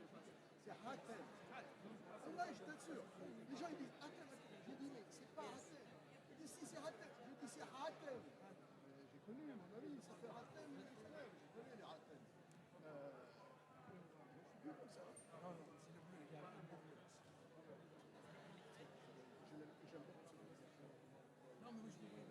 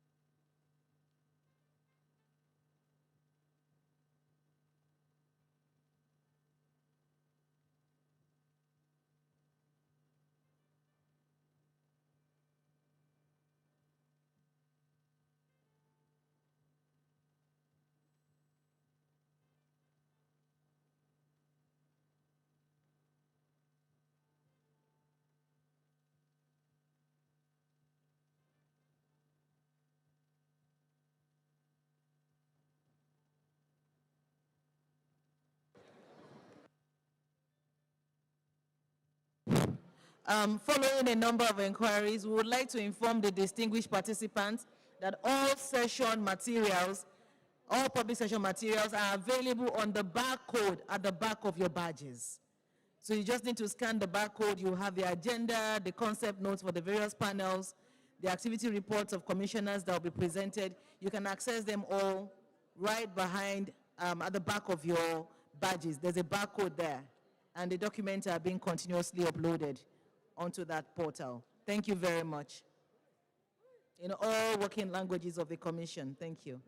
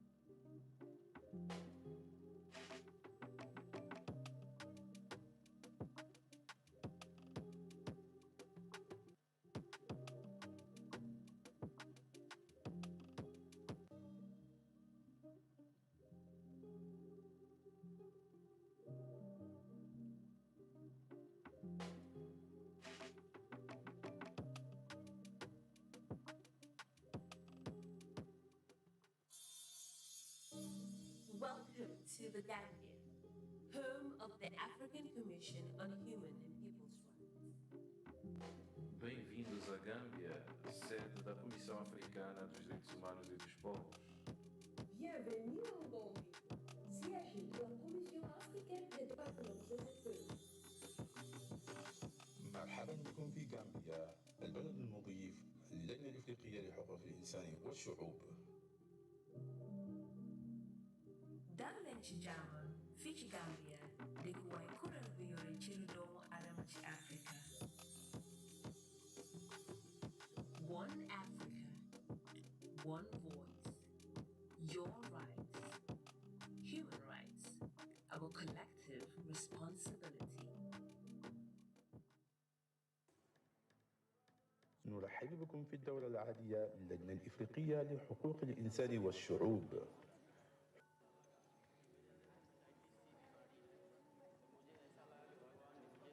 حقوق الإنسان مسؤوليتنا الجماعية.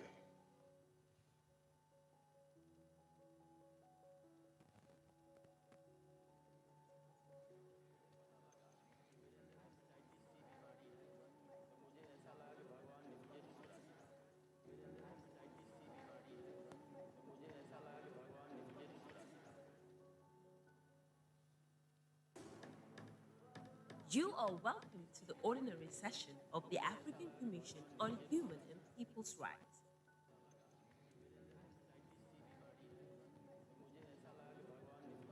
Human rights, our collective responsibility.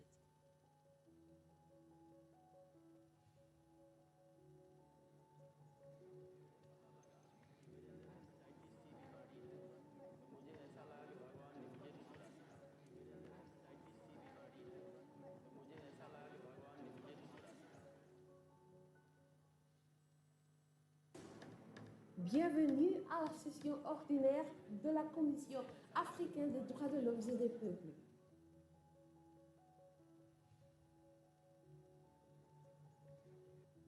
Les droits de l'homme, notre responsabilité collective.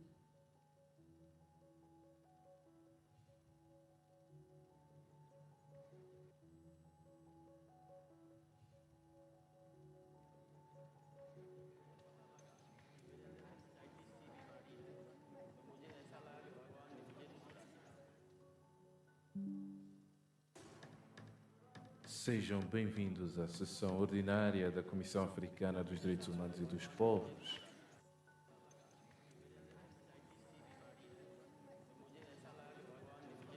Direitos humanos, a nossa responsabilidade coletiva.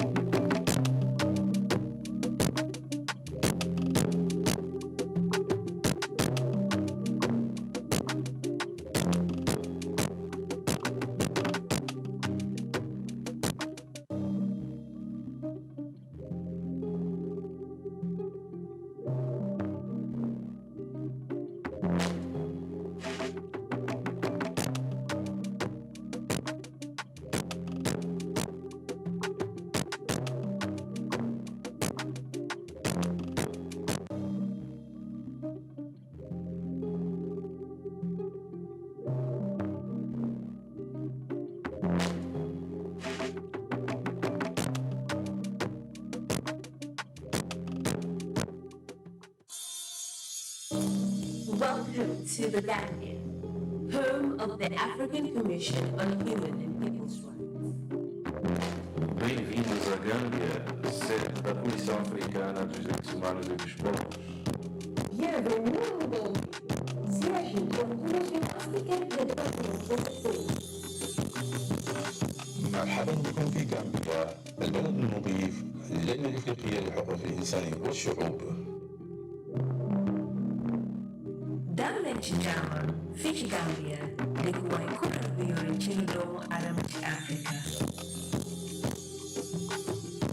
One Africa, one voice, your rights, human rights, our collective responsibility.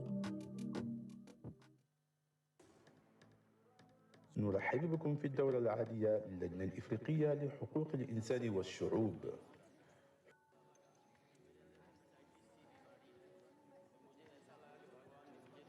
حقوق الإنسان مسؤوليتنا الجماعية.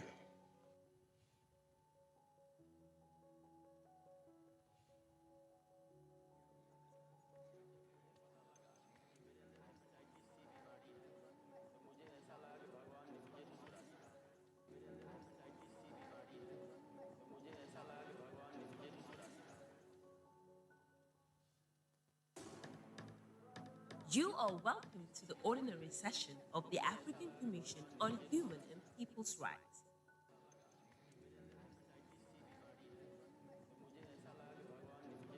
Human rights, our collective responsibility.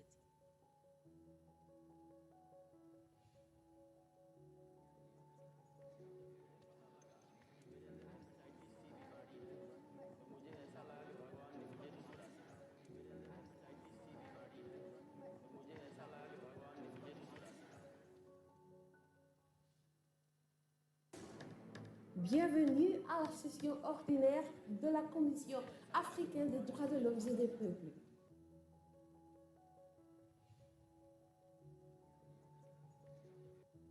Les droits de l'homme, notre responsabilité collective.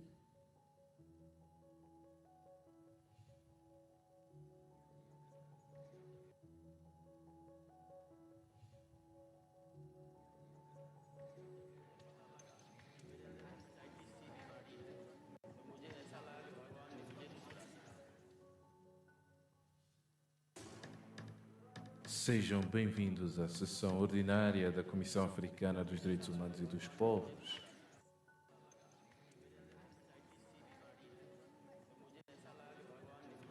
Direitos humanos, a nossa responsabilidade coletiva.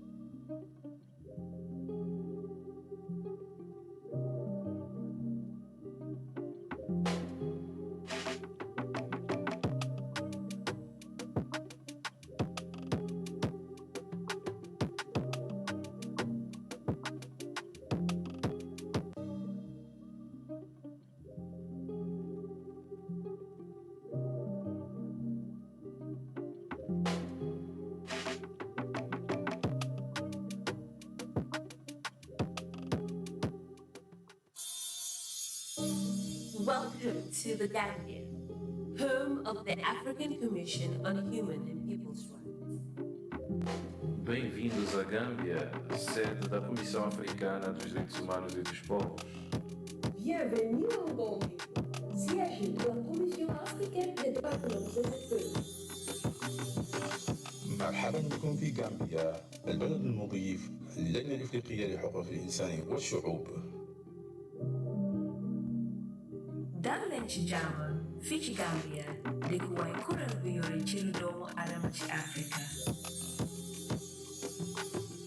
One Africa, one voice, your rights, human rights, our collective responsibility. نرحب بكم في الدورة العادية للجنة الإفريقية لحقوق الإنسان والشعوب.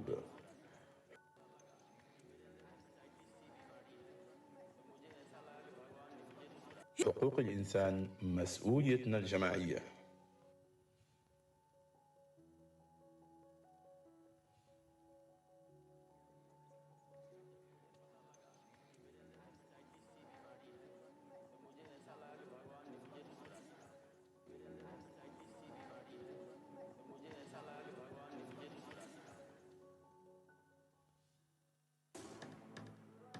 You are welcome to the ordinary session of the African Commission on Human and People's Rights.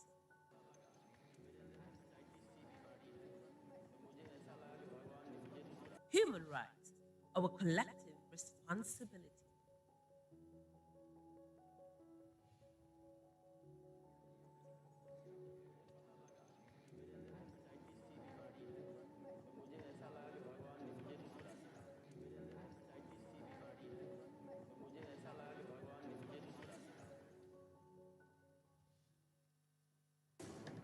Bienvenue à la session ordinaire de la Commission africaine des droits de l'homme et des peuples.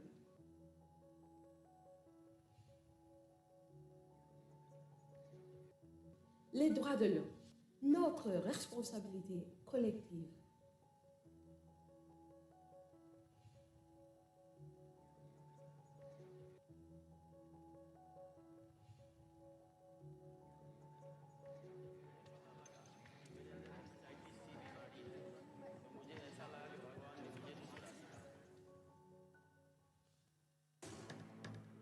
Sejam bem-vindos à sessão ordinária da Comissão Africana dos Direitos Humanos e dos Povos.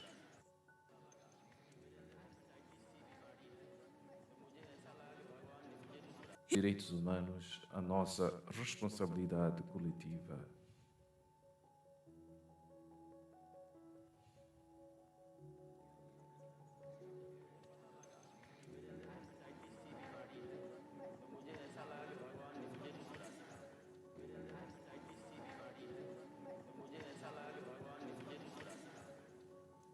Honorable commissaire, mesdames et messieurs, distingués délégués, on va reprendre nos travaux. J'ouvre le point 3 de notre agenda qui porte sur les relations de coopération entre notre commission, d'une part, et d'autre part, les institutions nationales des droits de l'homme et les organisations non gouvernementales. À ce niveau,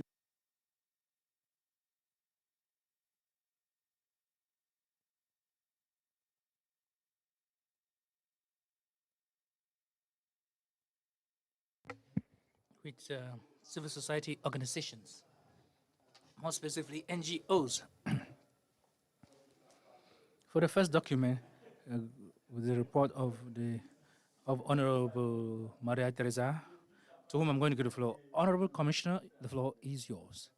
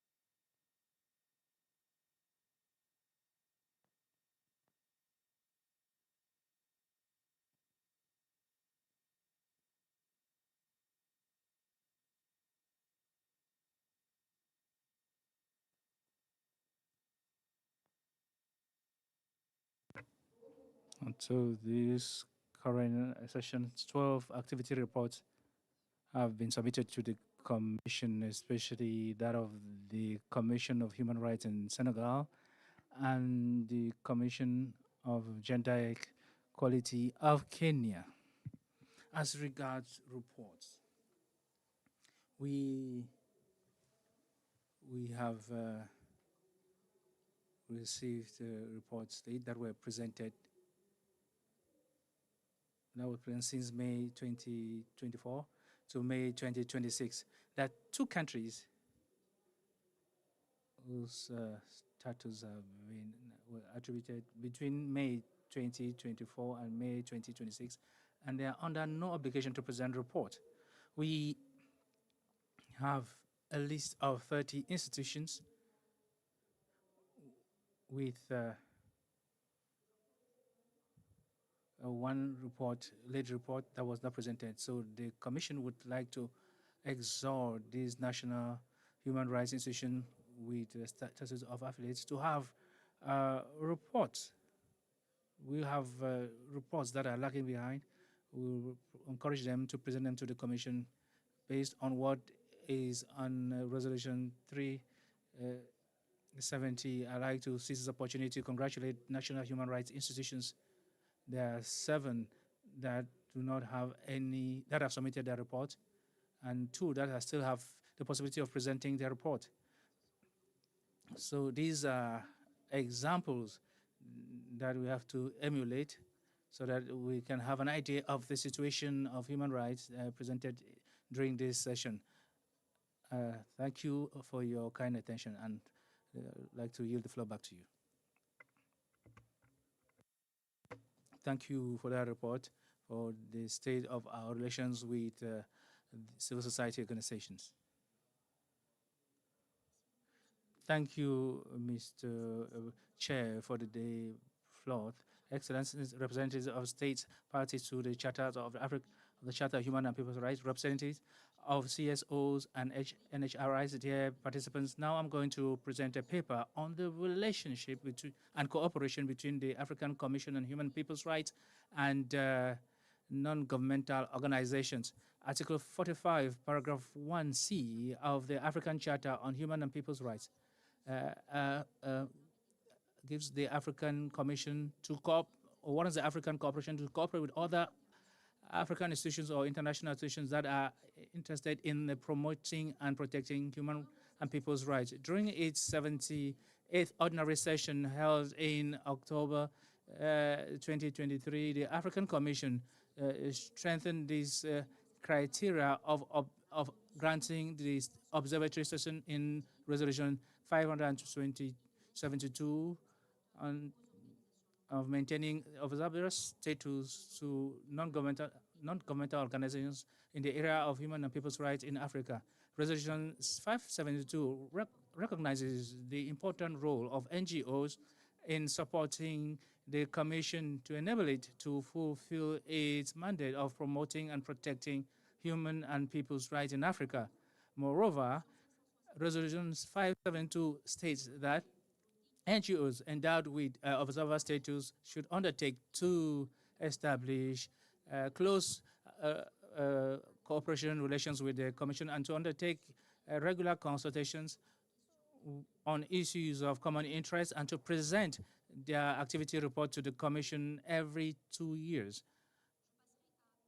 And now on to the state of the granting of observer status to NGOs in the African Commission on Human and People's Rights. During the 85th ordinary session of the Commission that took place in October 2025, the Commission granted observer status to 6 NGOs in accordance with Resolution 572 that was mentioned above.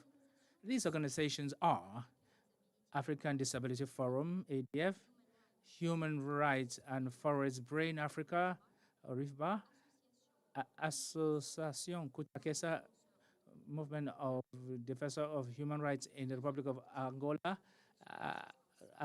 Réseau Active for the Protection of People in their country, Mosaico, and the Voix des Femmes. During the previous session, of the 87th ordinary session that was held online from 24 April to 4 May 2026, the Commission also reviewed and approved the 8 applications submitted by 8 NGOs, and it also granted them observer status. They are the following: Fondation des Façades d'Afrique, West Africa Civil Society Initiative, Centre d'assistance et de promotion des droits humains, Collectif Cri de Cœur, NIAL Institute for Sexual and Reproductive Health Governance, Association pour la consolidation de la paix, le développement et la protection des droits humains, International Society for Peace and Safety, and finally, the Mozambican Bar. Now, as regards the state of submission of activity reports of NGOs to the African Commission, until date, 600 NGOs have been granted observer status in the Commission. During the intercession period and before the beginning of the 85th ordinary session, the following 6 NGOs submitted their activity report to the Secretariat of the Commission.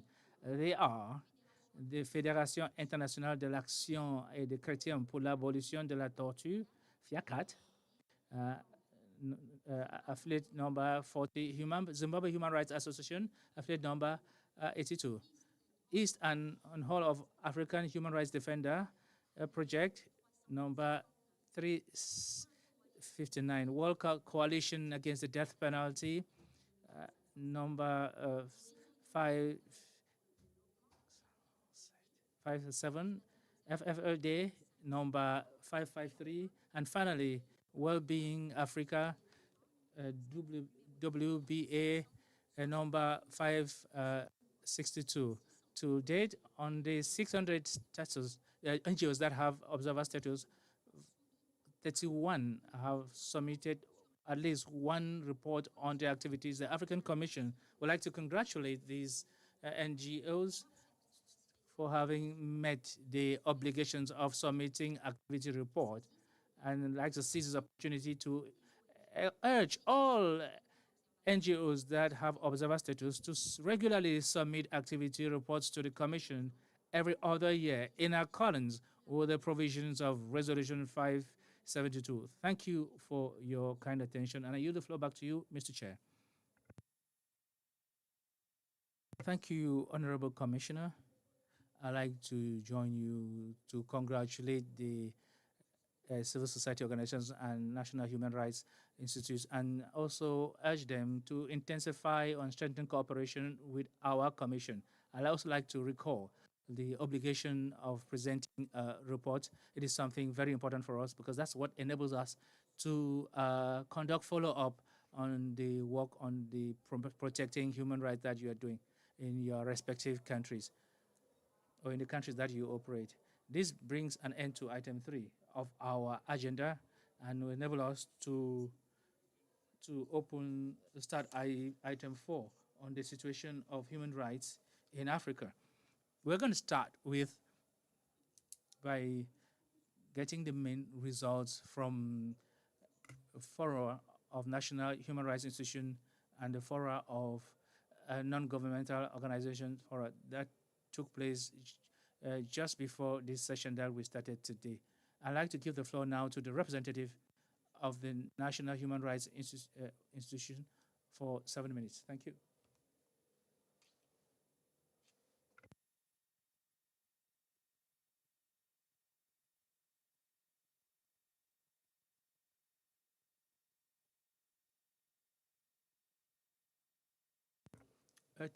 You can take the floor. We're on NGOs, huh? NGOs.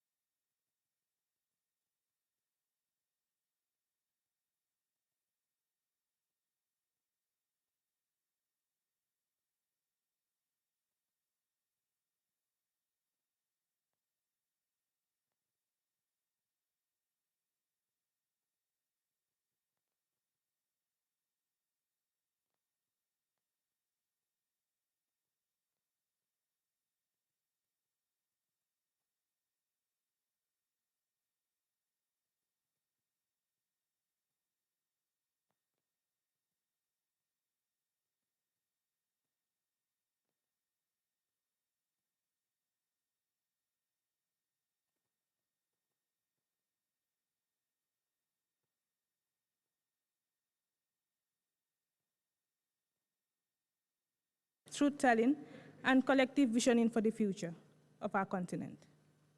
It was a space where Africa spoke to herself honestly, courageously, and unapologetically. As rightly highlighted in the statement of Mr. Sadiq Niasse, the forum brought together 160 participants, representing 32 countries, comprising 26 African countries and 6 non-African countries. Of these participants, 87 were women, 72 were men, and 1 participant identified as gender neutral. This strong participation reflects the growing strength, diversity, and inclusivity of this forum as an indispensable pillar within the African human rights systems. The substantive work of the forum commenced with the inaugural panel, From Invisibility to Accountability, Secure Sanitation as a Right for Women and Girls in Africa. Participants highlighted the harsh realities faced by women and girls across Africa, who continue to miss school, face health risks, and even suffer violence due to the absence of safe sanitation facilities. Building on this discussion, Panel 1 on Overview and Update on the Situation of Human Rights and Democracy in Africa, Sub-Regional Focal Point Reports, provided a continent-wide assessment of the state of human rights and democratic governance. This panel is guided by a dedicated steering committee composed of sub-regional focal points representing the different regions of our continent. These distinguished members do not merely provide institutional oversight. They serve as the eyes, ears, and conscience of the forum within their respective regions. Report from this panel revealed shrinking civic space, arbitrary arrest of journalists and defenders, electoral violence, and increasing humanitarian crisis. This session served as a reality check, grounding the forum in the lived experiences of communities across the continent. From this broader continental picture, the forum transitioned into other panels, namely Panel 2 on the access of safe drinking water and sanitation for communities discriminated on work and descent. Testimonies from these several African countries revealed that for many communities, access to water remains uncertain, unsafe, and shaped by inherited systems of exclusion, with women and girls bearing the heaviest burden. The forum then moved into Panel 3 on customary traditionalist practices affecting the enjoyment of women's health, economic, and social rights in Africa, where participants examined the continued impact of harmful practices, such as female genital mutilation, child marriage, discriminatory inheritance systems, and economic violence. The conversation on women's rights naturally evolved into Panel 4, Beyond Ceasefires, Countering Backlash Through Feminist Approaches to Peace and Justice. One of the most alarming revelations was the documentation of over 1,425 cases of conflict-related sexual violations in Sudan, underscoring the devastating gender impact of war. Yet amid this pain, participants who celebrated the resilience of women-led movement, providing justice, protection, and hope. This led directly into Panel 5 on peace, security, and unconstitutional changes of government. Particular focus was given to Sudan, where it was reported that nearly 70% of national infrastructure has been destroyed by ongoing conflicts. As conflict often results in displacement, the forum then moved into Panel 6 on migrants, refugees, and internally displaced persons in Northern Africa. Participants had disturbing testimonies of torture, trafficking, xenophobia, and exploitation, with many young Africans choosing to risk death to see rather than continued living under condition of exclusion and hopelessness. From the vulnerabilities of displaced population, the discussion transitioned into Panel 7 on defending rights in hostile contexts, attacks on human rights actors, advancing sexual and reproductive health and rights in the context of shrinking civic space and gender backlash. This panel examined the increasing criminalization of healthcare providers, women human rights defenders, and advocates for sexual and reproductive health rights. This naturally led into Panel 8 on draft declaration on the promotion of the role of human rights, of the role of human and people's rights defenders and their protection in Africa, where participants reflected on the urgent need for an African-centered framework to protect defenders facing intimidation, reprisal, harassment, and legal persecution. Finally, the forum concluded its thematic deliberations with Panel 9 on the review of state periodic reports by the African Commission on Human and People's Rights, the role of NGOs. This emphasized the critical role of civil society in monitoring state compliance, producing shadow reports, and ensuring that human rights commitments translate into tangible improvements in the lives of African peoples. In addition to the plenary sessions, the forum convened 7 special interest groups, which provided space for deeper technical engagement on the issues including communities discriminated on the basis of work and descent, political tension, freedom of assembly, women and children's health, migration, peace building, and gender-based violence. These groups enriched the forum by generating grassroots recommendations rooted in lived realities and community experience. At the conclusion of the forum, participants adopted 9 country resolutions, 7 thematic resolutions, and 1 thematic recommendation, reflecting the urgency of the human rights concern raised during the 3 days of the deliberations. The country-specific resolution addressed deteriorating human rights situation, democratic backsliding, shrinking civic space, conflict-related abuses, and accountability concerns in Burkina Faso, Egypt, Libya, Mauritania, Mali, Algeria, Sudan, the Gambia, Tunisia, Senegal, and Zimbabwe, with particular focus on the protection of activists, democratic governance, and justice for victims of human rights violations. The thematic resolution focused on key continental concerns, including the protection of civic space, forced displacement, and the principle of non-refoulement, xenophobia, sexual and gender-based violence, harmful customary practices affecting women, the protection of human rights defenders, and the advancement of Africa's reparation agenda and the rights of Africa in diaspora. In addition, the forum adopted a thematic recommendation on strengthening digital rights in Africa, calling on states to protect online freedoms, end internet shutdowns, address unlawful surveillance, and safeguard digital civic participation. Honorable Chairperson, distinguished delegates, over these 3 days, we did not merely discuss violation, we affirmed values. We affirmed that Africa's future must be built on justice, dignity, equality, accountability, and solidarity. We affirmed that women must not merely participate in peace, they must shape it. We affirmed that defenders must not stand alone. We affirmed that no child should be denied education because of lack of water. No woman should lose her dignity because of unsafe sanitation. No activist should be silent for speaking truth. No migrant should lose their humanity at a border. And no African should ever feel ashamed of the continent they call home. As we now enter the public session of the Commission, we do so with renewed conviction that Africa's greatest strength has never been its resources. It has always been its people. To all participants, to friends and volunteers, and to the honorable commissioners of this commission who continue to work with civil society, guide us, and stand with us, we say thank you. May our deliberation become action. May our resolutions become justice. And may our collective work continue to light the path toward the Africa we all believe in. An Africa that is peaceful, just, free, and proud. Thank you. Je vous remercie. La Commission prend bonne note du rapport indiquant les différents résultats. The various outcomes of the NGO forum that we have listened with keen attention.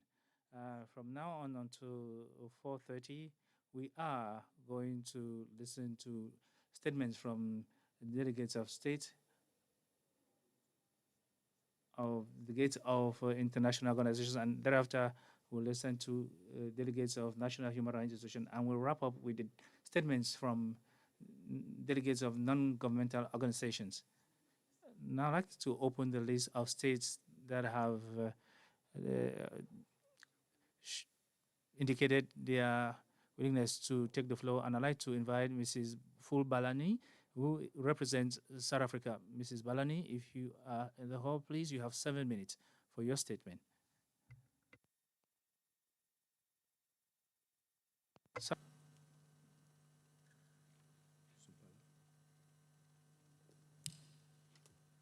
Honorable Commissioner Idrissa Sow, Chairperson of the African Commission on Human and People's Rights, Honorable Commissioners, distinguished delegates, representatives of civil society organizations, it is an honor to deliver this statement on behalf of the South African delegation.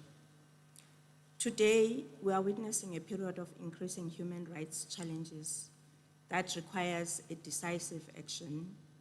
Wartime atrocities and hostilities against civilians, racism, hate speech, discrimination, and double standard in the application of human rights have been among the challenges faced by the international community in recent times. As we commemorate the African Charter on Human and People's Rights, which entered into force 40 years ago and continues to serve as a cornerstone for safeguarding the fundamental freedoms and human dignity, particularly in the face of global challenges, we recognize its enduring importance. Chairperson, in February 2026, the 39th Ordinary Session of the Assembly of Heads of States and Government of the African Union adopted the theme for 2026 as Assuring Sustainable Water Availability and Safe Sanitation System to Achieve the Goals of Agenda 2063. This theme aims to elevate water security and sanitation from social service to essential drivers of economic transformation, regional stability, and lasting peace across the continent. The theme equally reinforces the justiciability of economic, social, and cultural rights. Access to water is enshrined as a fundamental right within the Constitution of the Republic of South Africa. The service delivery thereto is regarded within the context of constitutional integrity and the inherent dignity of our people. Chairperson, South Africa has made significant strides in addressing gender-based violence and femicide, including the enhanced operational efficiency of the Gender-Based Violence Command Center, demonstrating steadfast commitment to protecting vulnerable groups in the country. The tabling of the Victim Support Service Bill to the Cabinet, designed to close existing legislative gaps and improve the provision of critical resources, is a testament of the government's commitment to fight the scourge. Parallel to these efforts is the government's rollout of the universal treatment curriculum within the treatment centers that ensures that care for substance use disorders, often a contributing factor in violence, meets the acceptable standards. These initiatives reflect a holistic and determined approach to building safer community and society. Chairperson, artificial intelligence presents complex human rights challenges, including the risk of algorithmic bias, privacy concern arising from the surveillances, and potential restrictions on freedom of expression. Recognizing the urgent need to protect South African citizens, particularly children, the government has approved the publication of the draft national AI policy for public comment.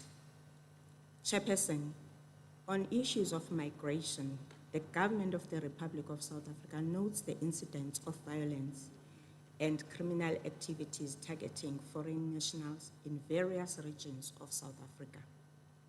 These actions are the work of opportunistic individuals who are exploiting genuine socio-economic challenges, especially those within our most vulnerable communities. Such lawlessness is not acceptable and will be met with the full force of the law, irrespective of who the perpetrator or victims are. Concurrently, it remains a national priority to address the complexities of illegal immigration through lawful and decisive measures. This is essential for maintaining South Africa's social stability, governance, and national security. In addressing the complexities of undocumented migrants, South Africa is carefully balancing the constitutional and international obligations with the fundamental necessity of safeguarding the national security. While we continue to face challenges relating to irregular migration and the strain it places on healthcare, housing, particularly for poor communities, South Africa wishes to report to this August House that there is an ongoing work to address the problem of illegal immigration, which include, amongst others, strengthening border management as well as the comprehensive overhaul of the national migration and citizenship framework.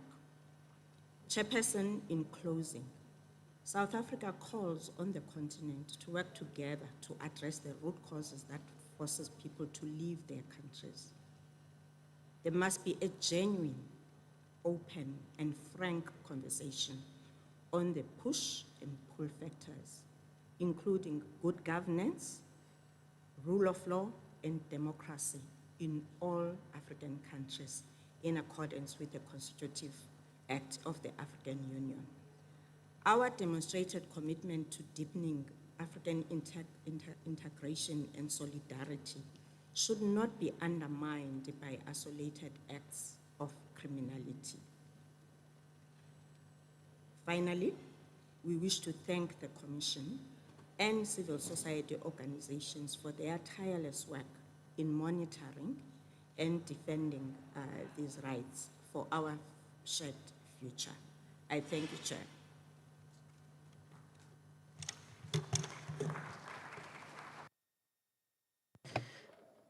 The Commission takes note of your presentation and thanks you. We give the floor to the United Republic of Tanzania, Mr. Kip.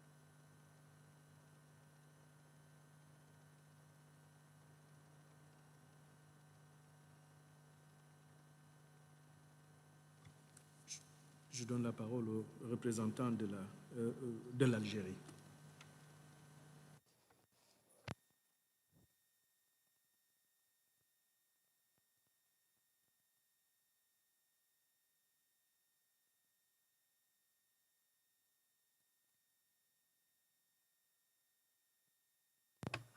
Thank you to the participants. The Republic of Algeria is pleased to take the floor to express their appreciation to the African Commission on Human and People's Rights for the work they've done in supporting Algeria during the mandate of the Commission so as to carry out their work in strengthening human rights protection on the continent. It's very important to continue common action to meet the growing challenges that the continent is facing as we see the situation deteriorating even at international level. We need to remain committed to the principles of human rights, African solidarity, and the respect of sovereignty of states and protection of human dignity is important. So we are grateful to the Republic of Ghana for the warm welcome that they gave us. I beg your pardon, the Gambia. I would like to say that justice is not invisible. No state can be perfect if they do not respect human rights. They need to give support to countries that were dominated in the past. We need to see all countries reaching self-determination. Algeria's declaration on the crime of colonialism in Africa is very important. In February 2026, we adopted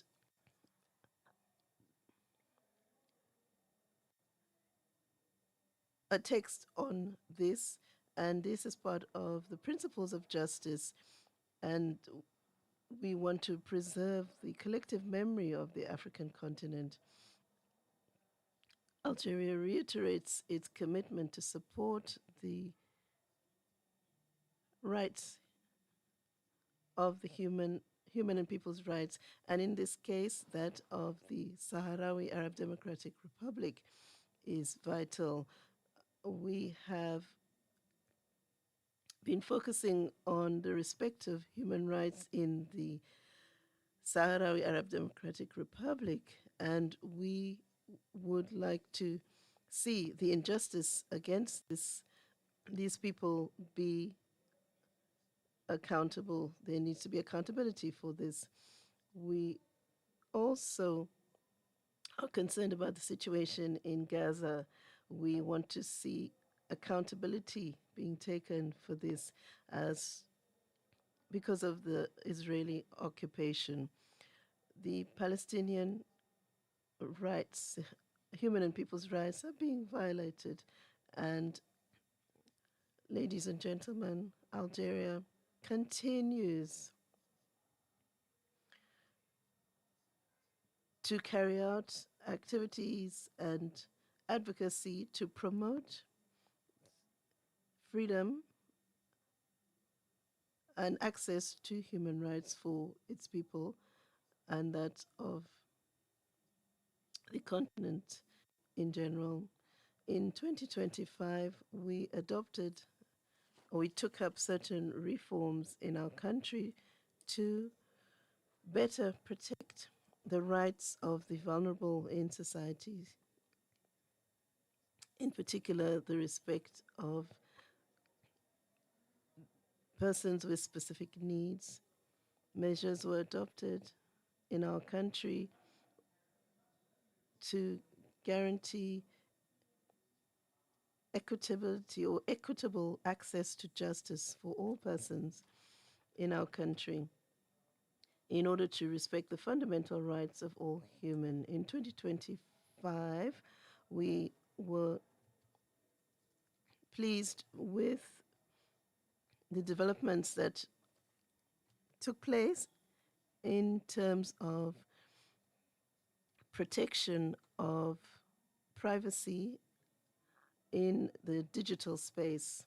We have a plan that we've adopted which focuses on the youth in that regard up to 2030.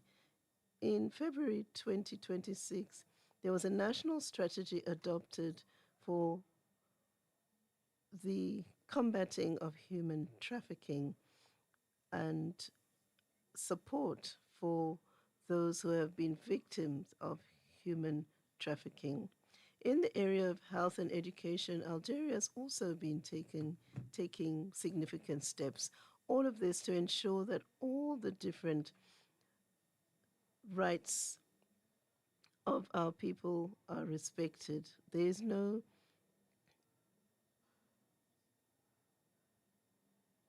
none that we give particular focus to. We want to look at all aspects, whether it's in education, whether it's in health, because even as far as education, we have gone further than not only supporting our own youth in education, but also providing scholarships to other African citizens to come and study in Algeria. So we are treating our nationals and other nationals from other African countries in the same manner by offering support for education, tertiary education. We want to see human rights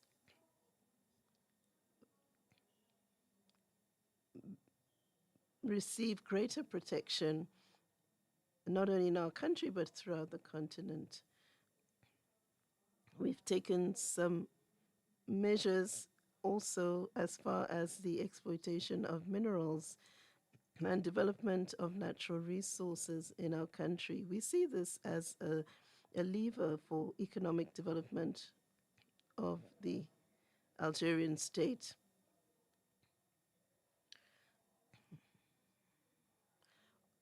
We in Algeria are committed to African solidarity, and we want to continue to ensure that we provide appropriate educational establishments, roads, etc. for our citizens. Thank you.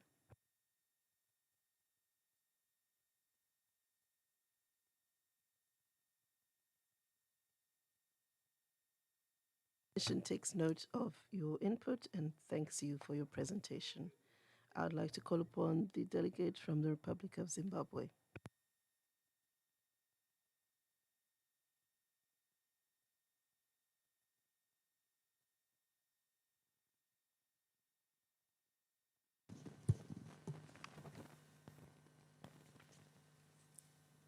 بسم الله الرحمن الرحيم والصلاة والسلام. Nom de Dieu. In the name of the Almighty, I greet you all, the ambassadors and representatives of states, the chair of the ACHBR, ladies and gentlemen representing the Commission, the representatives of international and regional organizations, ladies and gentlemen, heads of delegations and representatives of human rights institutions, civil society organizations, all protocols observed. It is my pleasure to address you this afternoon on behalf of the Islamic Republic of Mauritania to reiterate my country's commitment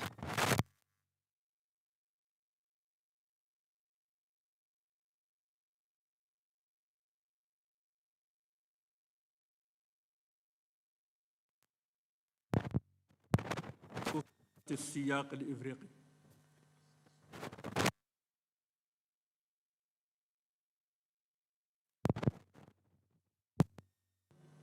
of human rights. We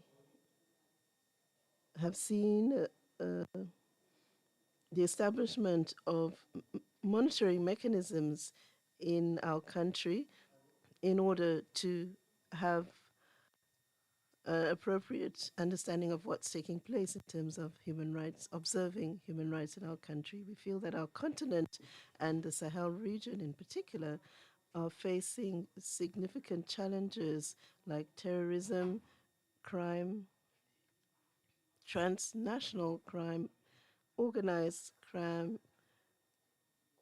human trafficking, and growing economic pressure.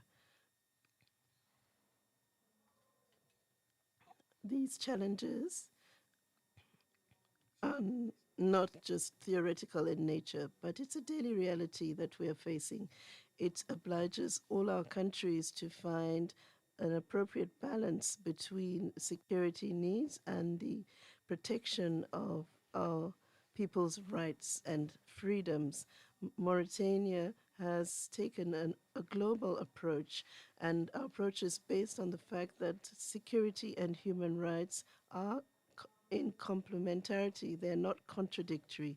This approach has enabled us to arrive at concrete results as far as ensuring stability in our country,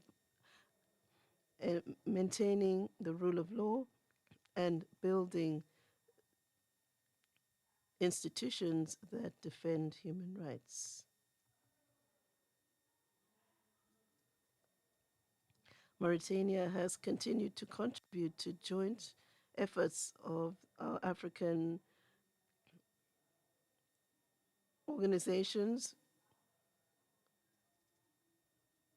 as far as protecting refugees, and this is one of our commitments to assist our African brothers and sisters. We feel that human rights is important, and it needs to be part of the strategy of our countries. Our president, since he took office, has taken an attitude of calm and openness to discuss with those working in the human rights domain. We have a national strategy for promotion and protection of human rights 2024 to 2028, and this integrates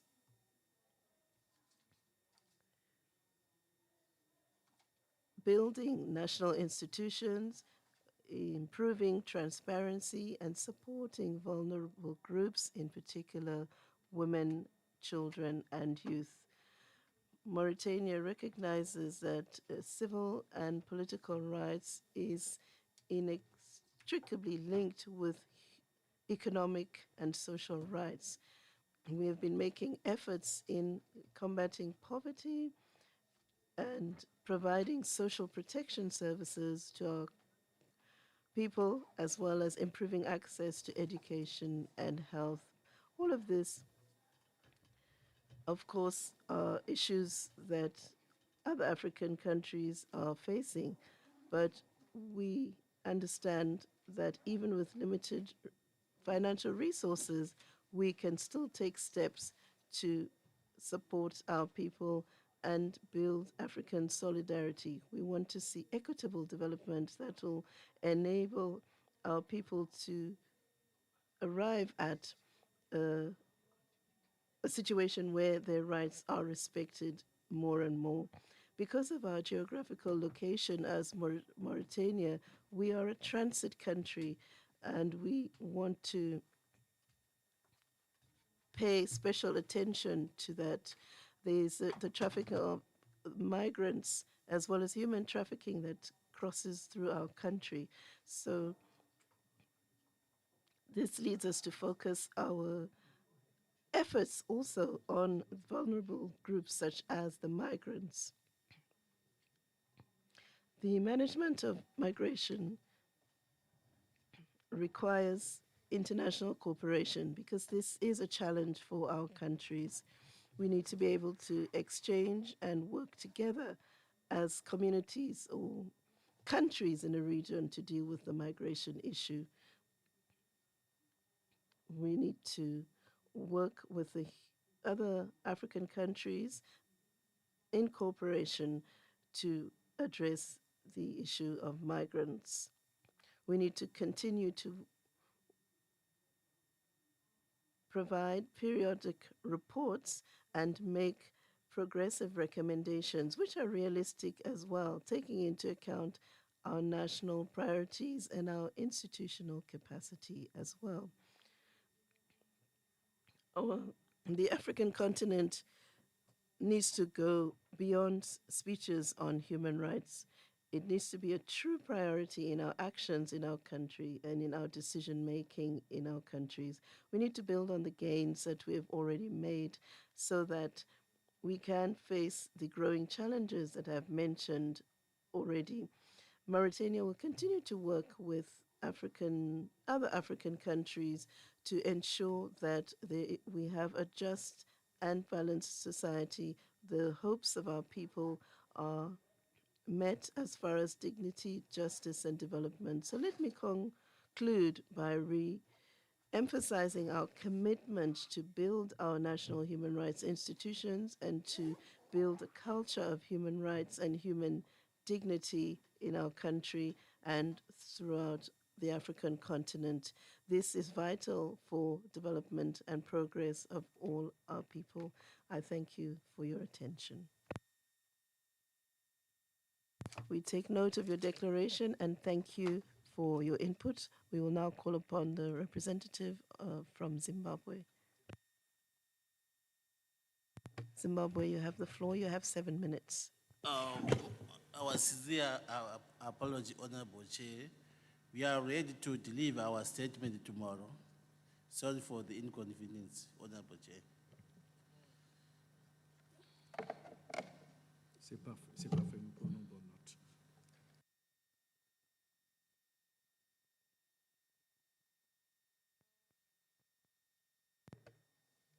We have come to the end of the state delegations.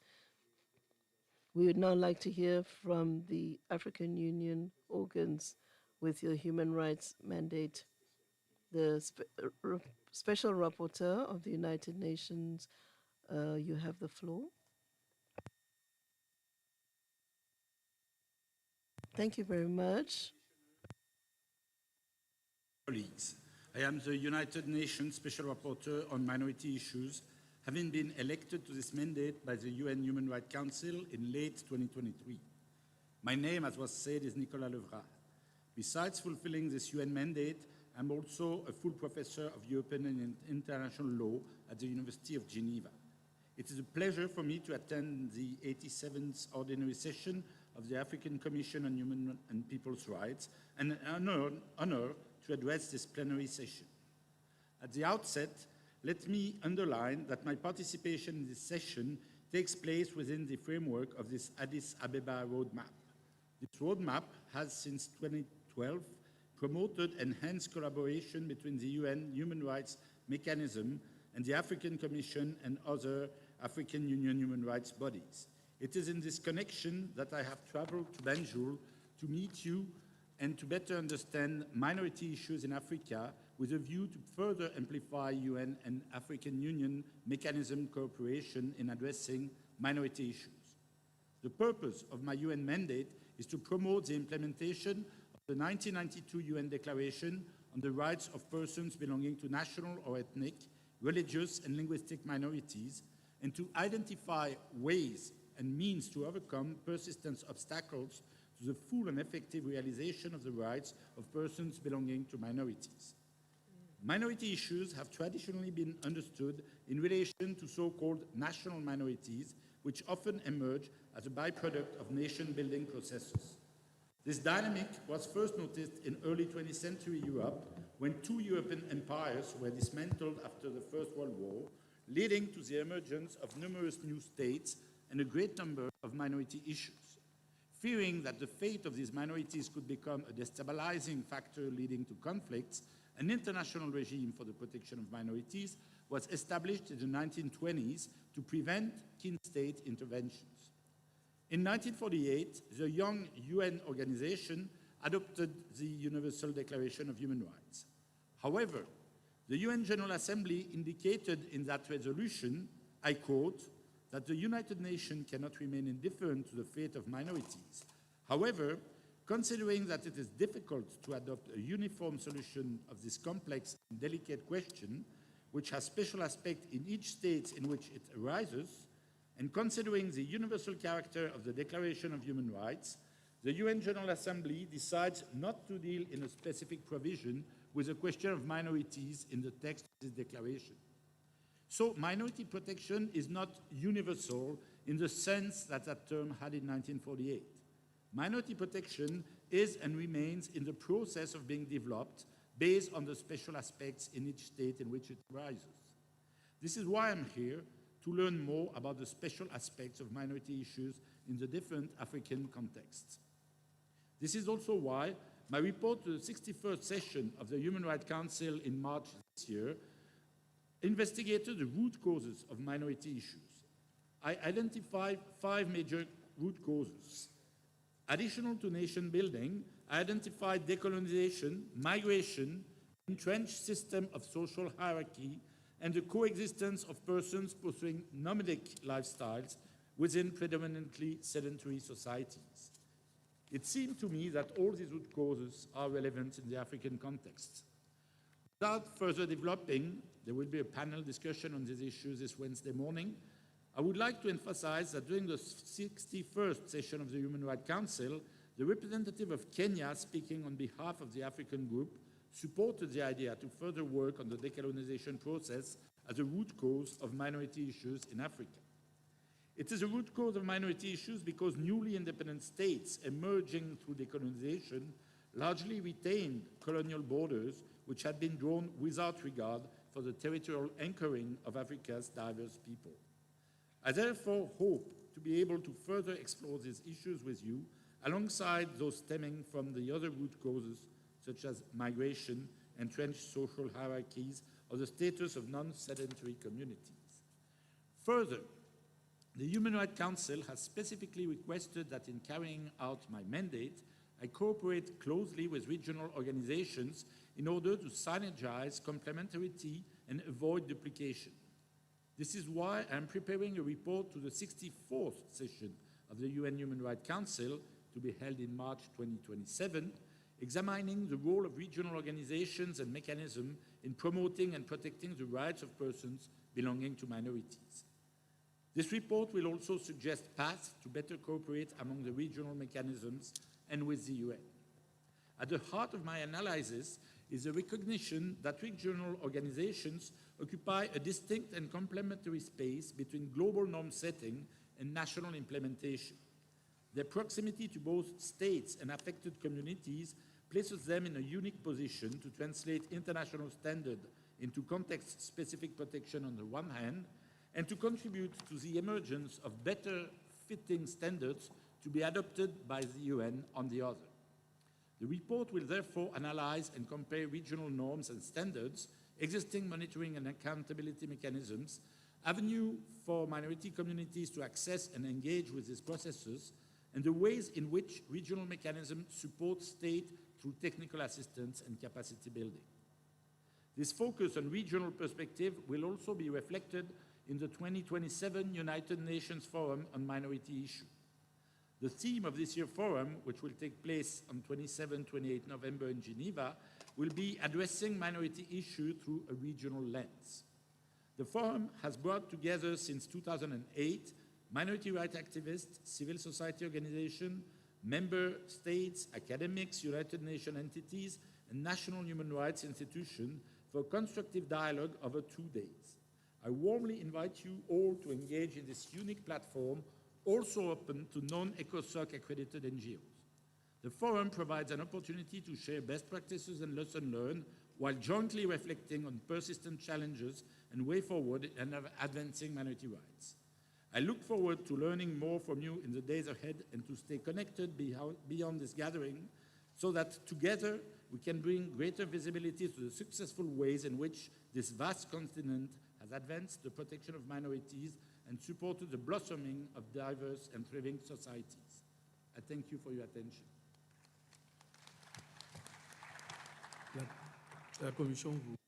The Commission would like to thank you for that statement issued as part of the Addis Ababa roadmap, which, as you know, is a cooperation mechanism between the African Commission and the special procedures of the United Nations Human Rights Councils. Thank you for your statement. We will now give the floor from the delegates, NHRIs, South African Commission for Human Rights. Chris Nissen, the South African Commission of Human Rights.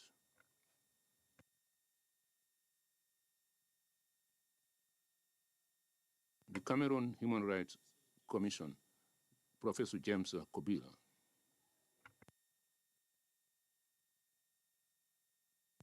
The National Human Rights Commission of Burundi.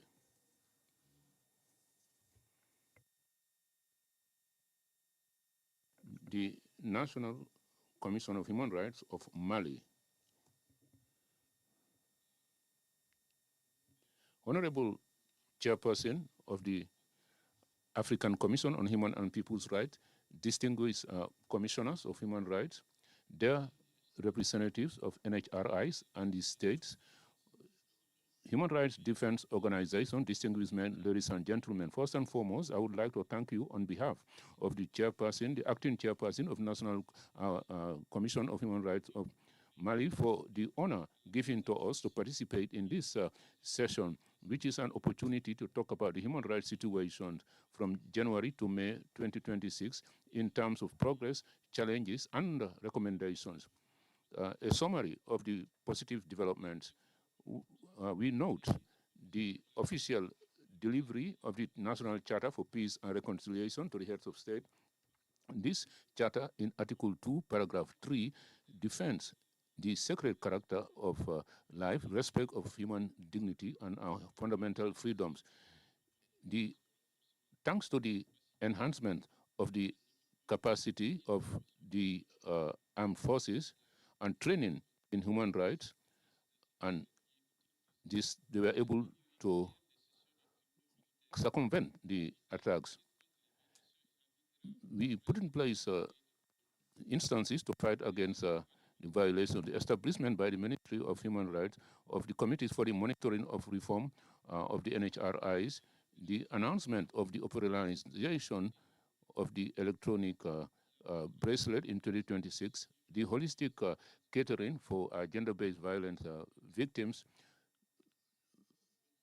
through the one-stop center, the program launched for education and the identification of digital platforms to ensure quality education, and the establishment of an interministerial commission for management of disasters to ensure provision of basic commodities, also facilitation of access to land, establishment of a specialized judicial police, the mechanism for the prevention and thanks to regular control so that we can prevent risk of violations and for the rights of people deprived. When it comes to other types of development, in civic and political rights, the civic space is been shrinking through repressive actions by the state. The NHRI would like to condemn attacks against civilian populations, the last one being 6th of May in the Banjagara villages, and this led to at least 50 people dying. We also condemn the simultaneous and coordinated attack of 27 April 2026,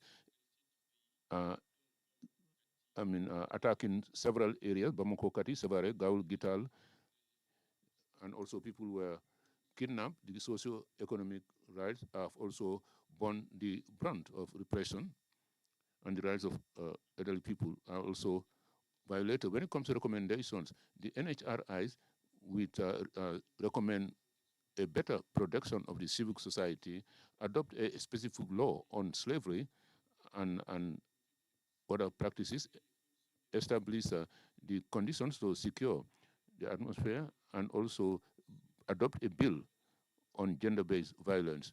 Honorable Chairperson of the African Commission, the participants, that was the end of our statement, and we will thank you for your kind attention. The Commission has taken due note of your statement, and we thank you. I will now call upon the National Commission for Human Rights of the Gambia.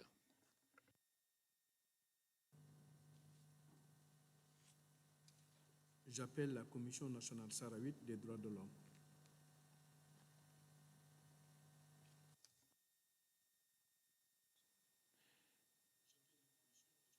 Ethiopian Commission on Human Rights.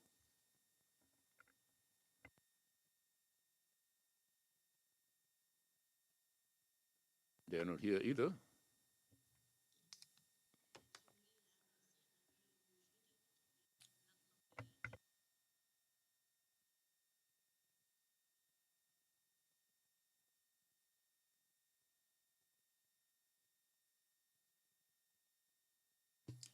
The Sahrawi is here. Would you allow us to present our report tomorrow? It's not ready now.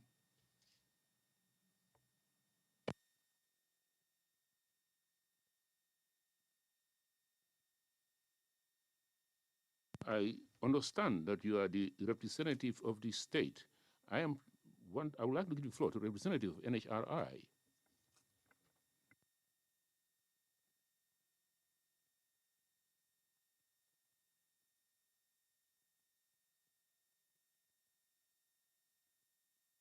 My apologies.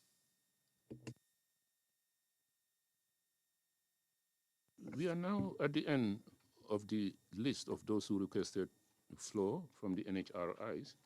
I would now call upon civil society organizations who would like to make a statement before the Commission. NGO Civicis Purmulenga, 431.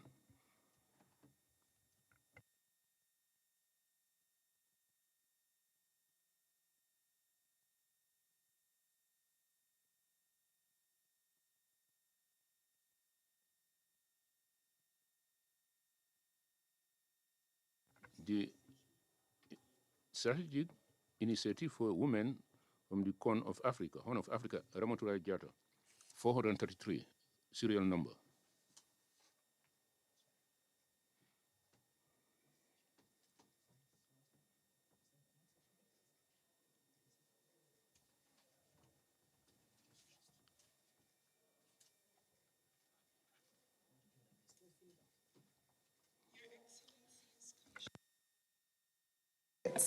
Thank you for the opportunity to speak on behalf of the Strategic Initiative for Women in the Horn of Africa, SIHA Network, an indigenous, feminist, and women's rights network of over 250 grassroots women-led organizations working across Uganda, Sudan, South Sudan, Somalia, Djibouti, and Ethiopia. In the Greater Horn of Africa, We are experiencing a wave of unprecedented conflict and instability in the region. Has been driven by a myriad of complex factors, from overall governance failures and authoritarianism to rising levels of militarization, the flow of arms, climate insecurity as well. At the center of these complex crises is the abhorrent levels of sexual and gender-based violence, as well as conflict-related sexual violence, in which the bodies of women and girls are targeted as tools of subjugation, undermining autonomy, power, and dignity. Our documentation efforts serve as immediate testimony of this, with every statistic representing a life forever unchanged. In Sudan, as we pass the third year of conflict in this country, CIHA Network has documented over 1,294 cases of sexual gender-based violence between 2023 to 2025, with 77% of these cases constituting rape. In South Sudan, new levels of violence and insecurity have emerged in the recent months, which have exacerbated conflict-related sexual violence against women and girls and threatened the collapse of the country's revitalized agreement on the resolution of the conflict. According to our documentation efforts, at least 2 women or girls face sexual violence every single day in Western Al-Barghazal alone. In Somalia, a high prevalence of gender-based violence against women and girls continues, and with high rates of female genital mutilation at a prevalence of over 99%, affecting women and girls between the ages of 15 to 49. In Ethiopia, the rates of gender-based violence continue to grow and are flagged at an overall rate of 51%, constituting emotional, physical, and sexual violence against women and girls. This is in addition to the ongoing crimes of sexual violence occurring in Tigray, Amhara, and Oromia, with new or renewed waves of unrest growing over the last year. Finally, we note that all of these issues are ongoing amid increased censorship and shrinking civic space in Ethiopia, making it increasingly difficult for women's rights organizations to advocate and advance their critical work. There is a deep systemic failure in holding perpetrators of sexual violence accountable, which propels impunity, emboldens perpetrators, and drives near perpetual cycles of conflict-related sexual violence. Harmful gender norms and policies defended on the basis of religion, culture, and morality, shrinking civic space, intimidation of women human rights defenders by state, non-state actors, both online and offline, forms the backdrop of this type of violence. Worse still, in this current era of regression with respect to women's rights, the rise of anti-rights actors actively seeking to delegitimize gender movements continentally under the guise of protecting family values and tradition is at rise. Your Excellencies, these are the dire realities on the ground, and it is imperative to preserve this platform as a space to defend human rights without compromise as the key to our peace and stability. We call on this Commission to hold member states accountable under the African Charter and the Maputo Protocol. We call on the governments of Sudan and Somalia to sign and fully implement the Maputo Protocol as a demonstration of their commitment to advancing the rights of women. Advocate for the immediate cessation of hostilities in all active conflict zones across the Greater Horn of Africa region. Demand member states to cease arms transfer, which risk being used to commit atrocities. Condemn these atrocities, particularly the use of conflict-related sexual violence as a weapon of war, especially in Sudan, and demand for justice and accountability for survivors and the immediate protection of women human rights defenders. The women on the ground continue to work tirelessly in the advancements of right, security, and dignity, but they need the full support of this commission. Thank you.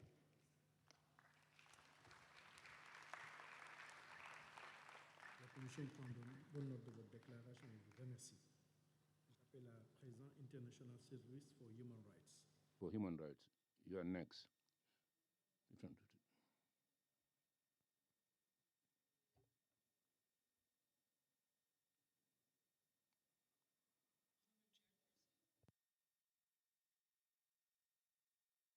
is deeply concerned by the shrinking civic space across the continent. This trend is increasingly characterized by the criminalization of human rights work and a glaring absence of robust legal protections for those who defend human rights. We draw the African Commission's attention to several critical situations where defenders and media professionals face extreme danger. In Tanzania, following the election of the president, the environment for HRDs has turned increasingly hostile. In 2025 alone, authorities shut down over 80,000 online platforms under the guise of unethical content. With several recorded cases of enforced disappearances of opposition figures and defenders, Tanzania's crackdown on digital and physical space is entirely out of line with the African Charter. In the DRC, journalists and activists in North and South Kivu continue to be targeted by Congolese authorities and the M23 and AFC. In Burkina Faso, we are alarmed by the use of laws that do not comply with international standards to restrict civic space and silence defenders. In Angola, we are seeing a dangerous trend of using anti-terrorism charges to silence journalists reporting on matters of public interest. Regarding the review of Kenya during this session, we ask the African Commission to call on the state party to adopt effective measures protecting civic space to avoid a repeat of 2023 to 2025 repression against protesters in the future. Furthermore, ISHR remains gravely concerned by the targeting of Sahrawi defenders by Morocco in the occupied territories of the Sahrawi Republic, human rights defenders documenting violations, mobilizing communities, or asserting the right to self-determination are exposed to overlapping forms of criminalization, physical and psychological abuse, sexual violence, surveillance, and restrictions on fundamental freedoms. We emphasize the need for the African Commission to be granted unhindered access to the territory to monitor the situation of defenders during a mission to the region. In Sudan, human rights defenders face vicious attacks as they work to save lives and document war crimes, including systematic targeting, detention, and torture. We urge the Commission to engage with women human rights defenders to document the war crimes committed, to ensure accountability of the warring parties, Sudanese Armed Forces, RSF, SPLMN, committing atrocity crimes. And finally, in the context of the African Union Decade for Reparations, we welcome the resolution at the General Assembly led by Ghana and supported by the African Union and the Caribbean states, declaring that the transatlantic trade in enslaved Africans and the racialized slavery that followed constituted the gravest crime against humanity. It is a significant victory for the many organizations, advocates, Maroon communities, and families who have courageously advocated for reparatory justice. We urge the Commission to adopt a follow-up resolution on Africa's reparations agenda. This would contribute to strengthening the important links between the diaspora and the continent, as well as the links between the African Commission and the UN bodies working on the same issues. Thank you.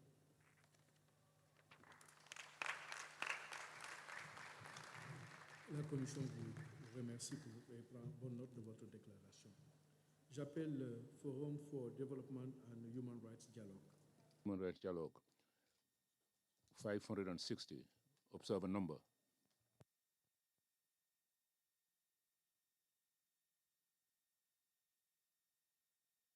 African Center for Democracy and Human Rights, Dr. Moulay Nafen Naji.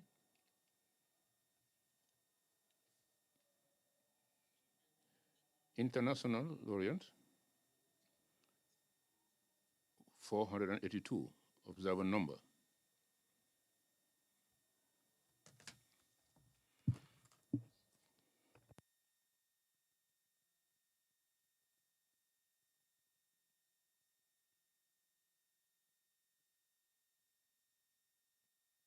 From internationallawyers.org, who could not be present here today.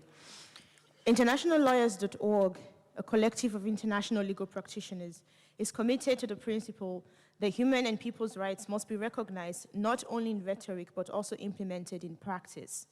The Lawyers Organization welcomes this Commission's efforts to address the continued struggle for self-determination of the Palestinian people, building upon Commission Resolution 641 of 2025, which identified systemic war crimes and the use of starvation as a weapon of warfare in Gaza.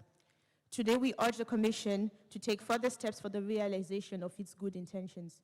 We call on the Commission to support a new resolution affirming the legitimacy of the Palestinian struggle for self-determination and their right to resistance.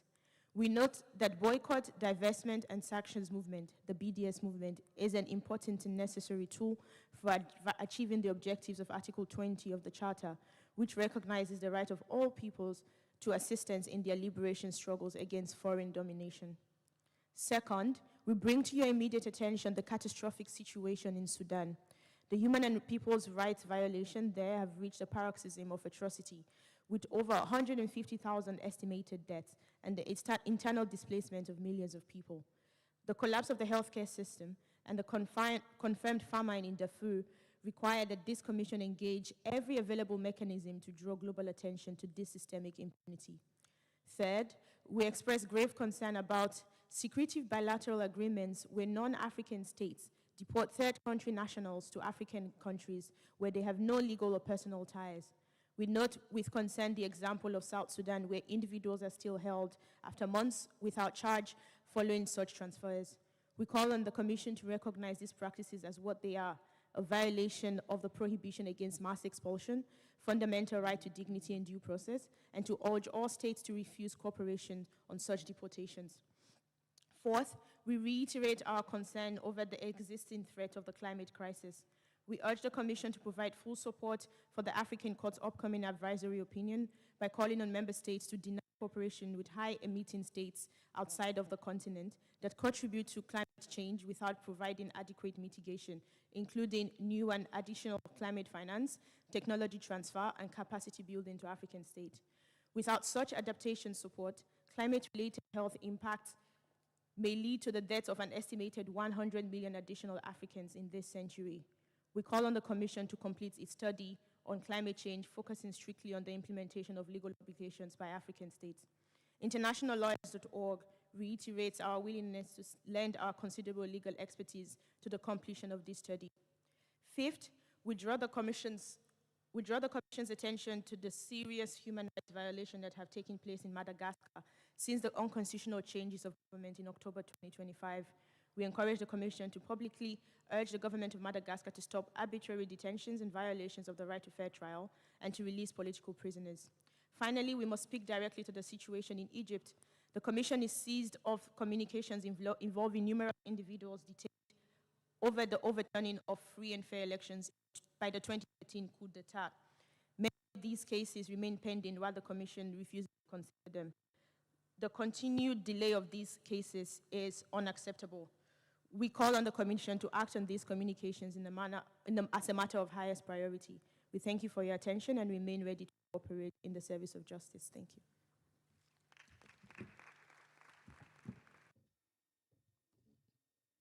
The Commission would like to thank you and has taken note of your declaration. March for Peace, Development and Human Rights. 528 observer number, March for Peace. The International Commission for Juries, number 2, observer number.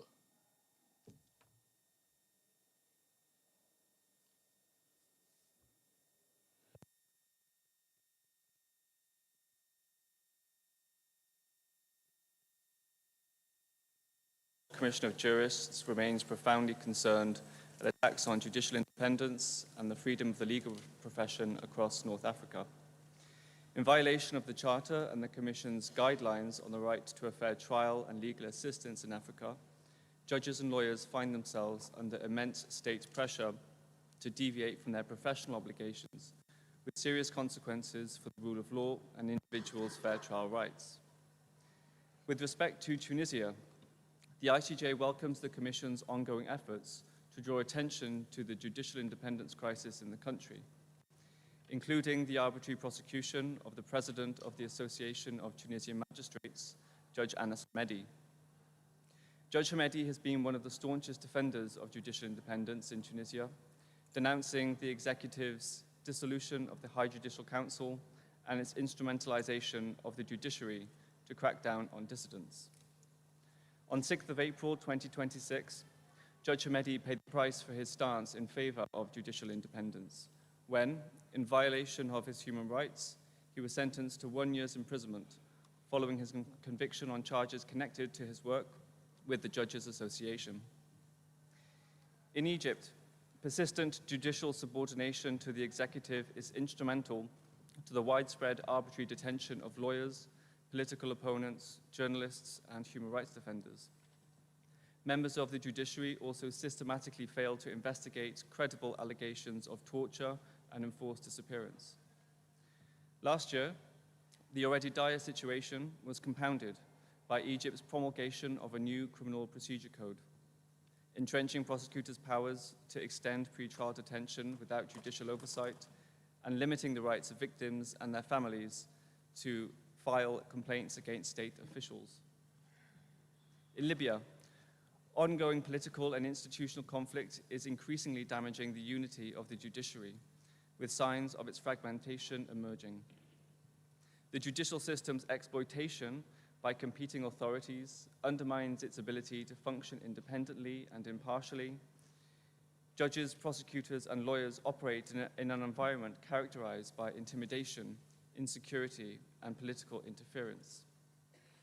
As a result, prolonged arbitrary detention, enforced disappearance, and torture, and other ill treatment are perpetrated with impunity.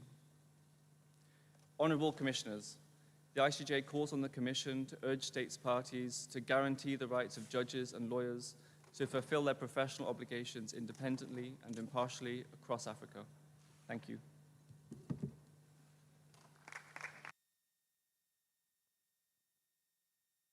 The Commission would like to thank you for that declaration.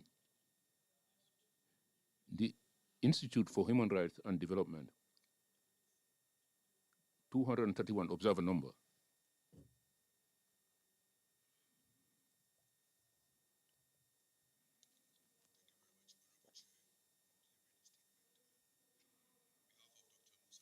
Our Executive Director. Honorable Chair, Commissioners, distinguished delegates, we thank you for the opportunity to address the 87th session of the African Commission on Human and People's Rights and wish to warmly congratulate the African Commission on this session and the celebration of 45 years of the adoption of the African Charter, 40 years of the coming into force of the Charter, and for all the hard work that the Commission has put throughout this period in ensuring the promotion and protection of human rights across the continent, even in very difficult circumstances.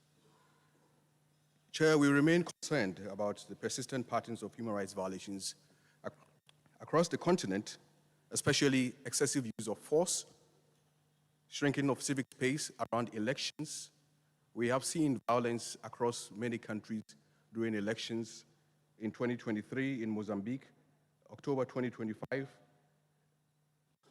in Tanzania and Cameroon, and most recently in January 2026 in Uganda, where individuals, communities, political opposition who are just striving for free, fair elections are criminalized, assaulted, beaten, imprisoned for simply trying to uphold democracy.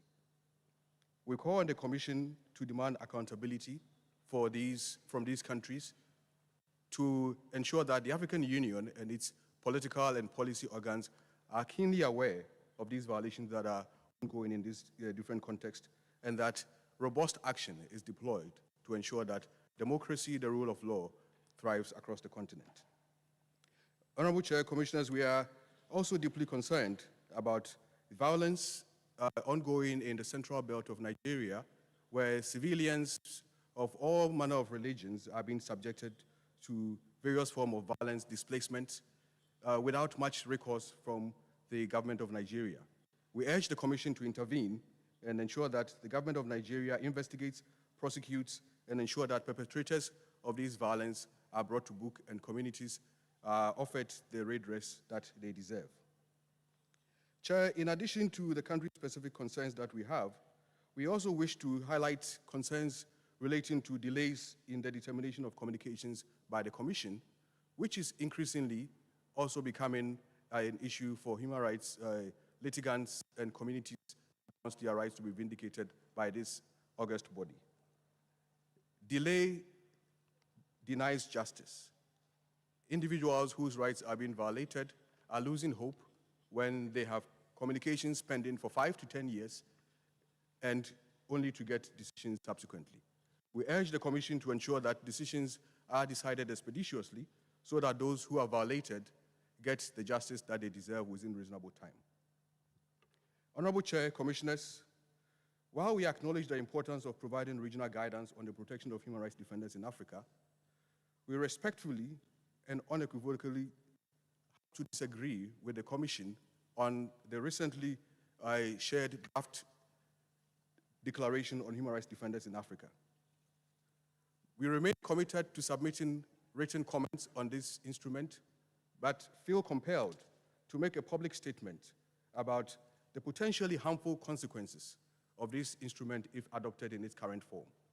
We disagree fundamentally with the philosophical conception of this instrument and the substance of this instrument because we appreciate the language used in this particular draft declaration is language that is going to assist states that have every intention to continue to repress human rights defenders across the continent. Honorable Chair, we appreciate the diversity of human rights work across the continent, and we appreciate that the Commission wants to do something about this. But we would stress that this does not have to become an ideological battle. Human rights defenders are people who are being shot on the streets, who are being imprisoned, who are being criminalized, and who are being made to feel like criminals for simply exposing corruption, demanding accountability, and seeking better life for their communities. We urge the Commission strongly to reconsider this instrument and to ensure that there is sufficient time for consultation and that the instrument that would finally be adopted has the gravitas to offer protection to human rights defenders across the continent. The people of this continent deserve it. I thank you very much for your attention.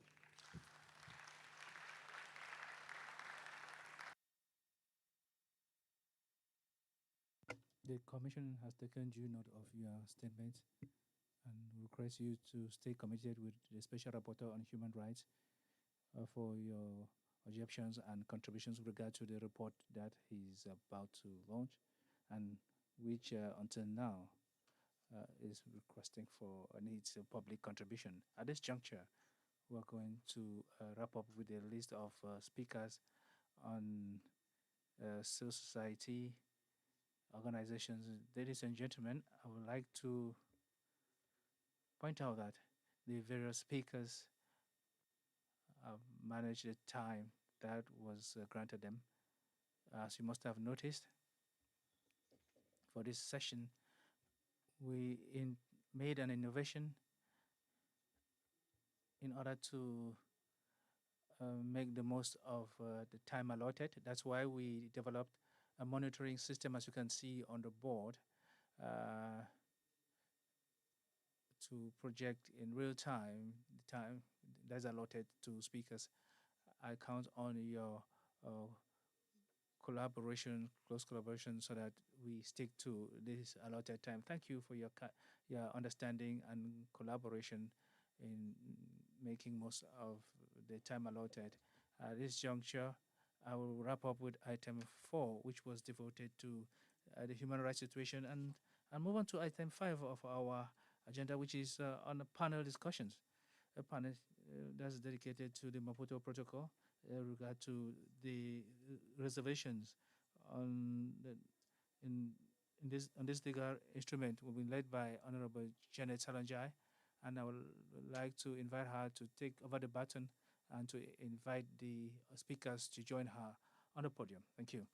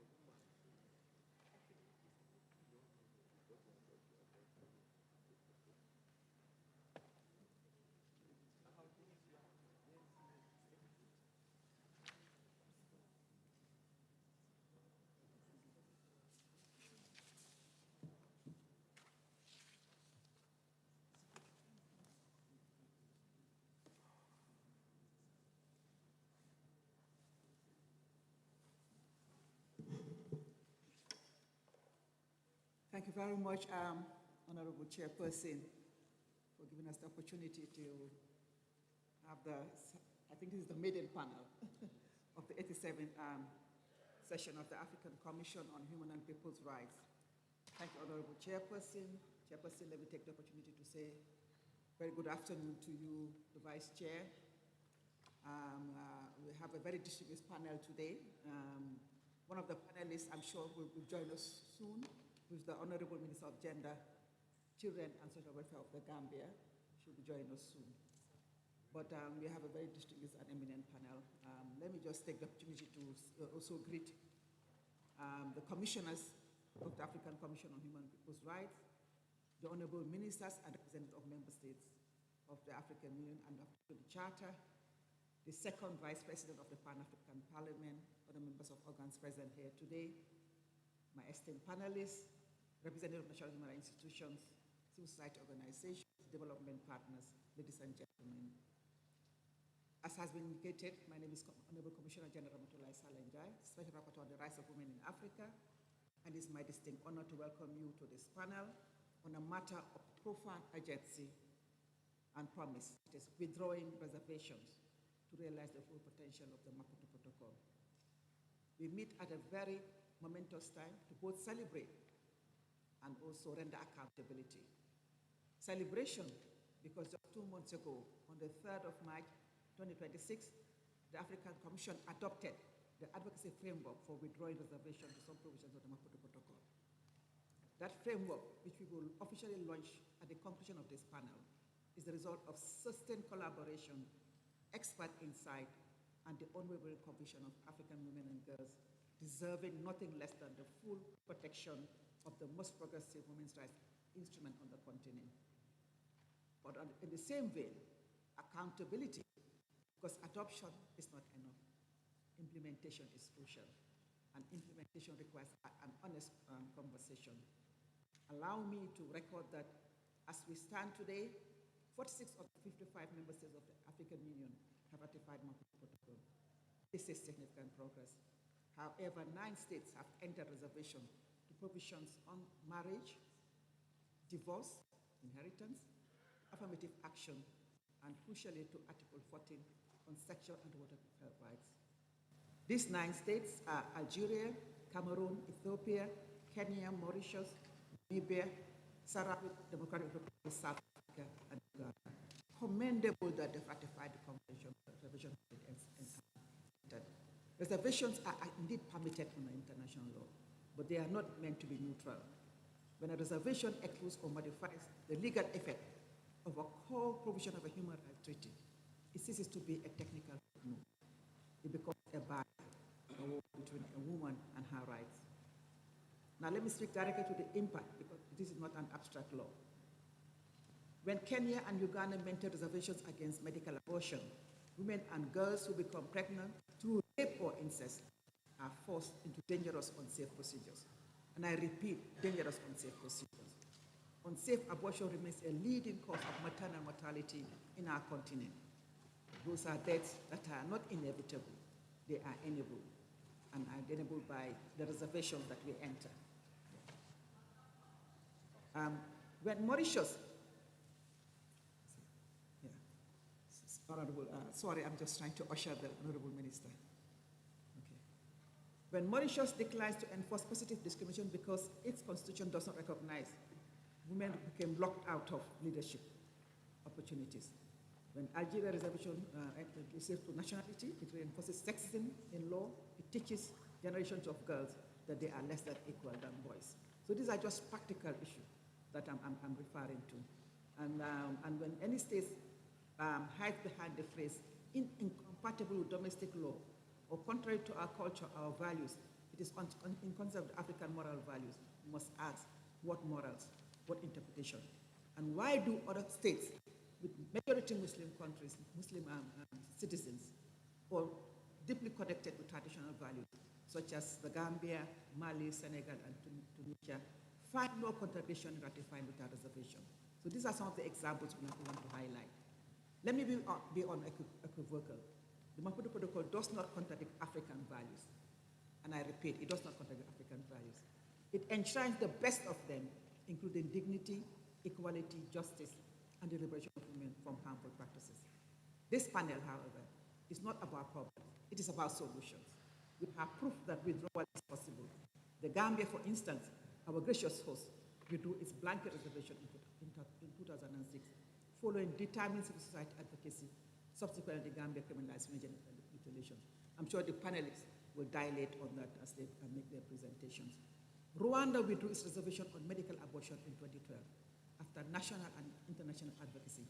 And today, a Rwandan woman can access abortion on socioeconomic grounds and in cases of rape, incest, or health risk. Mauritius, even though has maintained some of them, but also withdrew its research on the minimum age of marriage in 2023. And these are not exceptions, they are precedents. They tell us that political will, law reform, and the persistent advocacy can move mountains and reservations. So today, we move beyond calls for withdrawal.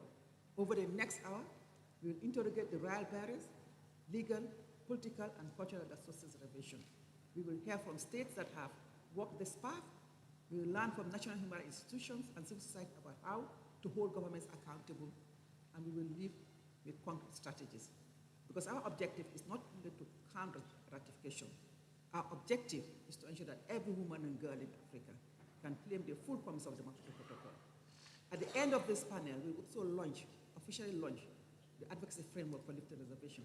And this framework should be your tool for advocacy, for parliamentarians, for national human rights institutions, regional bodies, to civil society organizations to design and demand the withdrawal of reservation. Distinguished participants, at this juncture, let me just ask you to join me to welcome my participants and my panelists. I think, do we have the Honorable Commissioner Mute online? No, not yet.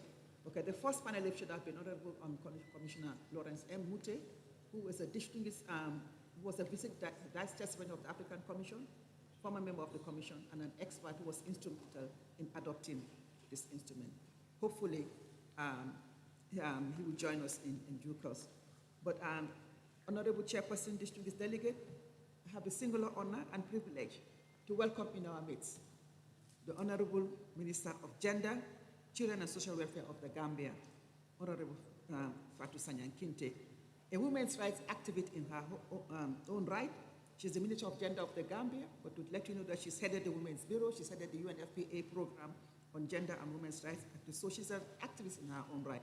Let her just share insights and lessons from withdrawing reservations to the Democratic Protocol, the Gambian experience. Honorable Minister, you're welcome and you have the floor. 5 minutes.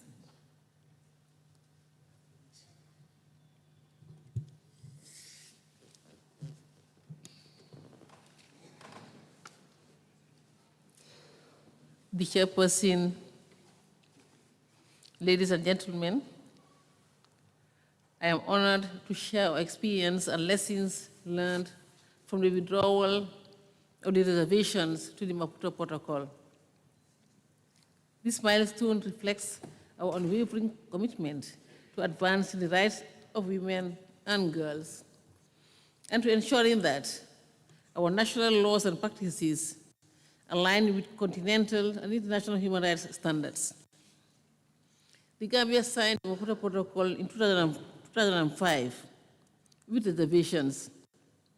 The reservations were further withdrawn in 2006.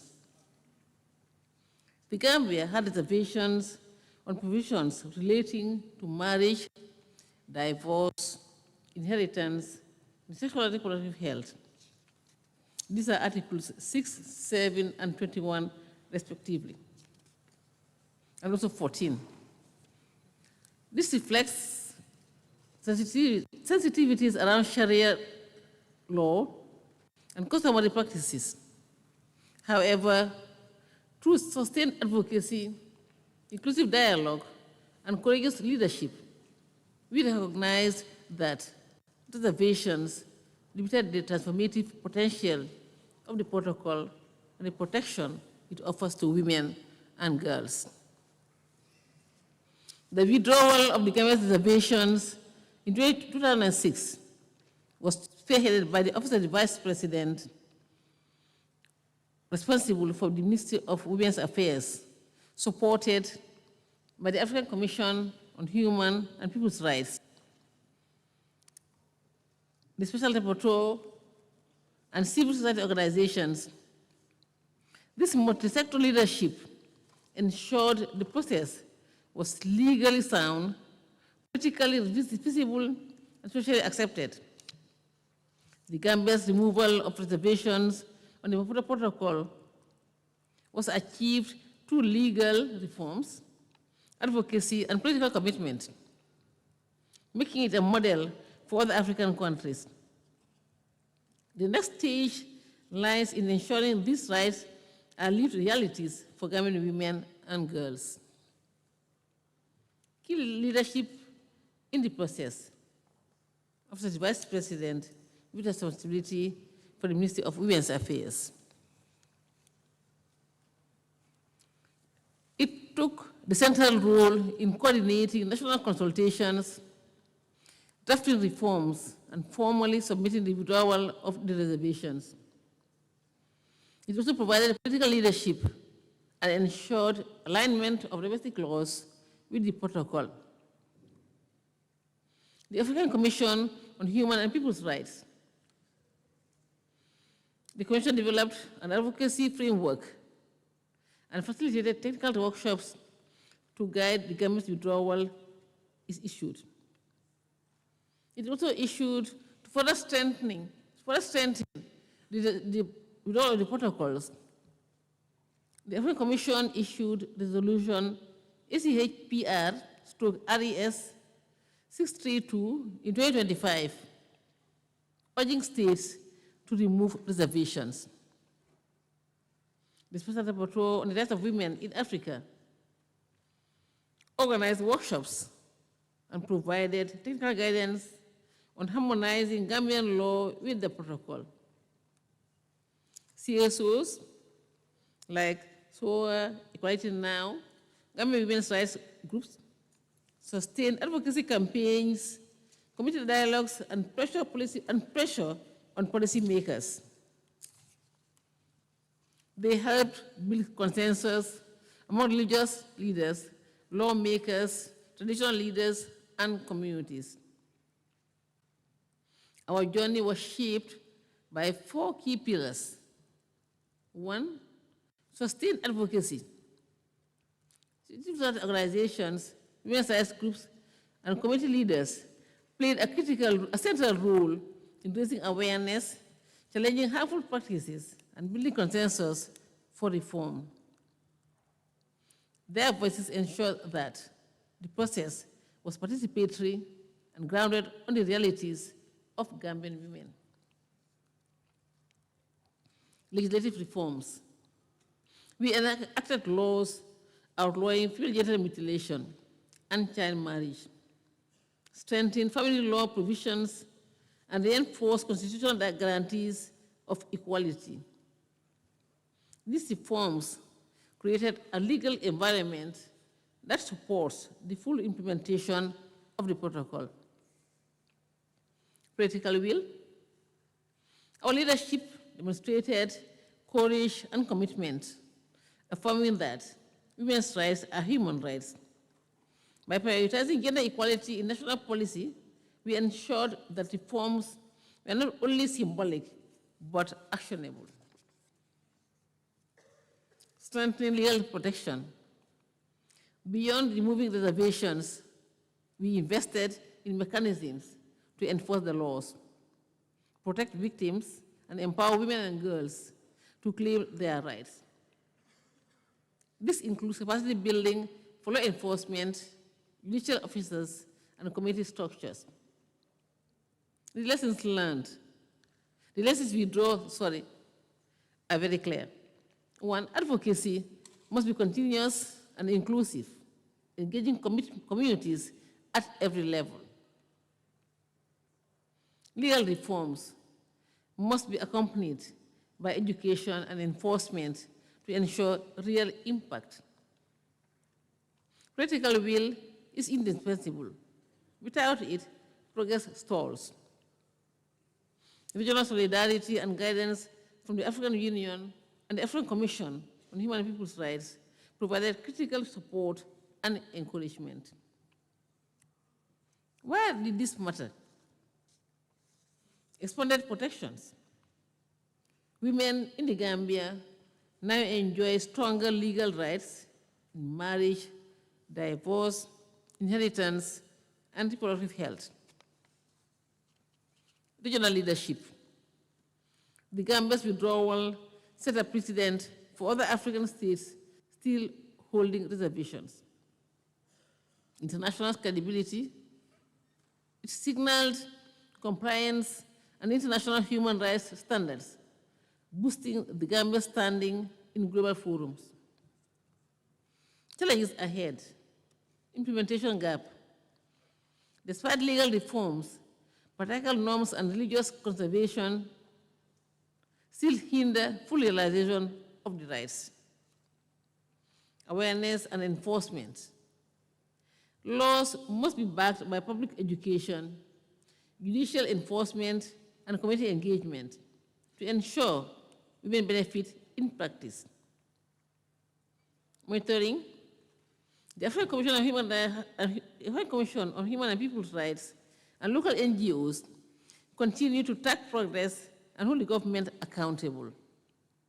In conclusion, today the Gambia stands as a proud example of what is possible when advocacy, law, and political leadership converge.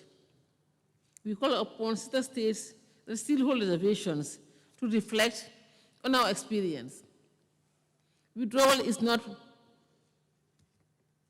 only possible, it is necessary for the advancement of our societies and the dignity of our women and girls.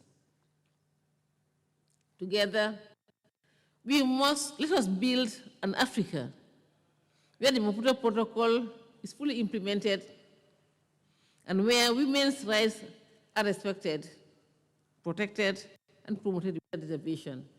Thank you very much.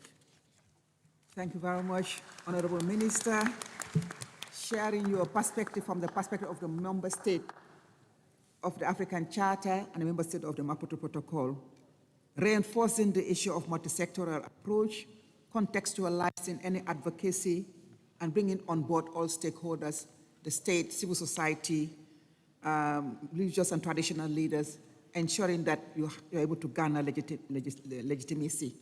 And of course, legislative reform is also crucial, and this we have reinforced, and ensuring that you don't only have laws, you have the mechanisms in place to ensure that these laws can be implemented. But you've reinforced sustained advocacy, which is very important, because when you have gains, you cannot rest on your laurels. Because I think we had a wake-up call in the Gambia when you actually rest on your laurels. You have to have sustained. Thank you very much for sharing the insights from the perspective of a member state as a state minister, and of course a gender expert in your own right. I now move on to the perspective of the National Human Rights Institution. And here we're being joined by Ms. Melanie Nagin, Deputy Chairperson, Human Rights Division, National Human Rights Commission of Mauritius, on strengthening national implementation and monitoring NHRI contributions to compliance and accountability. She's joining us online.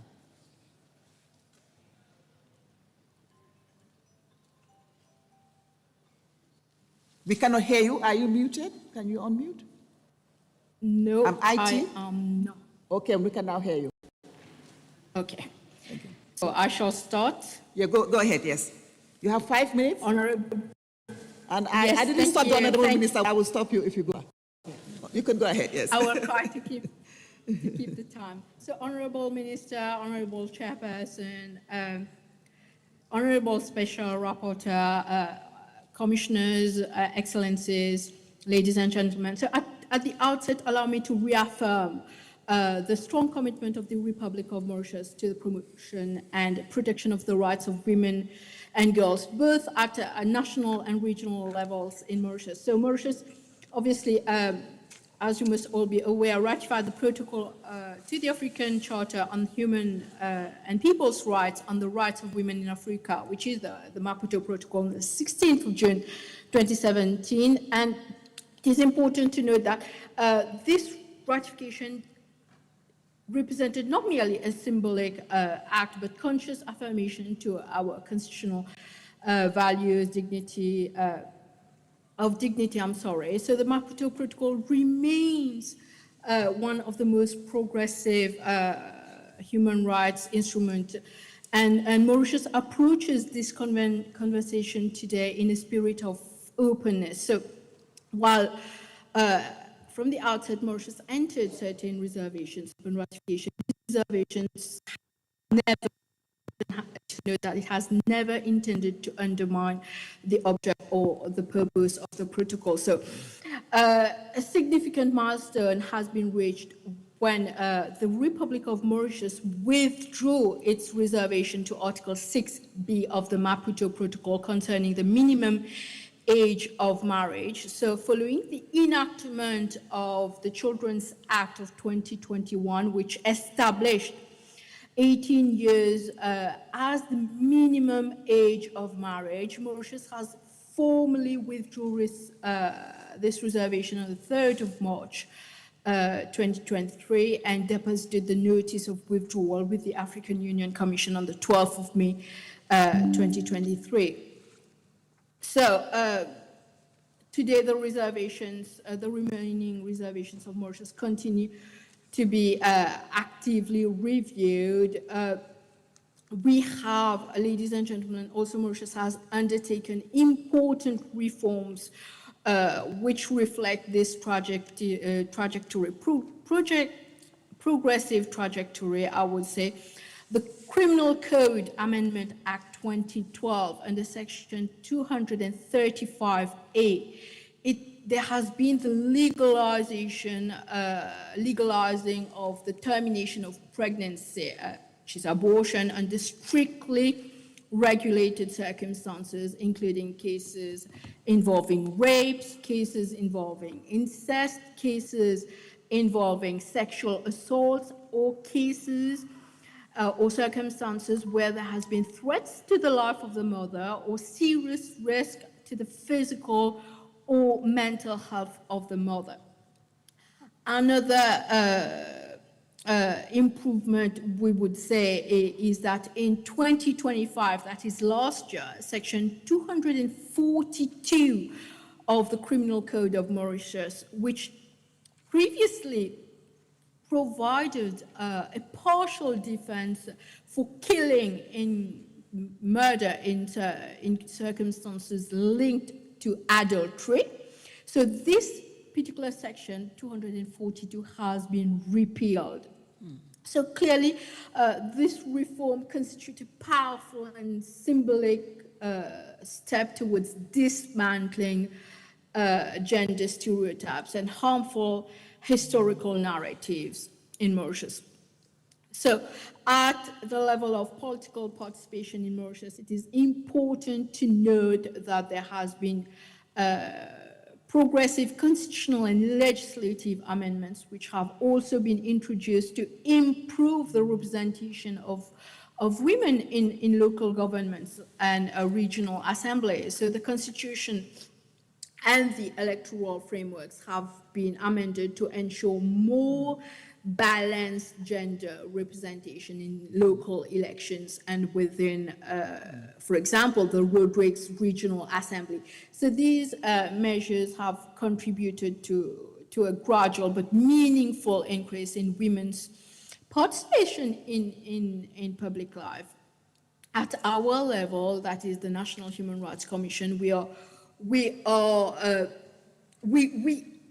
do recognize that these legal reforms, though progressive, but remain insufficient without public sensitization and sustained advocacy. So the National Human Rights Commission continues to engage actively in awareness campaigns, complaint mechanisms aimed at strengthening the protection of women's rights in Mauritius.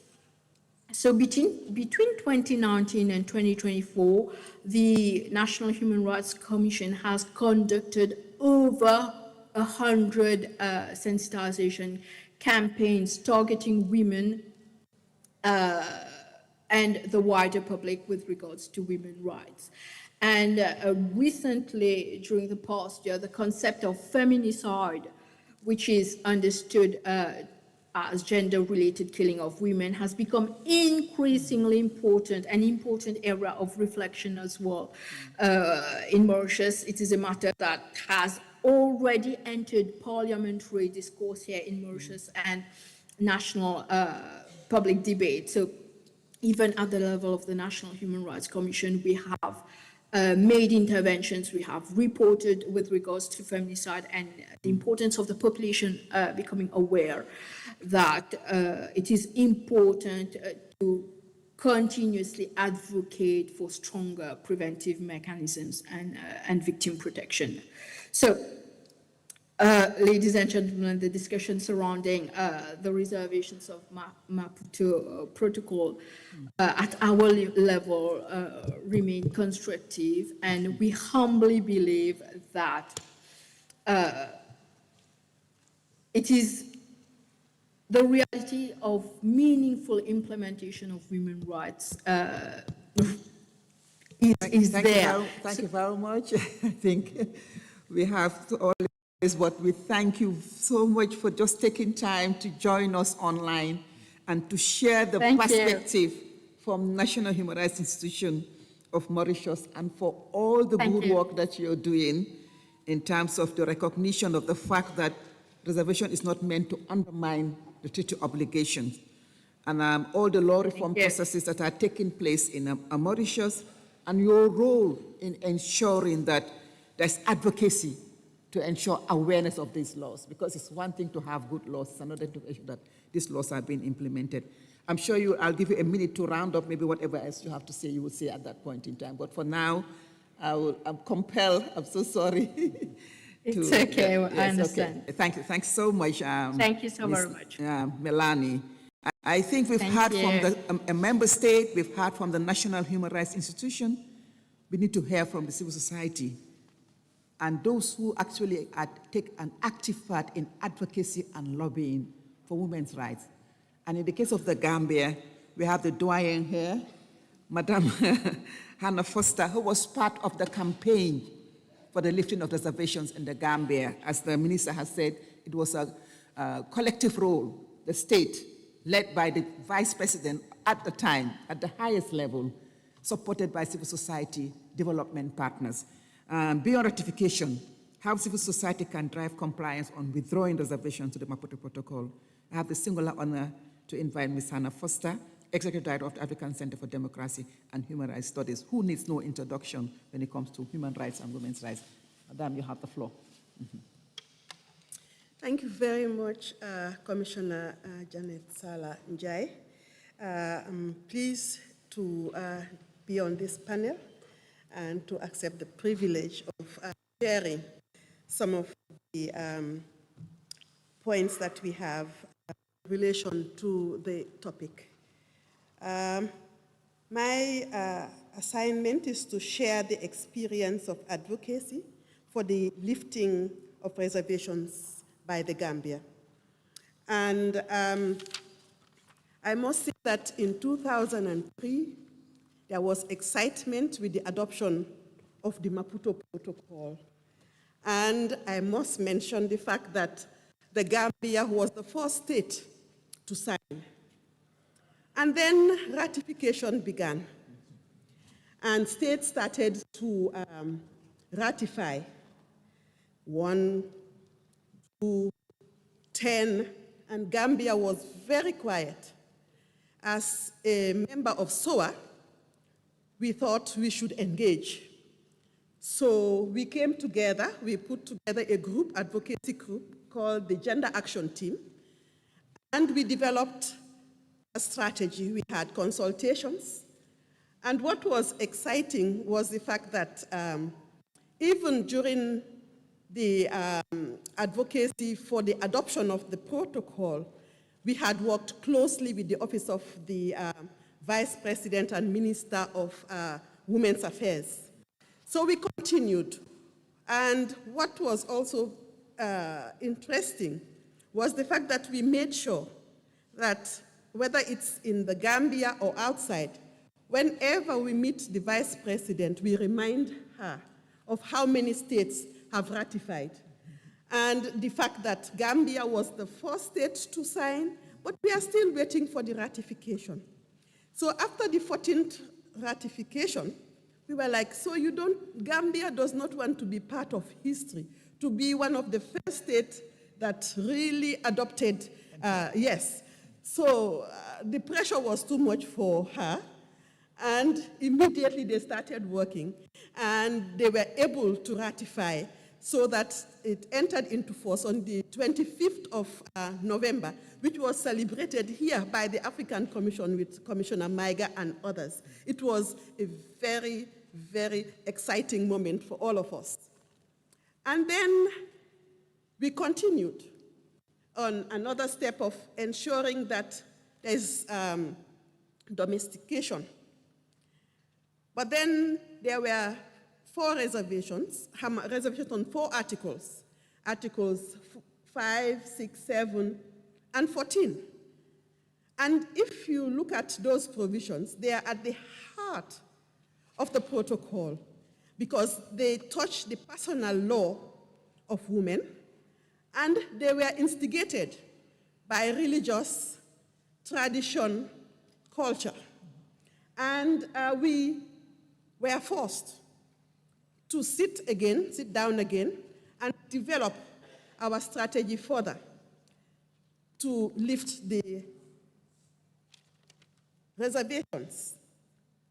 Some of the strategies we used was grassroots mobilization, because each of the members of the Gender Action Team had their own constituencies. So each of them with money from Action Aid, we were able to have each of the groups develop one particular project in order to ensure that we were able to speak to the state, to speak to citizens, to train citizens, and the lobbying began in earnest. In 2000, and the Gambia had ratified in 2005. Yes? So it was like, okay, yes, they've ratified, but we want them to also consider lifting the reservations. So we went further to develop strategies, which included, as I said before, coalition building, and also working with the media, and even combining it with engaging supporters.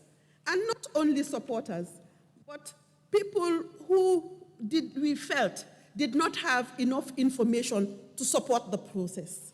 And that is why I believe that education and training, capacity building, is key in the process. Because if people know more about the benefits, I think they would not have come up with those reservations.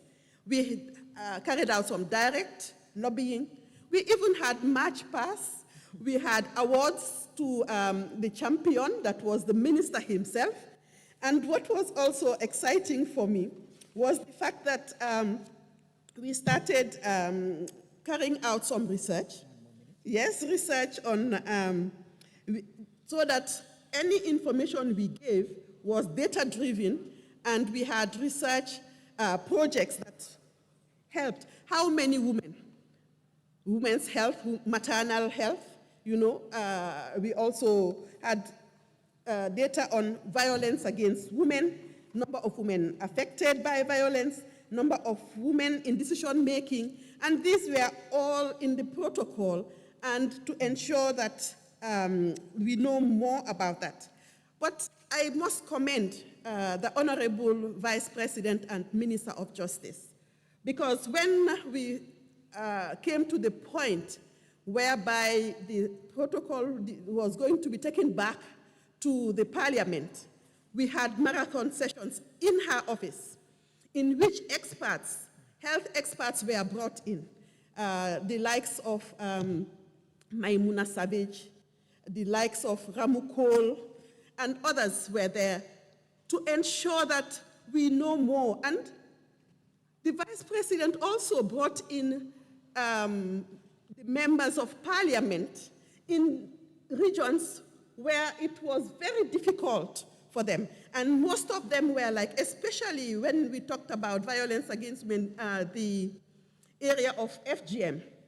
It was very tough. And in fact, we were told, yes, you want us to ratify, to lift the reservations, but how are we going to tell our constituencies? What are we going to tell them? Would you accompany us when we go to them? You know, these were difficult questions. But then we gave them the assurance. The last day that they were going back to vote on the protocol, we were in the office of the Vice President until an hour before they had to go to Parliament. We followed them, civil society, we followed them to Parliament on Independence Drive. Thank you.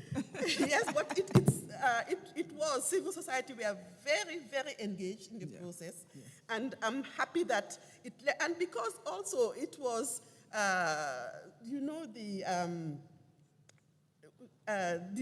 AU was also going to meet in the Gambia. Yes. So we took it as an opportunity, and we were saying, okay, civil society is coming, and asking why is Gambia not ratifying?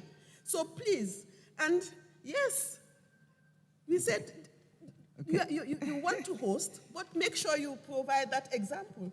And it was one of the main reasons. Okay, I'm compelled to say thank you very much. Thank you. I can see the passion and the excitement because she was right there and leading civil society in the Gambia, just reinforcing the point raised by the Honorable Minister about determination, commitment, and sustained advocacy. Madam Foster, you've mentioned something that is very important, which I will add to reiterate, the fact that the grounds are always religious, cultural, and traditional, and how you embrace grassroots to engage and engage constructively. Sometimes constructive engagement is the way to go, engaging constructively, and also providing the data and the evidence. Because if you don't have the data and the evidence, it will be difficult for you to convince people. So thank you very much for that approach that was taken in the Gambia, which other member states are hearing, and I'm sure they will adopt the same approach. Other CSOs are here, they're listening. I'm sure they will adopt the same approach. I don't want to waste too much time. I will now call upon another member of civil society, but part of our coalition that has been very instrumental in working with us in the development of the framework for the listing of reservation. Ms. Esther Waweru, from Associate Director of Equality Now. Thank you very much for joining us. We'll share your insight on strengthening advocacy and accountability, country experiences from Africa, just to reinforce and build on what has been mentioned by the experience locally in the Gambia, but across the continent. 5 minutes? Yes, because we want to make sure that we have a dialogue also and get feedback, so 5 minutes, yeah. Mm-hmm. Thank you very much, Honorable Commissioner. Honorable Ministers, Honorable Chairperson of the African Commission, Honorable Special Rapporteur on the Rights of Women in Africa, distinguished commissioners, state representatives, and colleagues from civil society. Let me begin by appreciating the Special Rapporteur, Commissioner Salanjai, for the meaningful and successful collaboration that you have facilitated between your mandate and other stakeholders such as Equality Now and the Solidarity for African Women's Rights Coalition. That is what has culminated in the development of the advocacy framework for the withdrawal of reservations to some provisions of the Maputo Protocol. Today, we stand at crossroads. As we launch this advocacy framework, we are addressing a legal paradox. While we celebrate the Maputo Protocol, which marks its 23rd anniversary this July, as a beacon of hope, we must confront the reality that 25 reservations and 14 interpretative declarations continue to tether the Maputo Protocol to the ground, preventing it from truly taking flight. Allow me, Honorable Commissioners, Excellencies, to quickly highlight the devastating impact of reservations, because when we talk about reservations, they do not exist in a vacuum. They are not merely technical legal footnotes, but they do have a devastating human cost. Reservations constrict the scope of legal protections at a precise moment when hard-won rights are under siege by global rollbacks. In Africa, anti-gender actors pose a serious threat to women's rights, diversity, and the very fabric of our democracy. And the data, as you have said, Honorable Commissioner, is out there and it speaks for itself. Allow me to just highlight the data from some of the countries that we have highlighted in the framework. In Uganda, the reservations to Article 14.1a and 14.2c have severely limited reproductive autonomy, contributing to high rates of unwanted pregnancies and unsafe abortions, particularly among survivors of rape and incest. In Kenya, my own country, the reservation to Article 14.2c contradicts Kenya's own constitution and contributes to at least 2,600 maternal deaths annually from unsafe abortions. Furthermore, by opting out of Article 10.3 regarding reducing military expenditure, vital resources are diverted away from maternal health care. In Mauritius, progress has been made, as we have heard from the representative from the NHRI. However, despite limited legal provisions, police reporting requirements, and a strict 14-week limit under their reservation leave many women without viable options for comprehensive care. Marriage inequality is something that reservations to Article 6 by Ethiopia and South Africa continue to permit unregistered marriages, exposing women to child marriage and stripping them of legal protection is something that has been a direct outcome of the reservations by Ethiopia and South Africa. In Algeria, exceptions to the minimum age of marriage allow child marriage to persist under both civil and customary law. And we have many other examples that we could cite, but due to time, I will pause there. But I also want to take this opportunity to really highlight that withdrawal of reservations is essential because it is a critical tool for accountability. The transformative potential of the Maputo Protocol can only be fulfilled when these protections are undiluted. And reservations do just that. They dilute the protections in the protocol. Withdrawing reservations is therefore an integral act of state accountability. It signals a move away from mere ratification towards substantive equality. And that is the dream, that is the promise of the Maputo Protocol.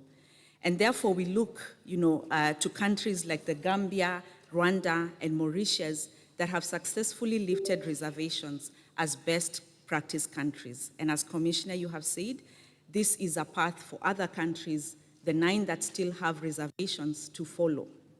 The experiences of these best practice countries show that domestic laws do not need to be at odds with continental standards. Rather, the Maputo Protocol serves as a guide to strengthen national legal frameworks. To those countries, the Gambia, Rwanda, and Mauritius, leadership is the blueprint for the rest of the continent. I'll quickly speak about some of the strategies that are in the framework. As I conclude, just 2 minutes, Madam Commissioner. So this framework cannot be successful without the collaborative multi-stakeholder approach. And I just want to end by making 3 calls. 1, to state parties to use the framework to conduct immediate legal audits and identify where reservations contradict their own constitutional progress. Secondly, to national parliaments to challenge the narrative that these rights are foreign or optional because these rights are for African women on this continent. And thirdly, to the Commission, we urge the Commission to continue holding member states accountable during periodic reporting for the specific timelines of withdrawals. As I conclude, a reservation to the Maputo Protocol is a reservation to the dignity of African women. Thank you. Thank you so much. Very insightful, sharing practical experience from across the continent. You cited countries like your own country, Kenya, Uganda, Ethiopia, Mauritius, especially highlighting what in real life those reservations mean. I think this is very useful. And citing, of course, best practice from countries that have lifted reservations. So very practically oriented presentation. I'm sorry for cutting my panelists off, but to say a very big thank you to all of you because of the fact that, in fact, I believe, Esther, you have actually covered the aspect that Commissioner Mute would have covered because you've actually presented aspects of the framework and what should be contained therein. So without wasting much time, I would like to open the floor for interactive. Should I open? Okay. I can proceed. I can open the floor for interactive dialogue. Our time is very limited, and we need to also launch the opportunity to launch the really very brilliant and informative framework that we have, that we've developed, which we want to comment to member states for guidance in actual to how to go about lifting reservations. We have, I believe we have 2 state delegates and 3 NGOs. So we'll give the state delegates 3 minutes and NGOs 2 minutes. So Minister of Interior de Gambia, Karamba Dramé. Karamba Dramé, Minister of Interior de Gambia. Not here. We move on to the Minister of Foreign Affairs of Algeria, Shafiq Kalala, Councillor. Algeria. Thank you. You have the floor. You have 3 minutes.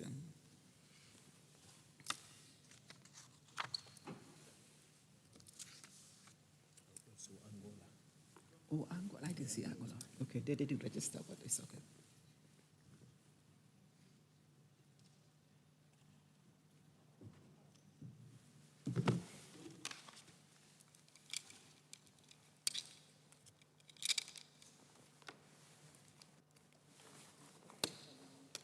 You may go ahead.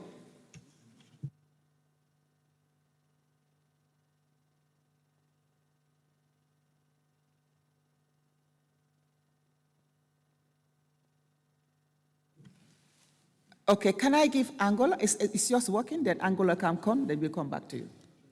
None of them are working. Uh-oh. Okay, can we have the mic? Algeria. شكرا السيد المفوض، شكرا السيد المقرر.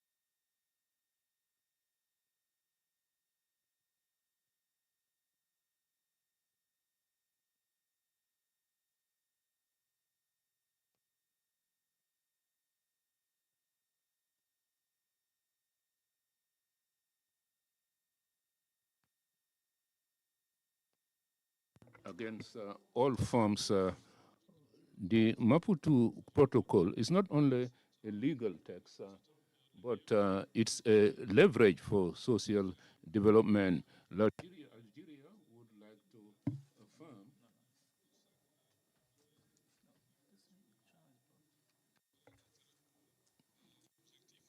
so it is not only an objective, but it's a diplomatic channel that enables the state to respect national instruments, whilst at the same time maintaining the national legislation. Consequently, the withdrawal of reservations should not be the outcome of pressure. And Algeria would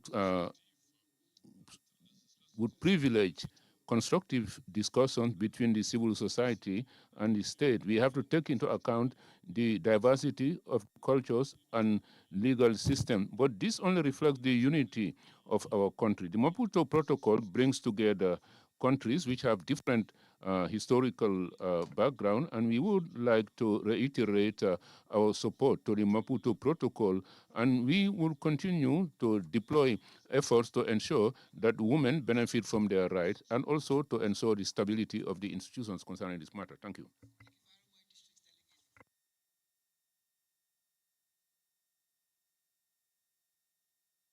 Outcome of pressure, but collaboration between CSO and the states, recognizing the diversity of culture. But I think what you've heard from the experience of the Gambia and from Mauritius is exactly what you said. it's always constructive engagement. Yeah, thank you so much. And we're hoping that with that constructive engagement, we can see Algeria also working towards lifting reservations. Angola, you have the floor. Thank you. Excelentíssimo Senhor Presidente da Comissão Africana dos Direitos Humanos e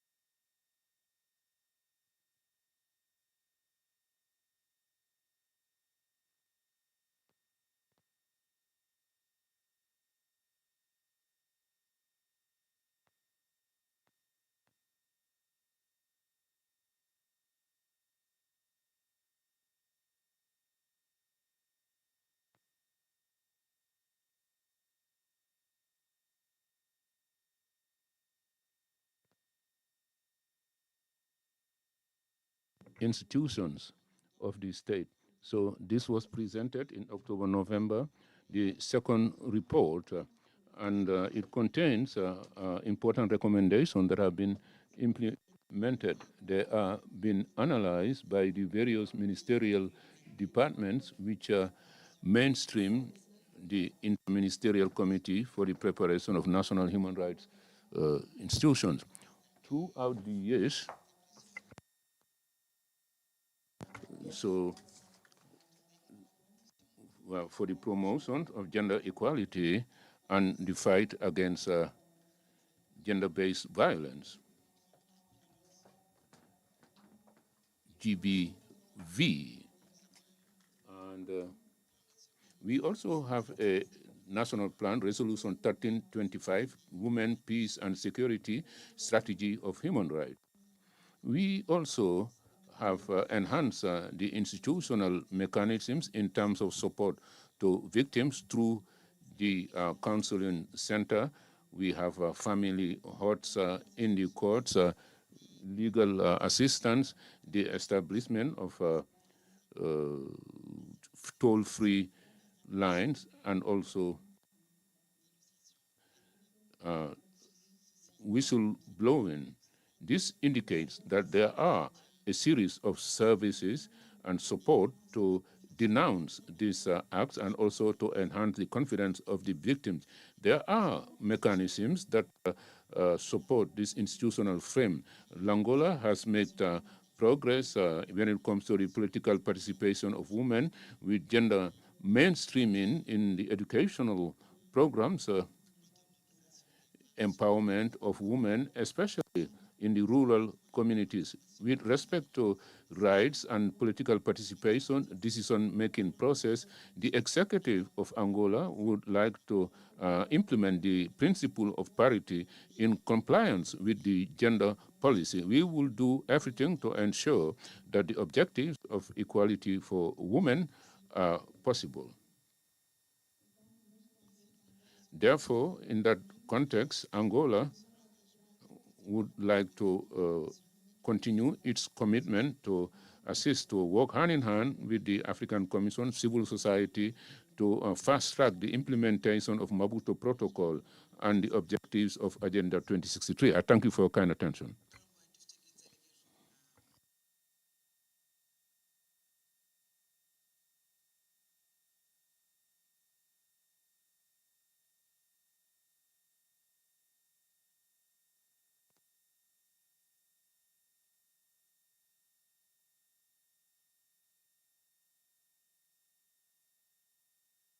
Lawyers in Kenya, FIDA. Letitia. Federation of Women Lawyers in Kenya, not here. We have Réseau actif pour la protection de l'assistance aux personnes déplacées internes. Salo Kombozi, Solomon, 591. No? Okay. Center for Reproductive Rights, Kenya.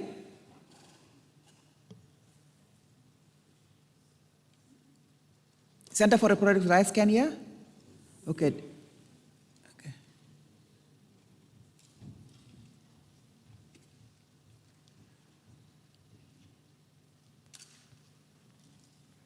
Is that the Center for Reproductive Rights, Kenya? Yes, okay.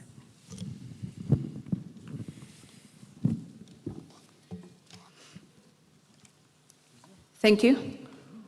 Honorable Chairperson, distinguished commissioners, and esteemed guests, the Center for Reproductive Rights is honored to make this statement highlighting the human rights situation of women and girls in Africa with regards to the realization of their sexual and reproductive health and rights. Maternal health in Africa is not only threatened by medical complications, but also by systemic violations of women and girls' rights within health systems, commonly referred to as obstetric violence. This includes verbal abuse. Are you doing the human rights situation in Africa or about lifting reservations? This is about lifting reservations, the framework for lifting reservations. My apologies. Yes. So one of the greatest barriers to the full realization of reproductive rights under the protocol to the African Charter on Human and People's Rights on the Rights of Women in Africa, the Maputo Protocol, continues to be the reservations entered by states, particularly to Article 14.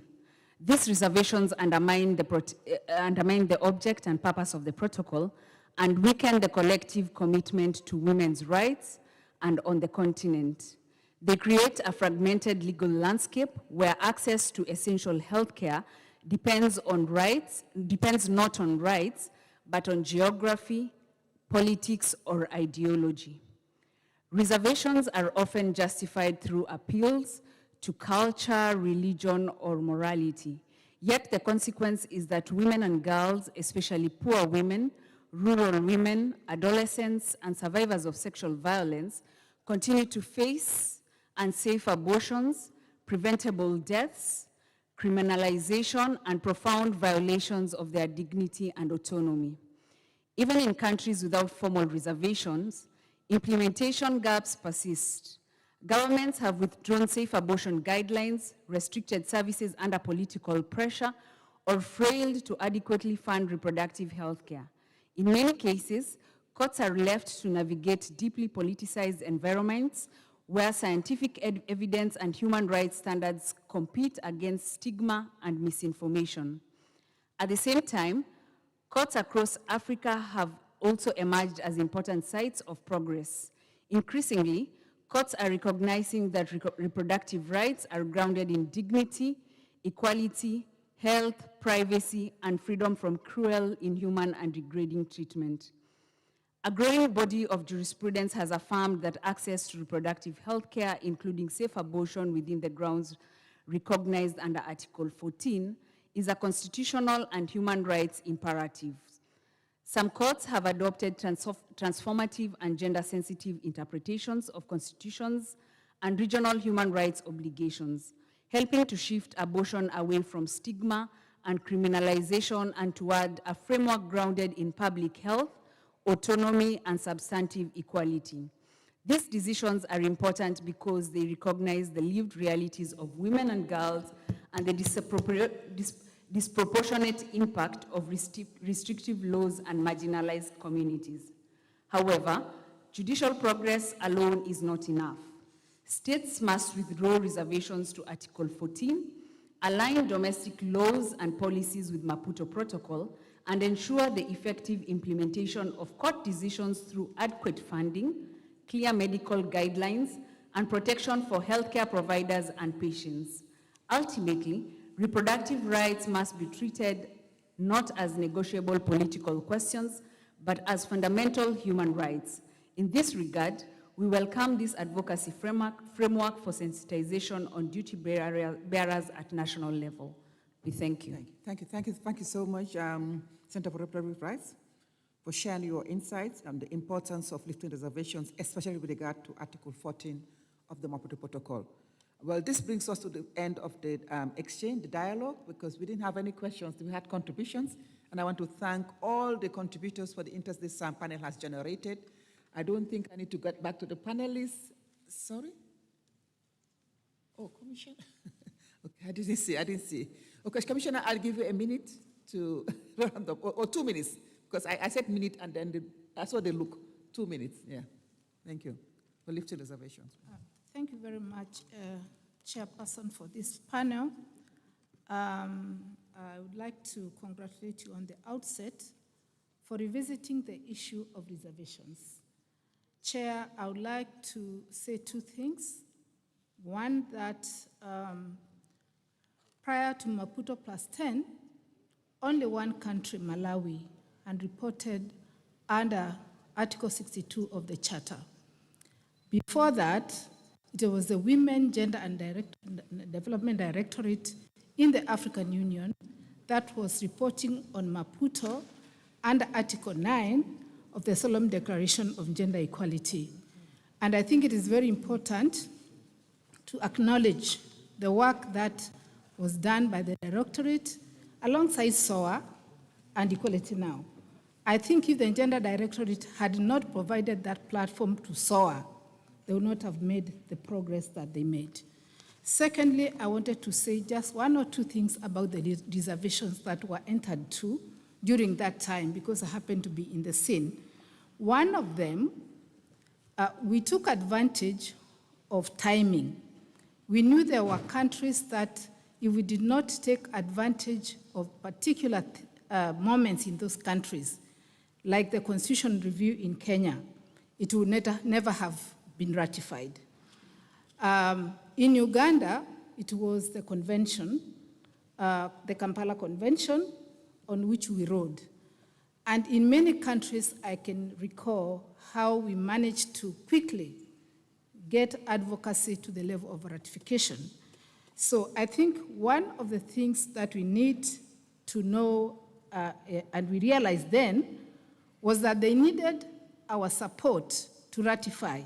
But they told us that they could try and internally work on bringing down the reservations by timing moments in their own country. So this is one of the interventions we need to take advantage of, find out from those countries who are on reservations when they think it's best to quickly ride and time and get reservations out. The second one is backlash, and this is my last one. We have had countries that were very progressive then, but we have had serious backlash. And so if you open a document when there is backlash, actually you regress.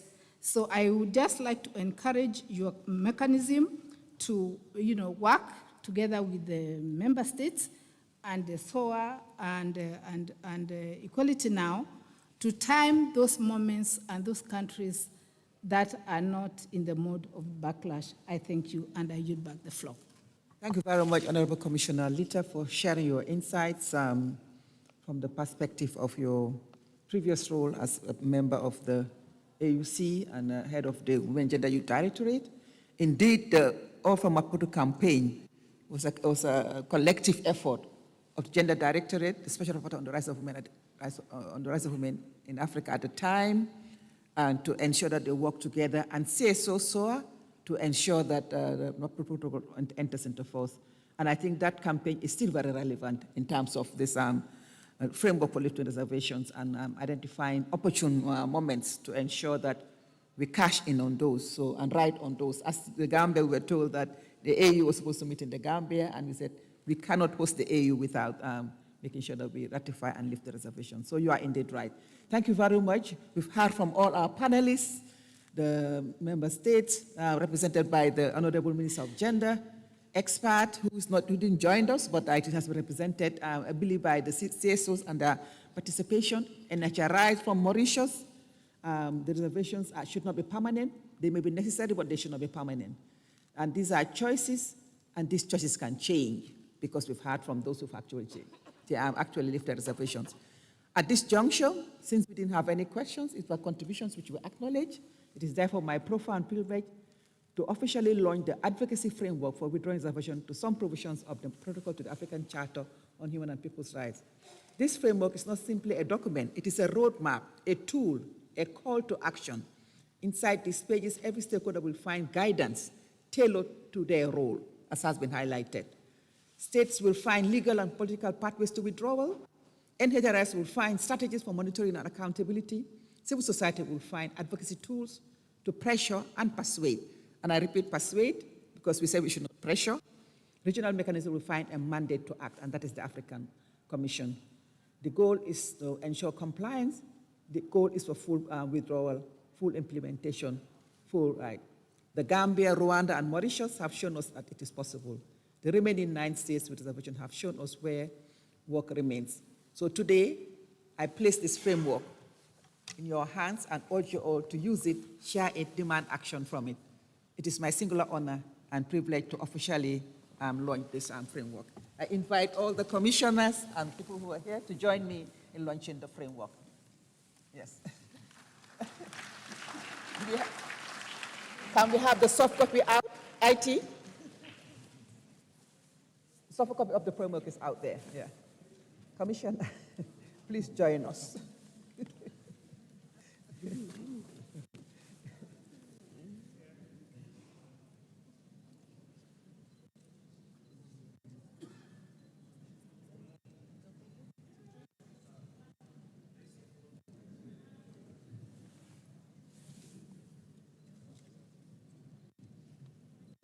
Thank you so much. Thank you. Chair, that brings us to the end of the panel, and thank you for your indulgence. Merci. Merci. Honorable commissaire, je voudrais vraiment vous féliciter. I would really like to congratulate you and the experts for proposing this very interesting panel. I would also like to acknowledge the presence of Madam Fatou Sanyang Kinte, member, Minister of Gender of the Republic of the Gambia. Thank you, Madam. It is an interesting panel because, as is what said, I will not come back to the discussions. As the Algerian delegate said, reservations generally are mechanisms which are emanating from international custom to introduce flexibility in negotiation and to facilitate the adoption of important documents like the Maputo Protocol. This is one thing. It is another thing to acknowledge that if there are a lot of reservations, it can have a neutralizing effects on important documents like the protocol that I have just mentioned. Thank God, and you have said so, the reservations are not irreversible. One can always come back to them, and you named 3 countries that did so after your advocacy. At this juncture, Special Rapporteur, I would like to urge you to continue the implementations of the strategy that you have rolled out to ensure that we have as less reservations as possible. I thank you. Given that there is no more agenda items, I would just like to give the floor to the Secretariat, and then I would call it a day, and we will see you tomorrow. Secretariat, you have the floor for any subsequent announcements.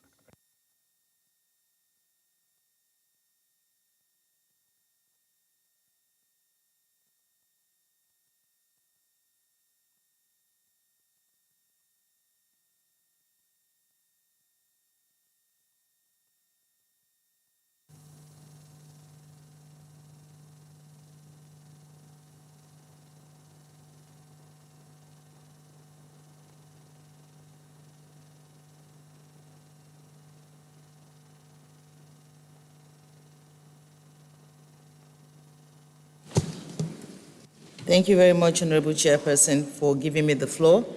I'd like to announce the agenda for tomorrow, and thereafter a quick announcement regarding side events for this evening.